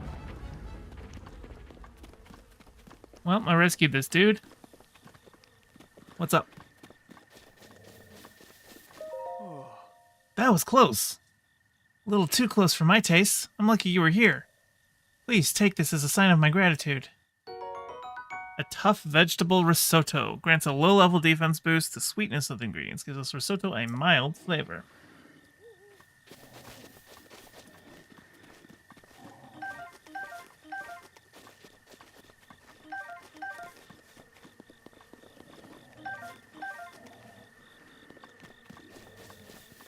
Now, there was a horse here. Oh, but looks like it's your horse. I'll talk to you. If you're gonna need saddles and bridles anyway, you might as well make them as stylish as possible, don't you think? If you decided to take my advice and swap your horse's gear, a stable's the place to do it. Your horse will thank you.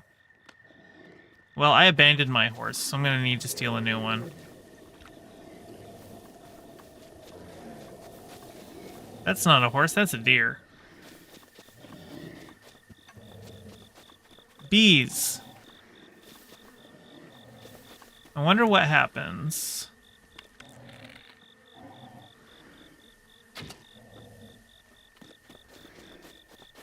Well, they're swarming, but are they swarming after me? They are indeed. Can I just keep running?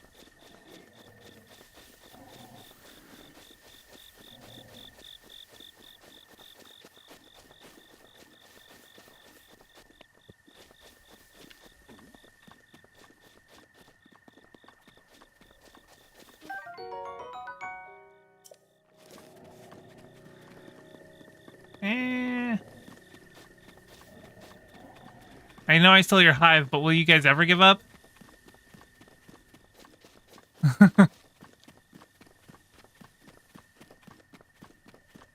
Angie bees. Oh, the bees are gone. Bees have despawned.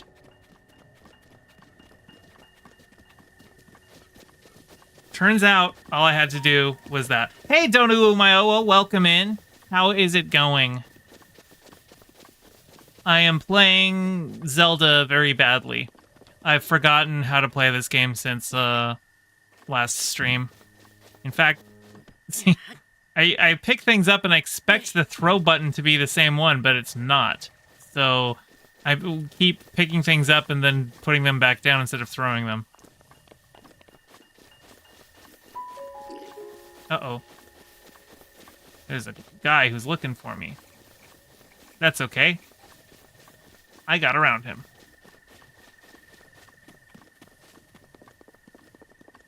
Having a slumber party, nice. You braiding each other's hair? Oh. Hey, goat. Are you an Angie goat? Oh, dear. Oop. Let's make sure I actually have a weapon here. I'm gonna go with the farming hoe.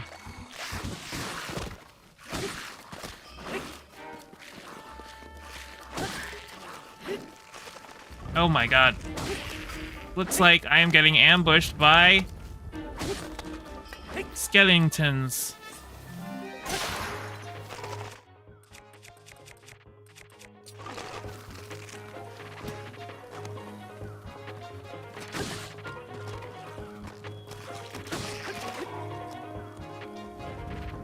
Okay. How's it going, man? Convinced my treasure hunting days were over. Thanks for saving my skin, pal. Please take this as a sign of my gratitude. An ancient spring, alright. I should also eat.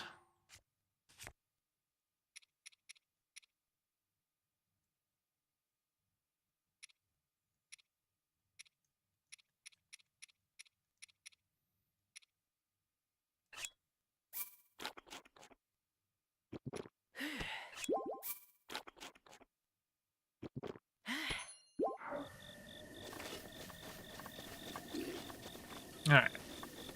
Now let's see if... Oh, hello, dude. Oh, shit. Yeah, I think I might have defeated him.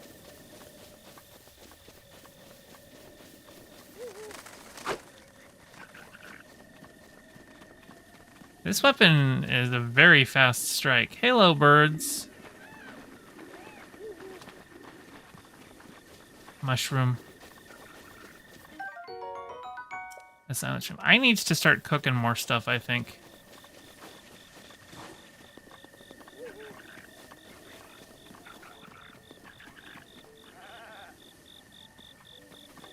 Hello, little goat. Ow! I didn't know they could do that to me. Okay.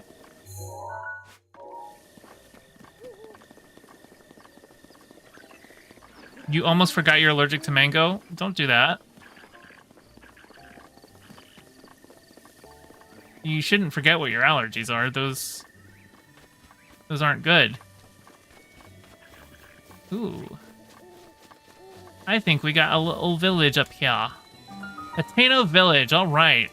This was indeed what I was told about, and looks like it's all the way up here is still the village. Cool. What?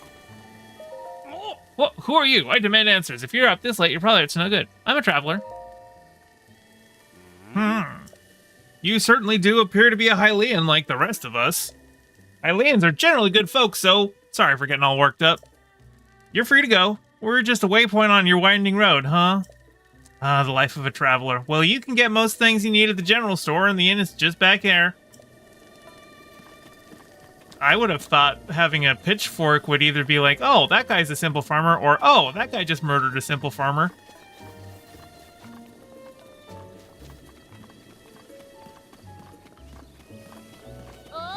Hey, hang on. Hey, singing dude. Yeah. You've got the look of a traveler. Is this your first time in Hateno Village? Well, you're in luck because you have a lifelong resident to show you around. Yes, please. Sure, why not? Okay, let's get you a good old-fashioned dose of Hateno hospitality. The shop is in my daughter's capable hands these days, so I've got a lot of time on my hands. Thought it might be nice to do a good turn for the village where I was born and raised, so I volunteered as a tour guide. Stick with me and I'll show you around the best parts of this place. In fact, in just a minute, I'll show you something really special. Alright, Selden, let's go.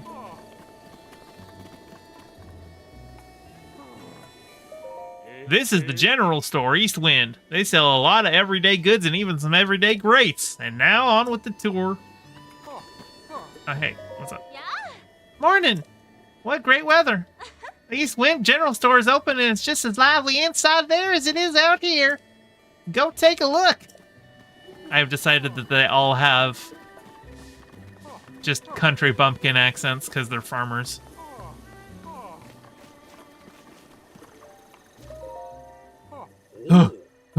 This is the Kochi Dye Shop, known for their Hateno dyeing. They'll dye your clothes whatever color you like. And now on with the tour. Feels like this is a pretty big town. Like, I was in Kakariko Village, and it was, like, a lot smaller, actually. Yeah, this is a...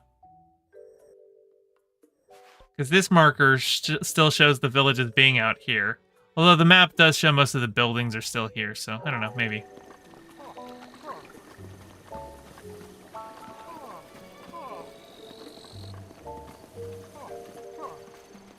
Mumble, mumble. Oh, you've got an exclamation point. Checking everyone out today, too. The check-in just never stops. Ever stayed at the Tonpu Inn? Nope. If you're not staying there, then I'm supposed to check out... Oh, okay, gotcha. Supposed to check out everyone who comes into town. Right. Thought so. I know things have been peaceful recently, but the outside world is still pretty dangerous, yeah? So I gotta check and make sure if any beauties, or I mean, suspicious folks have come around here. Beauties? If you're lucky enough to stay at the Tonpu Inn, you'll see what I mean. Say hello to Prima for me if you do. Not that she even knows who I am. This is tough. I have to give her something.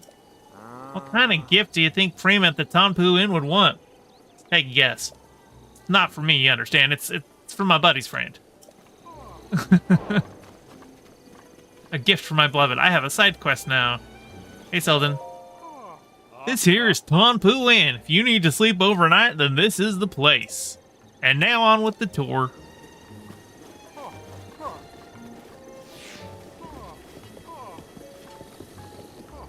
Ooh, apples.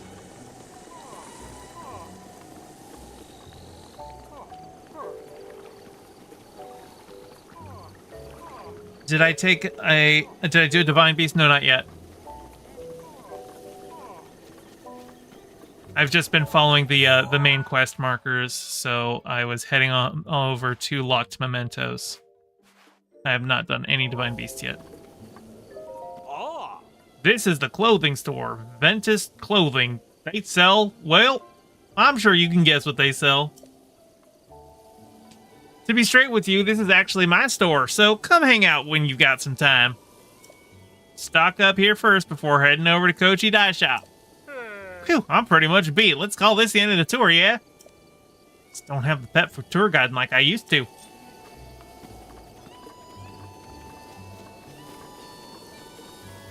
Okay, what do we got? Will someone please deal with the monsters at Hitano Beach? Is that the only thing that says? There's like 3 things on here. Okay, no, I guess that those 3 things are just to decorate the thing. Okay, so Hitano Beach.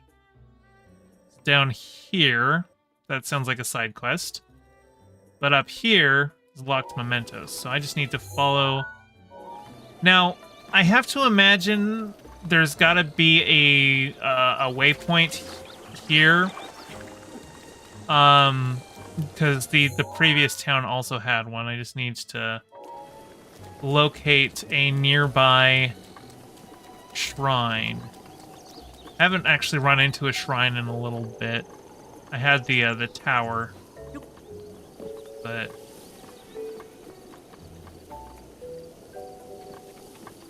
I wonder what that is. Oh, hello. Oh. Oh, are you an adventurer? I am the head of Hateno Village. Call me Reed. Isn't this a peaceful place we have here, don't you think? Indeed. Yes, we're finally feeling a bit of recovery from the great calamity. Our village is pleasant, peaceful, and has plenty of food to go around. Please stay as long as you'd like.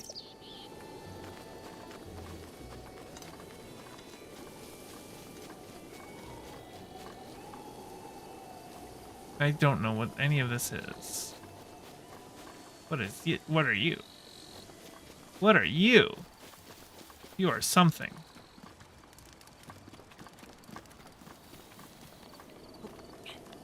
But I cannot tell what.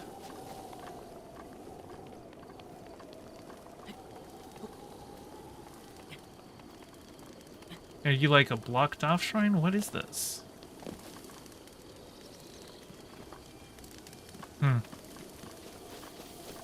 Well, I need to get back to the road. I just saw that shiny and was interested.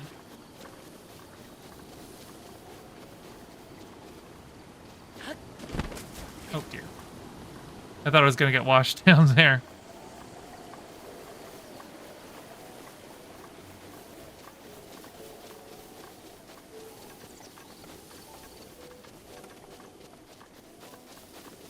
Got some windmills.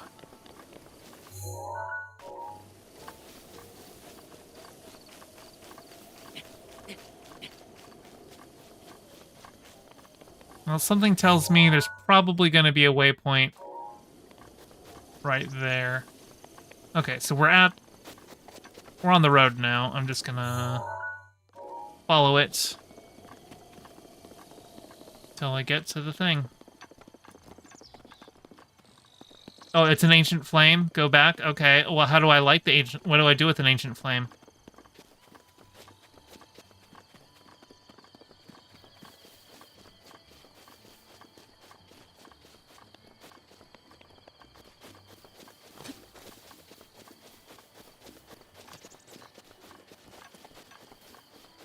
Because there was no obvious interaction with it.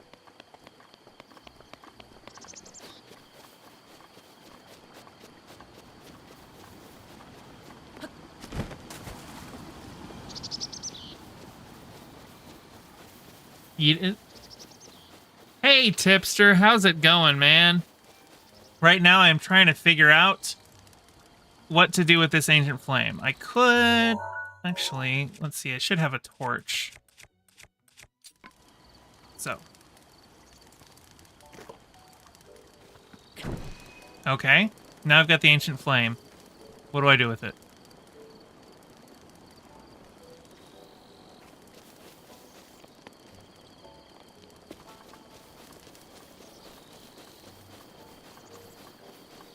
What's it do? It is fire, but blue.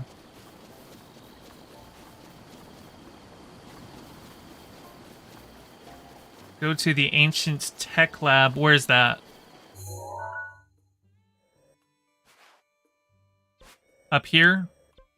Or...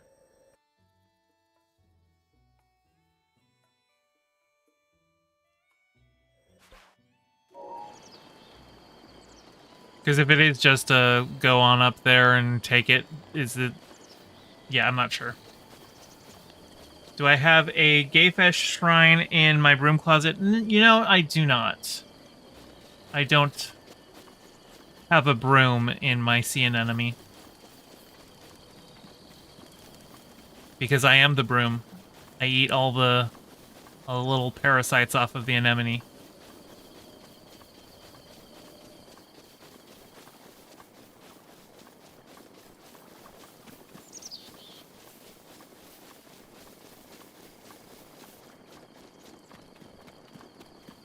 Cliff.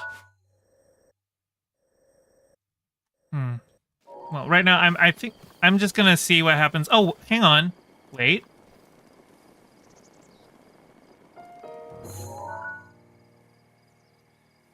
Hang on, I need to edit pins. Let's remove a pin. Let's just say... Yeah. That way. Okay. I knew I was looking for a shrine near the town. So I have now seen where the shrine is near the town. I do recognize, though, that I have lost my flame. So I'll have to go back there anyway. So you do take that eternal flame to the yellow marker? Okay, that's good to know. Let's do that first. Then I can go back and get that shrine.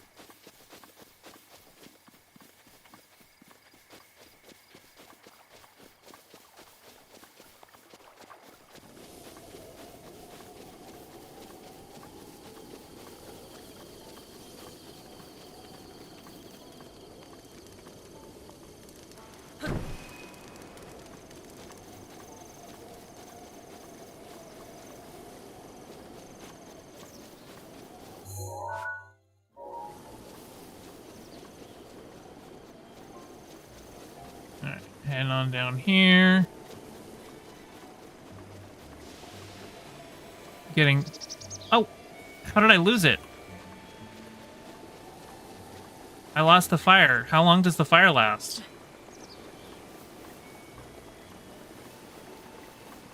Oh, is it... It's because it's raining. I'm assuming. Well... Okay, so if I need to take that to there, then I'm just going to go ahead and do this shrine first. Because there is water, right? It's raining right now, so I can't.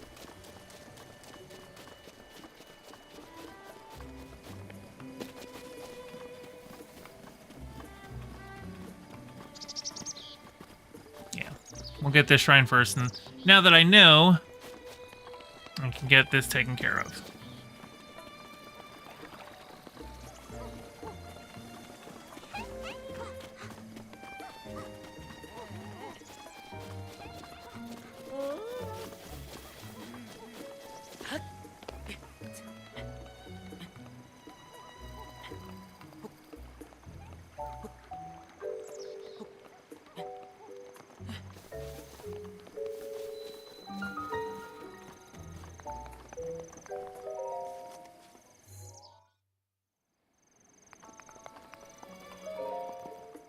Good to know.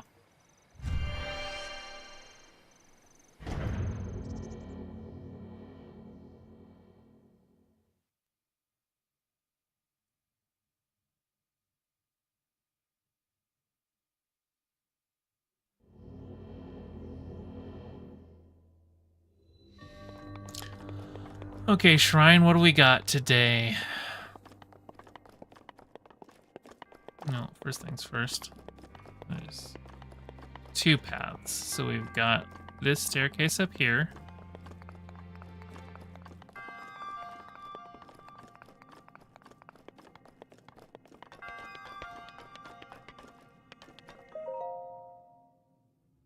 Oh. Huh. Oh, okay, we got motion controls on this one. This might actually be easier to do with motion controls, because I'll get a better feel for it. Nope. Let's try that one again.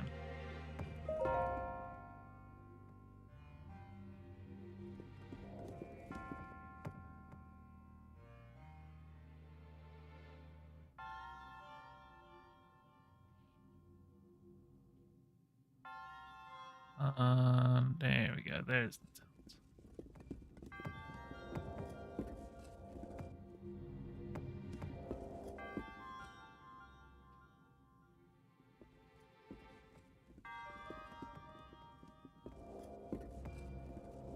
Oop, that was too far over.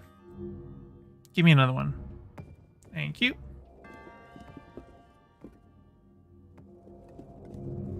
Also too far over. Give me another one. Ooh.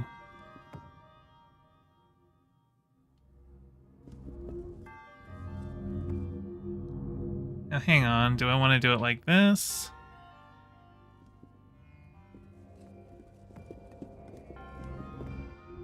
Oop. Too much? That is a little too much. What I want to do, just enough. There we go. No, not quite enough. Okay.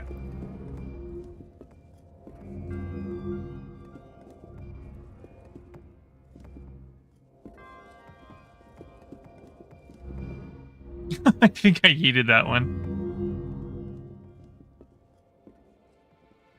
Although it's not dropping another one, so where did it go? Hey, look at that. I think I got it.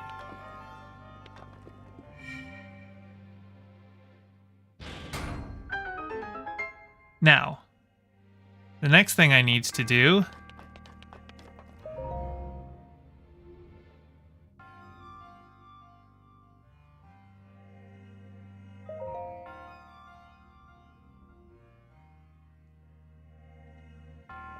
let's see if I can get up there.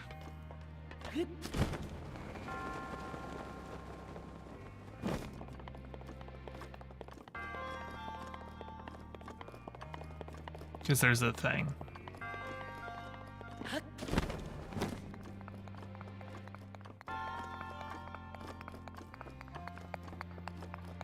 The real question is, can I get back?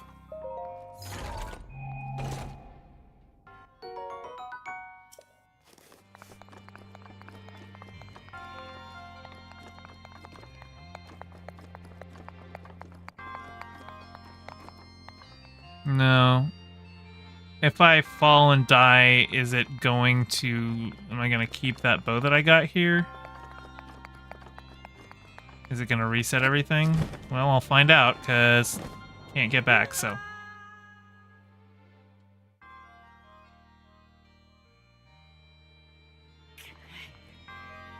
Oh, you're kidding me.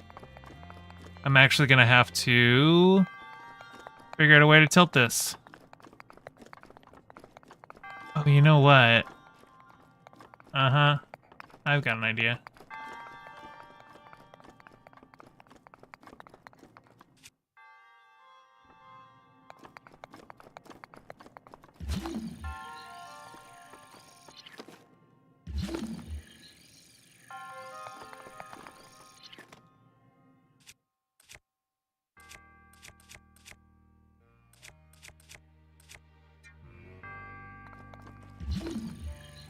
How do I reach anything? How do I get anywhere? Oh, hang on. Can I reach? Can I make it? I can. Nice. Okay, we're good. We made it. We survived.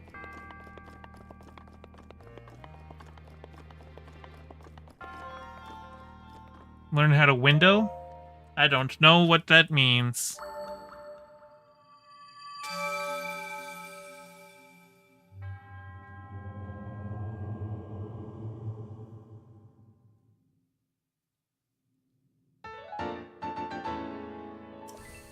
I got 4. That means I can go and get an upgrade now.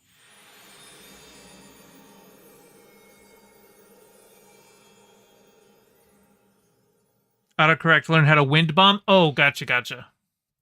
Well, fortunately, I was able to find another way off of there.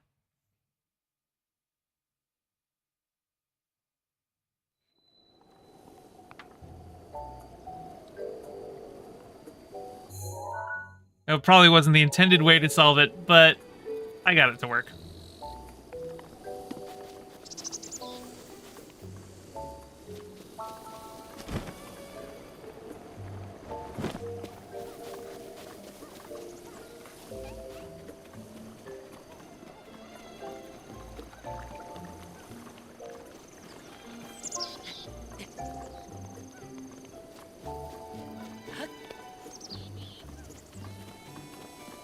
Okay, it's no longer... Oh, wait. No, it's no longer raining. We're good. For a second, I thought I saw rain, but that was actually just the wind picking up stuff.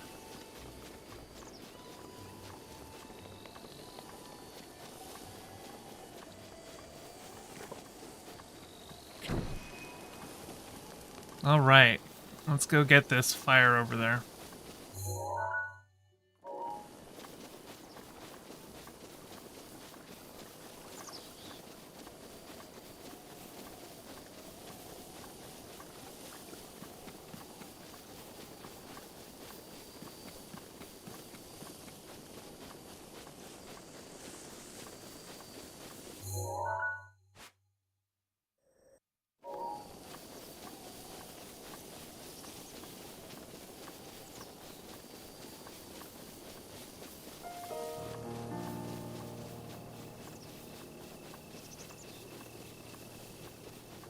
Okay, well, that's all fenced in. How about around here?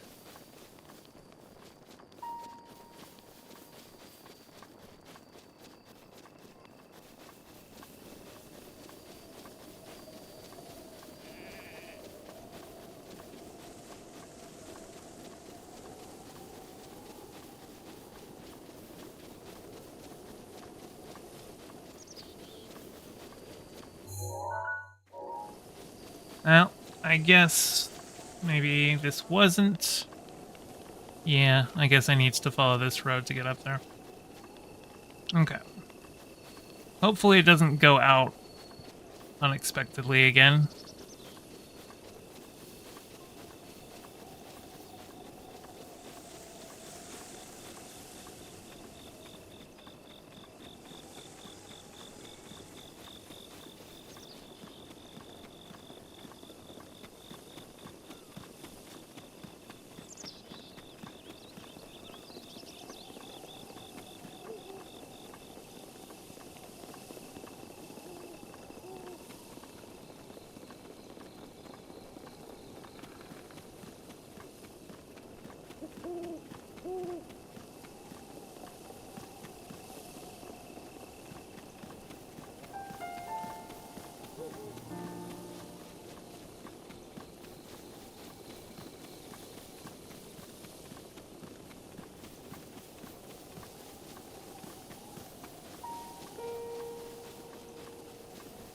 Okay.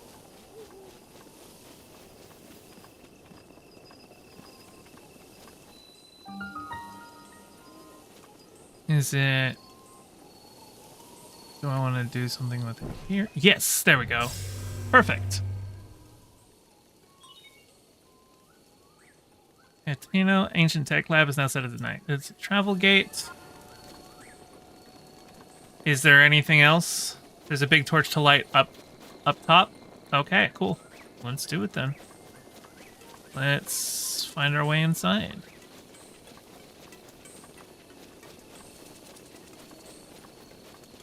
Like this.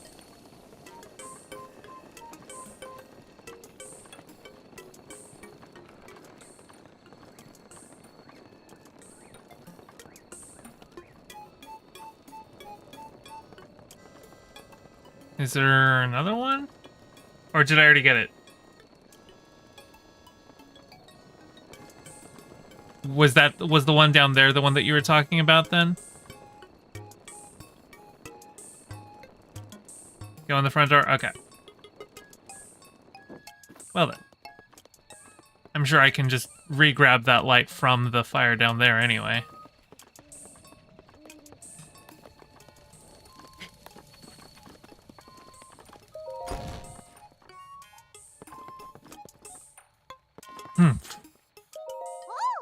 What?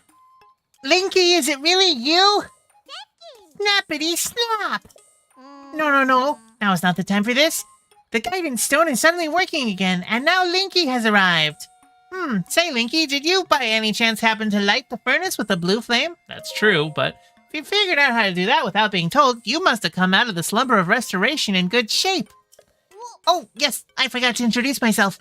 I am the Hateno Ancient Tech Lab's Distinguished Director, Pura! Snappity snap. Ah, yes, it seems I spilled the beans all by myself about my role as the true director of this place. My apologies, Linky. It seems you have yet to fully grasp the specifics of the situation at hand. I'll just speak bluntly, how about? You were instructed by Impa to come here to have your Sheikah slate repaired, correct? Precisely. Got it! And we'll get to that, but first I have some questions. Anyway, Linky, do you remember any dreams from your time in the slumber of restoration? You don't look like you've changed a bit in the last 100 years, but something must have happened in all that time. Well, no matter. I'm just happy you're still in one piece. Linky, what's with that look? You do still remember me, right? I don't remember. Really? Well, I'm so shocked I don't know if I'll ever be able to recover from this. Even though 100 years ago I took you to the Shrine of Resurrection after Calamity Ganon fatally wounded you. Even though I was the one who put you safely into the slumber of restoration. Despite all that, you still don't remember me. I don't remember. As expected. After 100 years in slumber of restoration, subject has lost all memories. Noted. Okay, sorry. I have a bad habit of taking notes rather abruptly like that. It's a charming quirk, isn't it? Anywho, do you have any questions for me? Aren't you a child? Oh, very rude. Or perhaps it's not rude at all. I suppose it's actually a rather logical conclusion to jump to. The truth is, I look this way because of a failed experiment. Well, I say failed, but in some ways it was a success. I documented the full affair in my diary upstairs. The whole thing is embarrassing, so I insist you refrain from reading it. I'm gonna read it. Anyway, enough about that. Back to the topic at hand. Well then, let's go ahead and restore those Sheikah slate runes for you. Give me a nice snap. Go on, no time to be shy about it. Snap. Nice one. Okay then, Sheikah slate repair underway. Guidance stone lock removed. Now let's do this thing. She's very small, yes.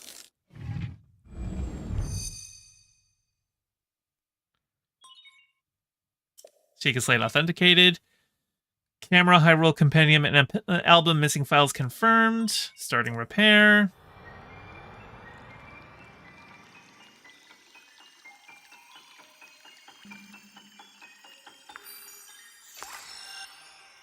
I got a drop on my thing. Ooh. Instantly render a visible image into a picture. Pictures created are saved in the album, and it has a useful feature that connects to the Hyrule Compendium and automatically registers pictures of new entries. Okay, but what do they do for me?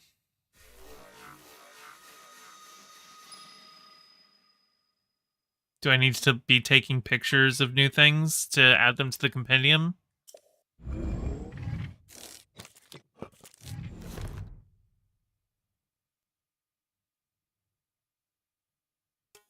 And it's done. So, is it all fixed up now? Let's see here. Which one is it? Camera, Hyrule Compendium, album. Yep, looks good. So I know this is sudden, but hear me out. Take a picture of me with the camera. Oh, and don't forget to let me see it. Okie doke. Is it? No. Oh, is it this one? Yeah, there we are.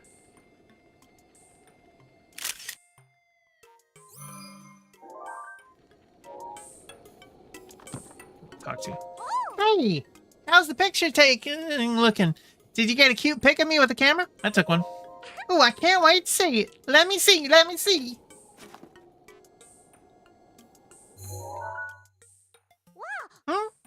My, who is this beautiful young creature?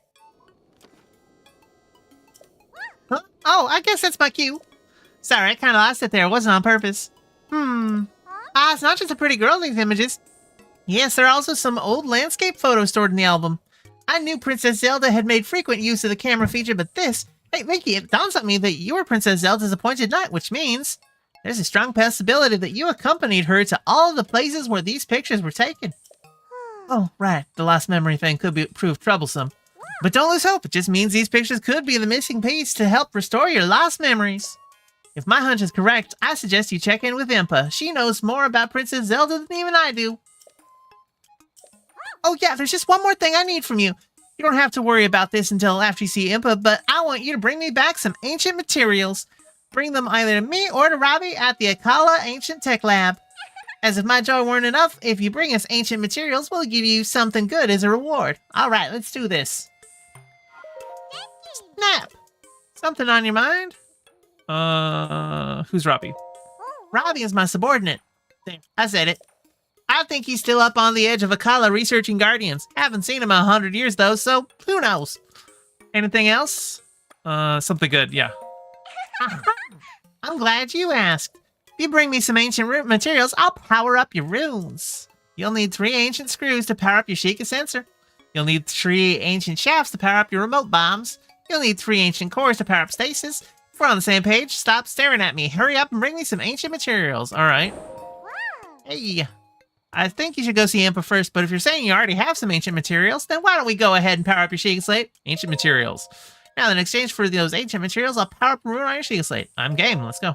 So, which rune do you want to power up? Let's go with Sheikah sensor first. Sheikah sensor power up time. Yahoo! For that, 3 ancient screws should do the trick. Yes. 3 ancient screws and a cute snap. Here I go! Snap.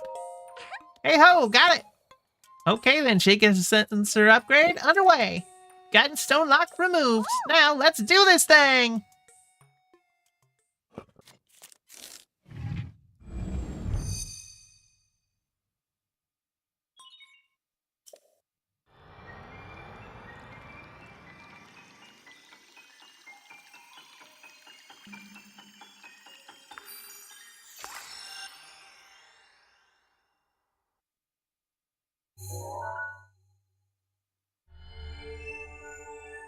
If your sensor has been augmented to search for things other than shrines, it will react when you're close to the thing you have set it to look for. Cool.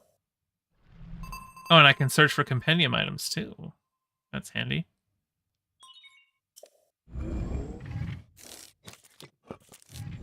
Assuming I need to take pictures of things for the compendium. Yahoo! My little guidance stone did the trick, hee hee.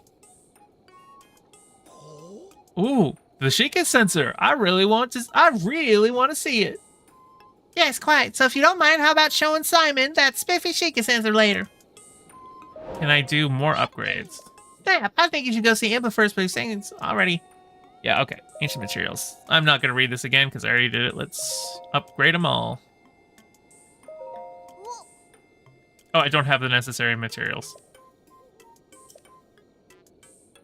Stasis?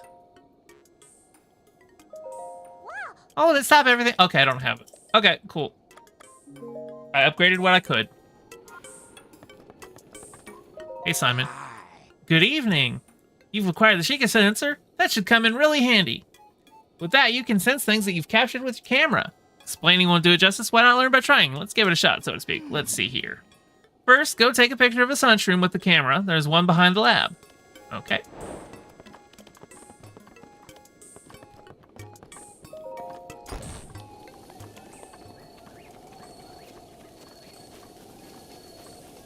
Where is it, Sean? Sunshroom. Yeah, that would be the sunshroom, right?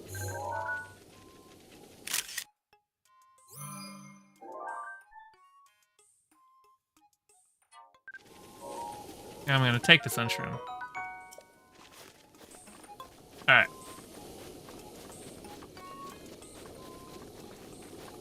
Oh, I'm grabbing this too. These are handy. They attack nice and quick.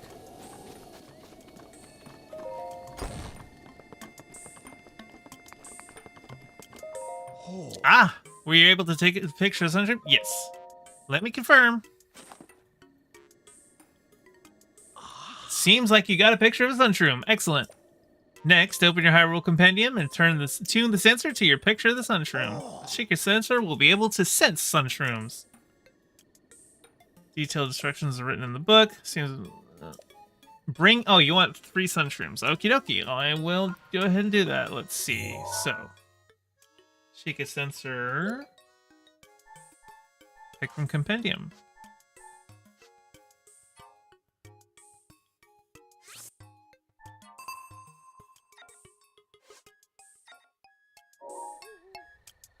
says there is a sunroom nearby.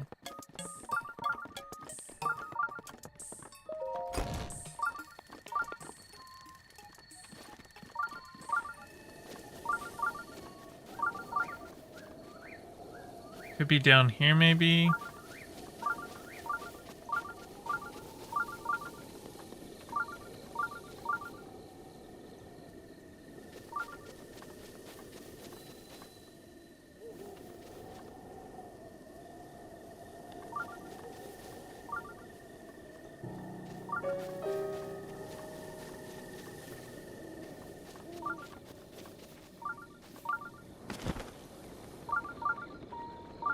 Okay, I'm on the right track then. It must be down here.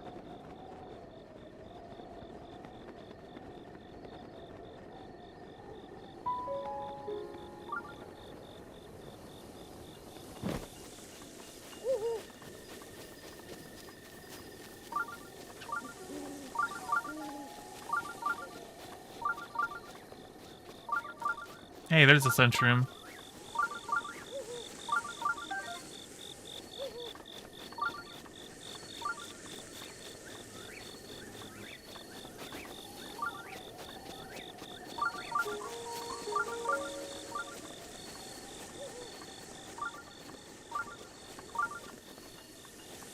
Where are you? Hang on.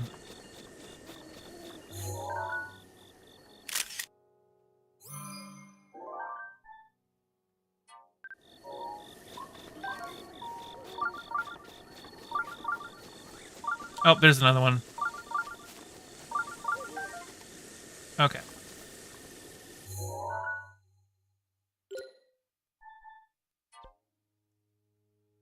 Now,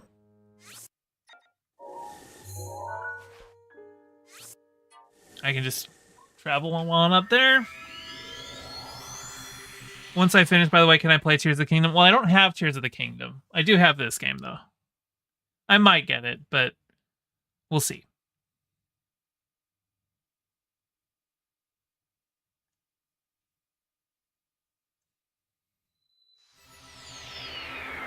Doing my side quest.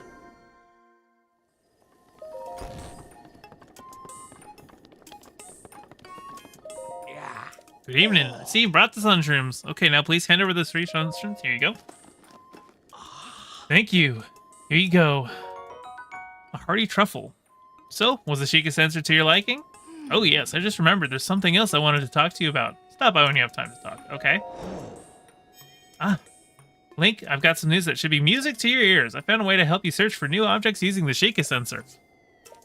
Please feel free to show your excitement. Anyway, as I was conducting my research, I found there were still some pictures of the past left on the guidance stone. If you add those pictures to your Hyrule Compendium, you can search for their subjects with the Sheikah sensor. Is it hard? Hard? No, not at all. Sheikah sensor has been powered up to the Sheikah sensor Plus. It can now access a picture registered in your Hyrule Compendium, allow you to search for the subject of the picture. Trust you now see the benefit of adding pictures to your Hyrule Compendium. Makes it much easier to search for items you need, reducing one more burden you face in your travels. Shall I explain? I'm good. Now then, go ahead and place your Sheikah Slate on the guidance stone. Okay. I don't normally like to let people use my little guidance stone for free, but I kind of want to see what'll happen, so just this once, I'll let it pass. Well, you heard her. Could you go and use the Sheikah Slate over there? Sure. Thank you. Let's go ahead and turn on the guidance stone. Snap!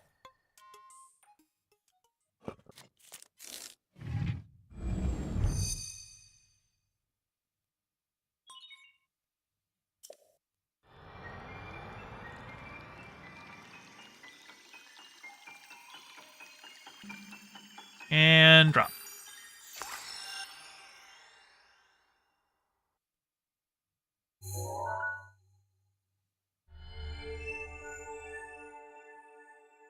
Something new.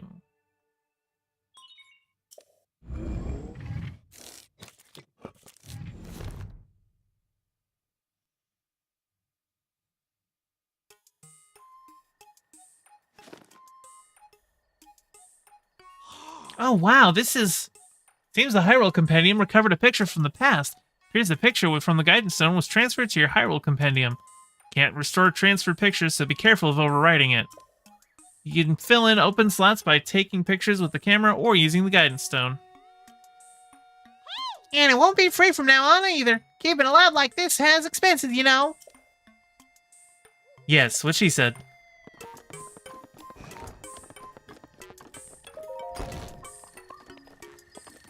Alright, well, they wanted me to talk to Impa next, so I guess we're going back here.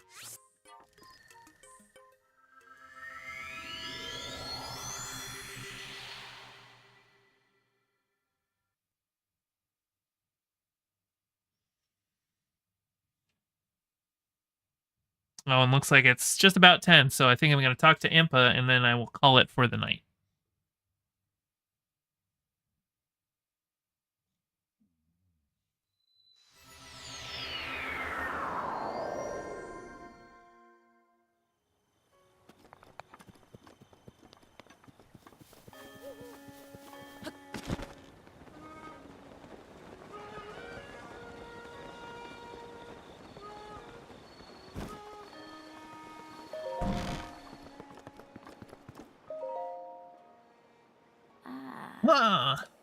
I heard Pura was giving you the runaround, but you seem just fine.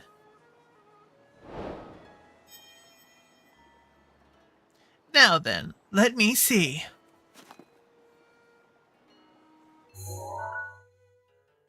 Aha! This is without a doubt the camera that Princess Zelda used 100 years ago.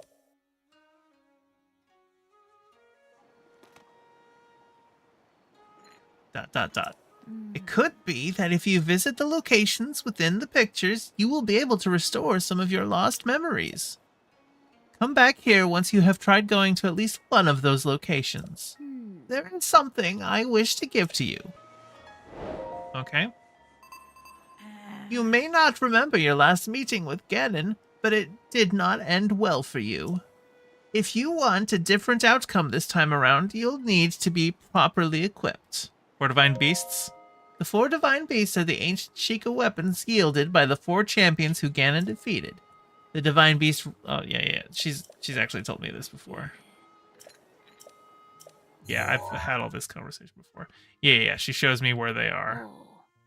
The Sheikah Slate will guide you on your way. You must go where it tells you and meet with each leader there. All I can do is tell you what took place, and so I shall. I will tell you all that I know. Okay, well, I won't fail. Princess Zelda is fighting Calamity Ganon all alone. You are the only one who can save her, the only one who can save Hyrule. Now go. You must. Okay, well.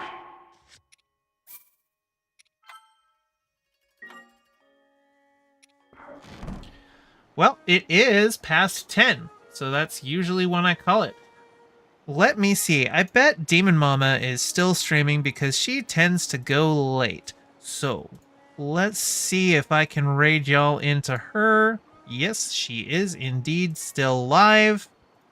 Alright, I want you all to head on over to Demon Mama's stream and let her know I sent you and give all my love to the imps. You all have a lovely evening, and I'll see you next time.